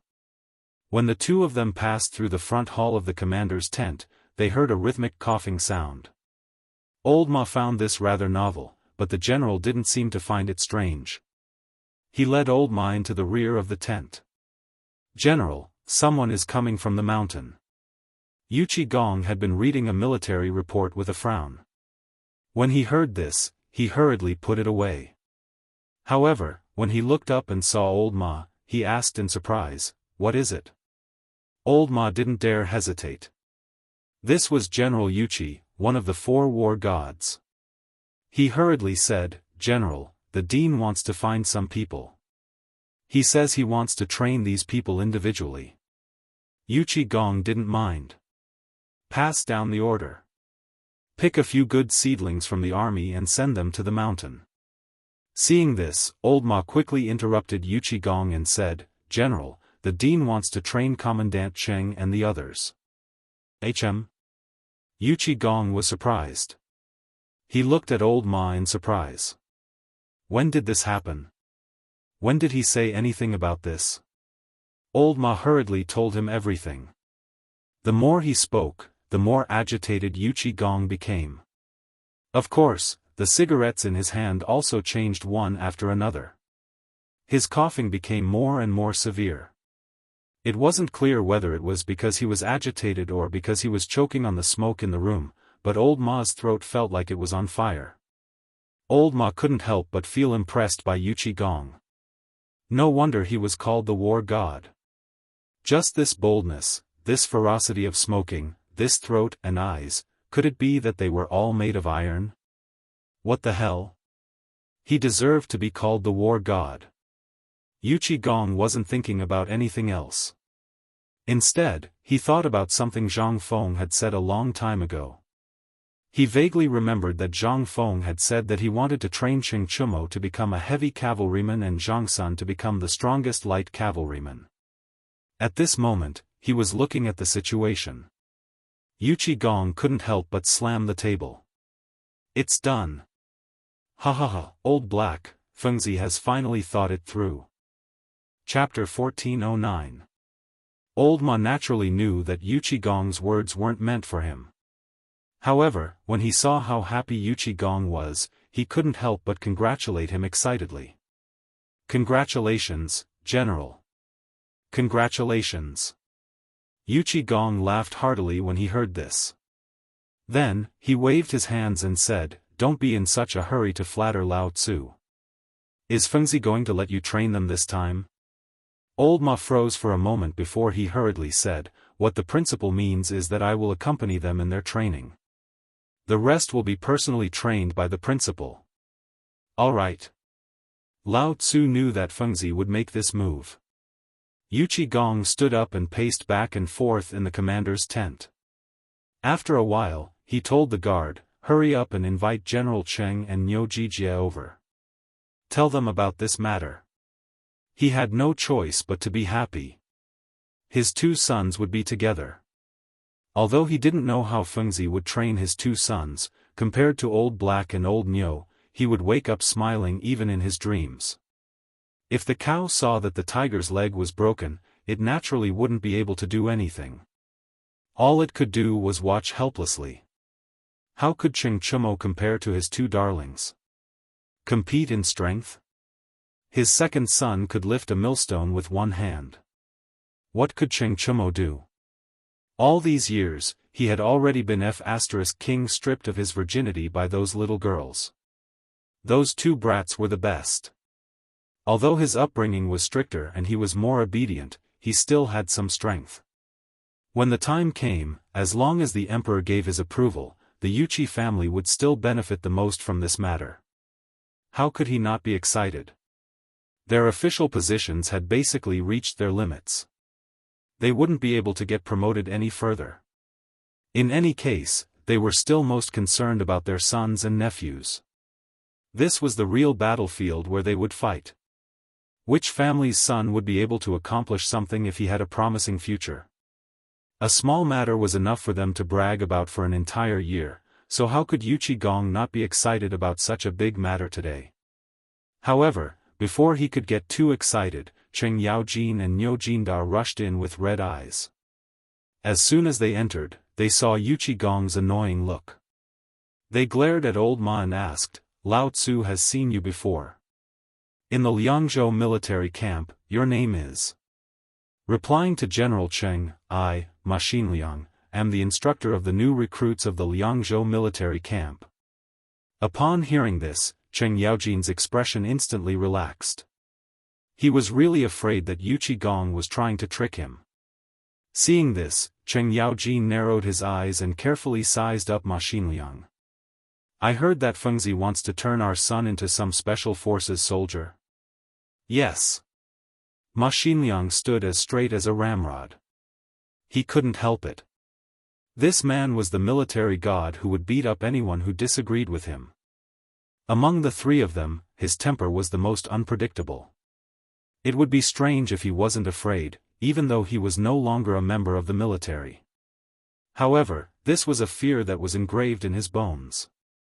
Right now, he couldn't help but be afraid. Niu Jinda hadn't said a word from the start to the end. It wasn't that he didn't want to speak, but that he was sullen. When he thought of his son lying at home, he was filled with anger.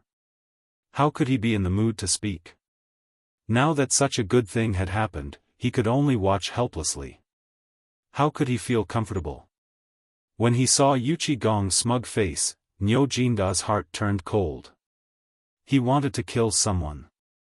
After Cheng Yaojin asked him about the details, Yu Qigong stepped forward and patted Cheng Yaojin's shoulder smugly. "Old Hey, let's make a bet. Believe it or not, this special forces soldier, my son and I will definitely, fine.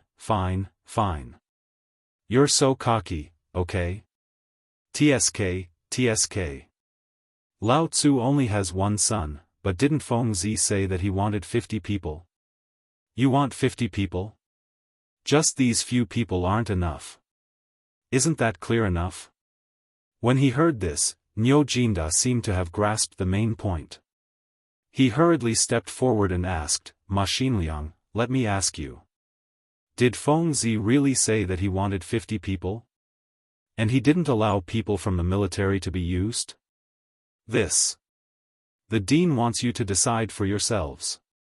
Before he said this, he asked me to find some veterans. However, when he found out that Sean was better and had gone to guard the house, he asked me to find a few young dukes. When he heard this, Niu Jinda slapped his thigh and said, Old Yuchi, your sons are involved, but our son is still lying at home. When Cheng Yaojin and Yuchi Gong heard this, alarm bells went off in their hearts. They asked suspiciously, what do you want? What I mean is very simple. I'll take all the remaining people. My Niu family only has one descendant. And this time, it's also because of the military training that your poor nephew broke his leg, so, scram, don't talk about it. If you dare to talk about this again, we won't be brothers anymore. Yuchi Gong and Cheng Yaojin said almost at the same time. Ma Xinliang was so scared that his whole body trembled. He subconsciously slipped out of the door. However, he was stopped by Niu Jinda. This is what he said himself. Don't go back on your words. When my son broke his leg, the two of you were stingy and didn't give him anything. Instead, you secretly forced my son to drink. Don't think that I don't know. You promised to see the tiger and said that if there were any benefits in the future, you would all think about it. Fine, now I don't want anything. I just want the remaining quota. Cheng Yaojin grinned and said, you can dream a little better. Chapter 14:10. Niu Jinda was stunned. Instantly, his face twisted. Cheng Yaojin, what do you mean by this? Back then, when you were in my manor, that child Jianghu was closer to you than to me when he was in Longyu. He poured tea for you and called you uncle. Now, you're starting to act shamelessly? Seeing Niu Jinda explode, Yuchi Gong hurriedly comforted him. Old Niu, calm down. About this matter, I think Feng Zi should have other arrangements for Jianghu. Can you just wait? You see, even if we agree, do you think those old things will agree? Cheng Yaojin rolled his eyes and agreed. That's right. Think about what His Majesty is thinking. Think about it, Duruhui. Let's not talk about this. If you go to Zhangsun, do you think that old thing will agree? Think about it. Why don't you think about it? Although we all have children involved in this, not everyone can persevere in the special forces. My son might be pulled down in a few days. You also know that our children are all spoiled and pampered. Feng Zi will definitely know about such an important matter. They don't see that kid who can endure hardships. So, let's put our children aside for a while and talk about these 50 people first. How about it? After all, no matter how good we say it here, it will be His Majesty who will make the decision. Don't you think so? In an instant, the atmosphere in the tent became tense. Ma Xinliang's legs and stomach were twitching. He wanted to leave, but at this time, his sleeves were torn by Niu Jinda. He didn't dare to speak or move. The cold sweat on his face couldn't stop flowing down. Finally, he couldn't bear it anymore. Ma Xinliang shouted bitterly, Generals, I still have to go find a few young dukes to quickly go up the mountain to report. This matter is still early. Can't you talk in private first? Hearing this, Yuchi Gong hurriedly said, Old Niu, why are you pulling his clothes? After all, Feng Zi has other arrangements. You. All of you, shut up for Lao Tzu. Niu Jinda was furious. How could he not know that at this time, if Ma Xinliang went to find someone to go up the mountain, then his son would really be fine? Seeing this, Yuchi Gong and Cheng Yaojin rolled their eyes and tried to persuade Niu Jinda, but Niu Jinda didn't listen to anything they said.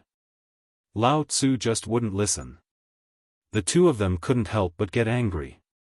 Yuchi Gong pointed at Niu Jinda's nose and said, "Old Niu, do you have any shame? Just because your son can't go, you want to take up so many spots? What are you trying to do? What am I doing?" Niu Jinda glanced at Lao Tzu and said, "Since Feng Zi wants to make this thing at this time, he must want to deal with that thing. Do you think Lao Tzu cares? Lao Tzu just thinks that my soldiers are all good. Look at your family, you." Without waiting for him to finish, Cheng Yaojin said sourly, "But I heard that when you went to look for a mine, most of your men died on Longzhou Mountain. How can you gather so many people at this time? Even if we have enough, the quality is still worrying." Seeing this, Yuchi Gong hurriedly poured cold water on him and said, "Yes, yes, yes. Look, both of us are doing this for your own good. You also said that Feng Zi wants to train this thing this time because he wants to do that thing. That will cost him his life. Don't you want to keep people at home at this time? How could us old brothers watch this happen? So, you just stay calm and don't talk about this anymore. Bastard! Are you seriously ganging up to bully Lao Tzu?" Niu Jinda angrily grabbed Cheng Yaojin's beard. The pain made Cheng Yaojin burst into tears. "Ouch, ouch, ouch. Old Niu, are you King crazy? Hurry up and let go of Lao Tzu. Otherwise, when Lao Tzu gets angry, even I am scared. Come on. Lao Tzu is not afraid of you. Old Yuchi, are you done laughing? Why aren't you helping? Are you asking for a beating? CK, what are you trying to do?" In the end, in the midst of a fierce battle, Ma Xinliang scurried out of the battle in a daze. He could only hear the earth-shattering sounds of fists hitting flesh, as well as the sounds of things shattering. In the next moment, within the entire camp, within a radius of 30 feet from this tent, not a single person could be found. Everyone ran away, leaving not a single trace behind. It seemed that this kind of thing happened frequently here. No one dared to be unlucky at this time. After Ma Xinliang calmed down a little, he hurriedly borrowed a horse and fiercely whipped the horse to gallop away. When the people in the tent heard the neigh of the horse, they also showed a rare pause. Then, the three of them hurriedly rushed out of the tent with their clothes disheveled. When they saw that Ma Xinliang had actually run away, the three of them were instantly shocked. They hurriedly got a war horse and sped away while cursing and quarreling. It seemed that they were going to find the emperor to reason things out. After the three of them left, only then did the soldiers emerge from the sheepskin barracks with lingering fear. After ascertaining that the three of them had left, a few of the generals scolded loudly, "What are you all standing there for? Go do what you need to do." Chapter 14:11. In the palace. Li Shimin looked at the reports on the table about the blacksmiths that suddenly appeared in Chang, and these 2 days with a worried face. Since yesterday afternoon, the original 12 blacksmiths in Chang and city had reopened one after another. What did this mean? It meant that they were instructed by one person. The person who instructed them was Wang Clan. It was possible that Wang Clan was involved. However, the premise was that the pair of hands behind him had not appeared. At this time, there was still no news from the iron ore on Mount Longzhou. No one knew whether the iron ore had been found or not. If it had been found, why hadn't he received any news until now? It should be noted that it was already 9 o'clock today. There was still no news. Li Shimin couldn't help but feel a little upset. Because the pair of big hands showed him the 4 big families in Guangzhou who suddenly attacked yesterday and the forces behind them. These forces must know what happened yesterday. However, until now, he didn't see any abnormality in the people in the court, nor did he see any abnormality in the properties and secret sentries of these nobles in Chang'an. Did they really not know? Or did they do it on purpose? Or was it that these things were arranged in advance, and all this was a plot? In fact, there was nothing between the 4 big families in Guangzhou and these nobles. Just when Li Shimin was upset, Little Gizi walked into the imperial study with a strange face, but Li Shimin didn't notice him at all. He was still rubbing his forehead and thinking about it. When Little Gizi approached, Li Shimin noticed him and asked, "Little Gizi, tell me. Does this have anything to do with those big families?" Little Gizi was stunned and hurriedly said, "Your Majesty, forgive me for not telling you. I let you tell me, so you tell me. I forgive you for everything." There were strict laws that forbade the imperial harem and eunuchs from participating in politics. If other ministers saw this, they would be impeached. Moreover, there were many people who coveted his position. Moreover, these people were basically people from those big clans. The reason was that they wanted to know the emperor's every movement at all times. In addition, yesterday's incident had not yet passed and was still causing a stir. At this time, there were definitely many people who were looking at the emperor's imperial study. At this time, if someone broke in, or if the eunuchs and palace maids heard it and spread the word, it would not be good for him. Therefore, Little Gizi chose to play dumb. "Your Majesty, this servant thinks that this matter should be unrelated. Otherwise, these big clans would have come running here long ago." Hearing this, Li Shimin nodded. At this moment, Li Shimin seemed to have thought of something and asked, "What's the matter?" Replying to Your Majesty, General Yuchi, General Cheng, and Niu Jijie have been making a ruckus all the way here. Li Shimin frowned and scolded with mild anger, "Aren't we in the military camp at this time? What were they doing in the palace? Go, let each of them go to the Ministry of Justice to receive their punishment and get them back." Hearing this, Little Gizi twitched the corner of his mouth and said, "Your Majesty, I'm afraid that's not possible. Just now, I heard that Prince Zhang wants to do something and wants all the young dukes to participate in it. Niu Jijie has been quarreling all the way to the palace because of his son's broken leg." Li Shimin was stunned. But then a look of horror flashed across his eyes and he said, "Let the three of them get in here." After a while, 3 half-grown old men stood in front of Li Shimin angrily. However, at this time, these 3 generals, who were feared and revered by everyone, made Li Shimin have the impulse to beat them in public. The 3 men's clothes were disheveled and even damaged in many places. Her hair bun and hair band were nowhere to be seen on her face. Her messy hair fluttered with the wind at the door. Li Shimin could even see strands of fleas falling from their hair to the ground. Li Shimin was furious when he saw this.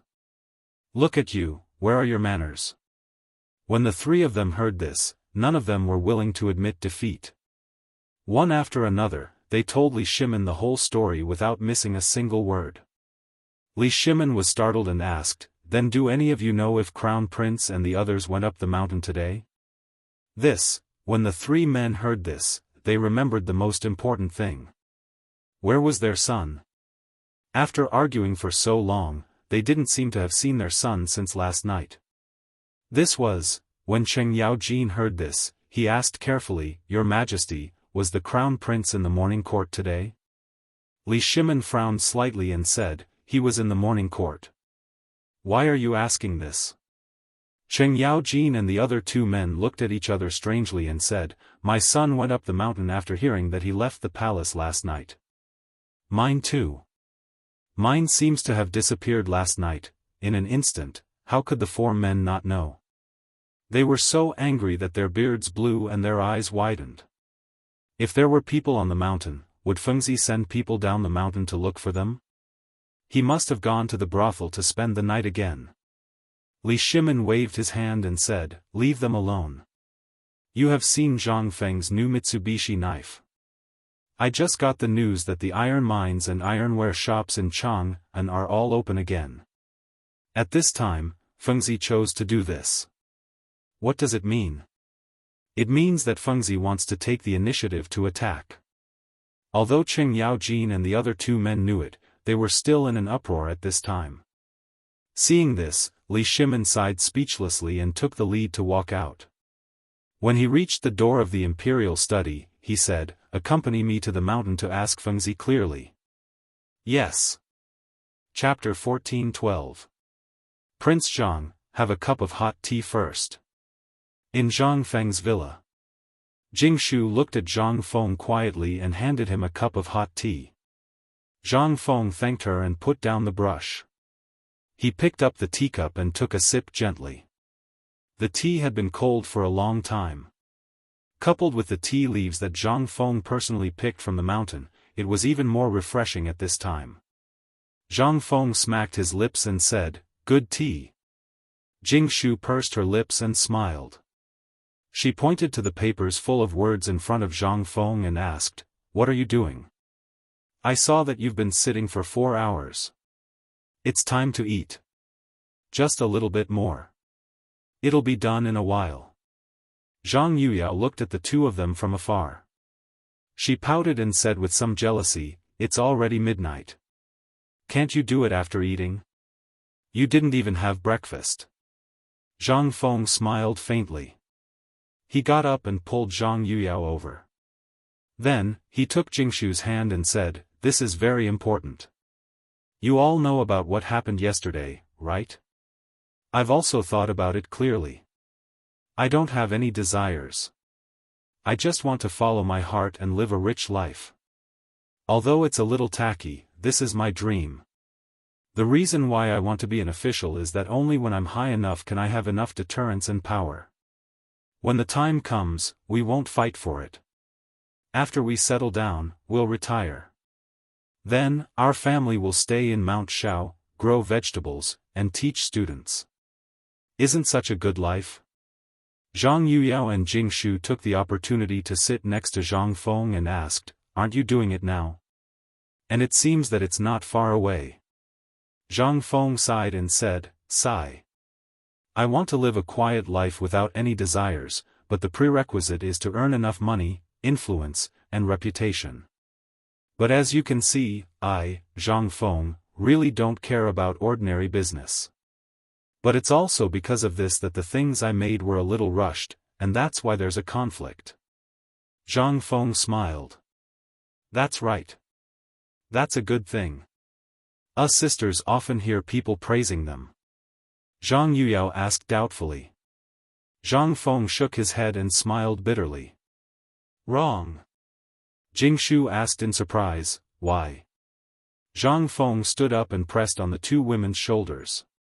"Actually, what I targeted before was the common people. From pork to improving the quality of the pig's meat, it was nothing more than wanting to make cheap meat affordable for the common people. This was actually all for the sake of outsiders. I, Zhang Feng, am not such a saint." Zhang Yuyao was stunned and asked, "What is the Holy Mother?" Zhang Feng smiled and said, "It's nothing." Jing Shu thought for a while and said, "You mean to help the world?" Zhang Feng nodded and said, "Almost, but I don't think so. My thinking is very simple. I don't know who I told this to at the beginning, but I forgot. I just thought that when I go out one day, I can eat or use the things I make at any time. That's all." Zhang Feng pointed to the teacup in front of him and said, "The things people eat in this era are basically cooked in a pot. Even tea is basically added in some random things. What is this? In my eyes, this is simply vulgar behavior. Of course, I'm just complaining in front of the two of you." Jing Shu nodded and said, "Prince Zhang's words are true. Previously, this little girl has even eaten the imperial banquet, the emperor's favorite national banquet dish, Hunyang Mohu. But compared to the delicious food that young master made now, it really tastes like chewing wax, not to mention such elegant and quiet tea. But, young master, what's with your medical skills? You said that this food is for the convenience of traveling in the future, and you can still eat such delicious food. Then, how do you explain your medical skills?" Zhang Feng smiled and shook his head, "Nothing can escape your eyes. Well, I'll make red braised pork for you to try tonight. I can guarantee that it's really delicious." When Zhang Yuyao heard this, her eyes instantly widened. She subconsciously glanced at the door and said, "Prince Zhang, keep your voice down. If they hear you, it won't be peaceful again." Zhang Feng pinched Zhang Yuyao's nose, teasing Zhang Yuyao until her face turned red. Then, he said, actually, this medical skill, to put it bluntly, contains many things, such as medical hygiene, physical hygiene, and so on. I know that this has long been deeply ingrained in the hearts of the people, and it's difficult to change anything. But if you start with a doctor, it will be much easier. Look at the food on the street, those people's hands, and then look at the food. I really can't swallow it. They don't even know the principle of washing their hands before eating and after eating. And what's even more hateful is that after wiping their snot and wiping their buttocks, they put their hands into your bowl. Can you eat it? In an instant, Zhang Yuyao and Jingshu's faces turned pale. They repeatedly vomited and said, then according to what you said, in the future, we won't eat the food in the cafeteria on the mountain anymore. We'll cook our own food. Zhang Feng laughed and said, that's not necessary. I've already made a set of standard cafeteria for the people on the mountain, and there's also a special kind of gloves. So, I can't guarantee the hygiene of other places, but I can still guarantee the hygiene of my academy's cafeteria. At least it's acceptable. However, this can only be considered passable. Chapter 14:13. Jingshu and Zhang Yuyao didn't know what medical hygiene was, nor did they know what physiological hygiene was, but in their opinion, it was just about cleanliness. But thinking about what Zhang Feng said just now, they instantly felt that everywhere was dirty. Those chefs, which one of them didn't have a handful of salt, a handful of vegetables, a handful of meat, and then a handful of sweat and snot? They didn't notice it before, but at this time, Zhang Feng said so. At this time, the two girls were scared and didn't dare to go outside to eat. Even outside of this villa, they didn't dare to eat anything in other places. For example, the barbecue made by Zhang Feng on the street. That thing, now that they thought about it, they even wondered how they ate it in the first place. Zhang Feng saw that the two girls' faces were extremely pale, so he couldn't say anything more. He hurriedly said that, in fact, this thing is to pay attention to hygiene, to avoid bacterial infection. The space we live in is full of bacteria, and all the diseases we know, such as fever, cold, headache, cough, diarrhea, and so on, are all bacterial infections. In order to not be infected by bacteria, we have to do something else, such as disinfection, alcohol, wine, salt, vinegar. They are all good things for disinfection. Zhang Feng explained the physiological hygiene knowledge to the two girls in detail. In an instant, the two girls shrank into a ball in horror and said, Prince Zhang, why don't you get some mugwort and realgar to smoke the house? I see a lot of things. Zhang Feng looked and saw a beam of sunlight shining on the ground through the gap of the window, and in that beam of light, a little bit of dense dust flew up and down in the beam of light. Seeing this, Zhang Feng laughed and said, this thing can't be helped. The things I said can't be seen with the naked eye. Forget it, I'll get some soap later. With that thing, it will be much better to wash and bathe every day. That thing can also make the skin tender. These were two words that they had never heard of.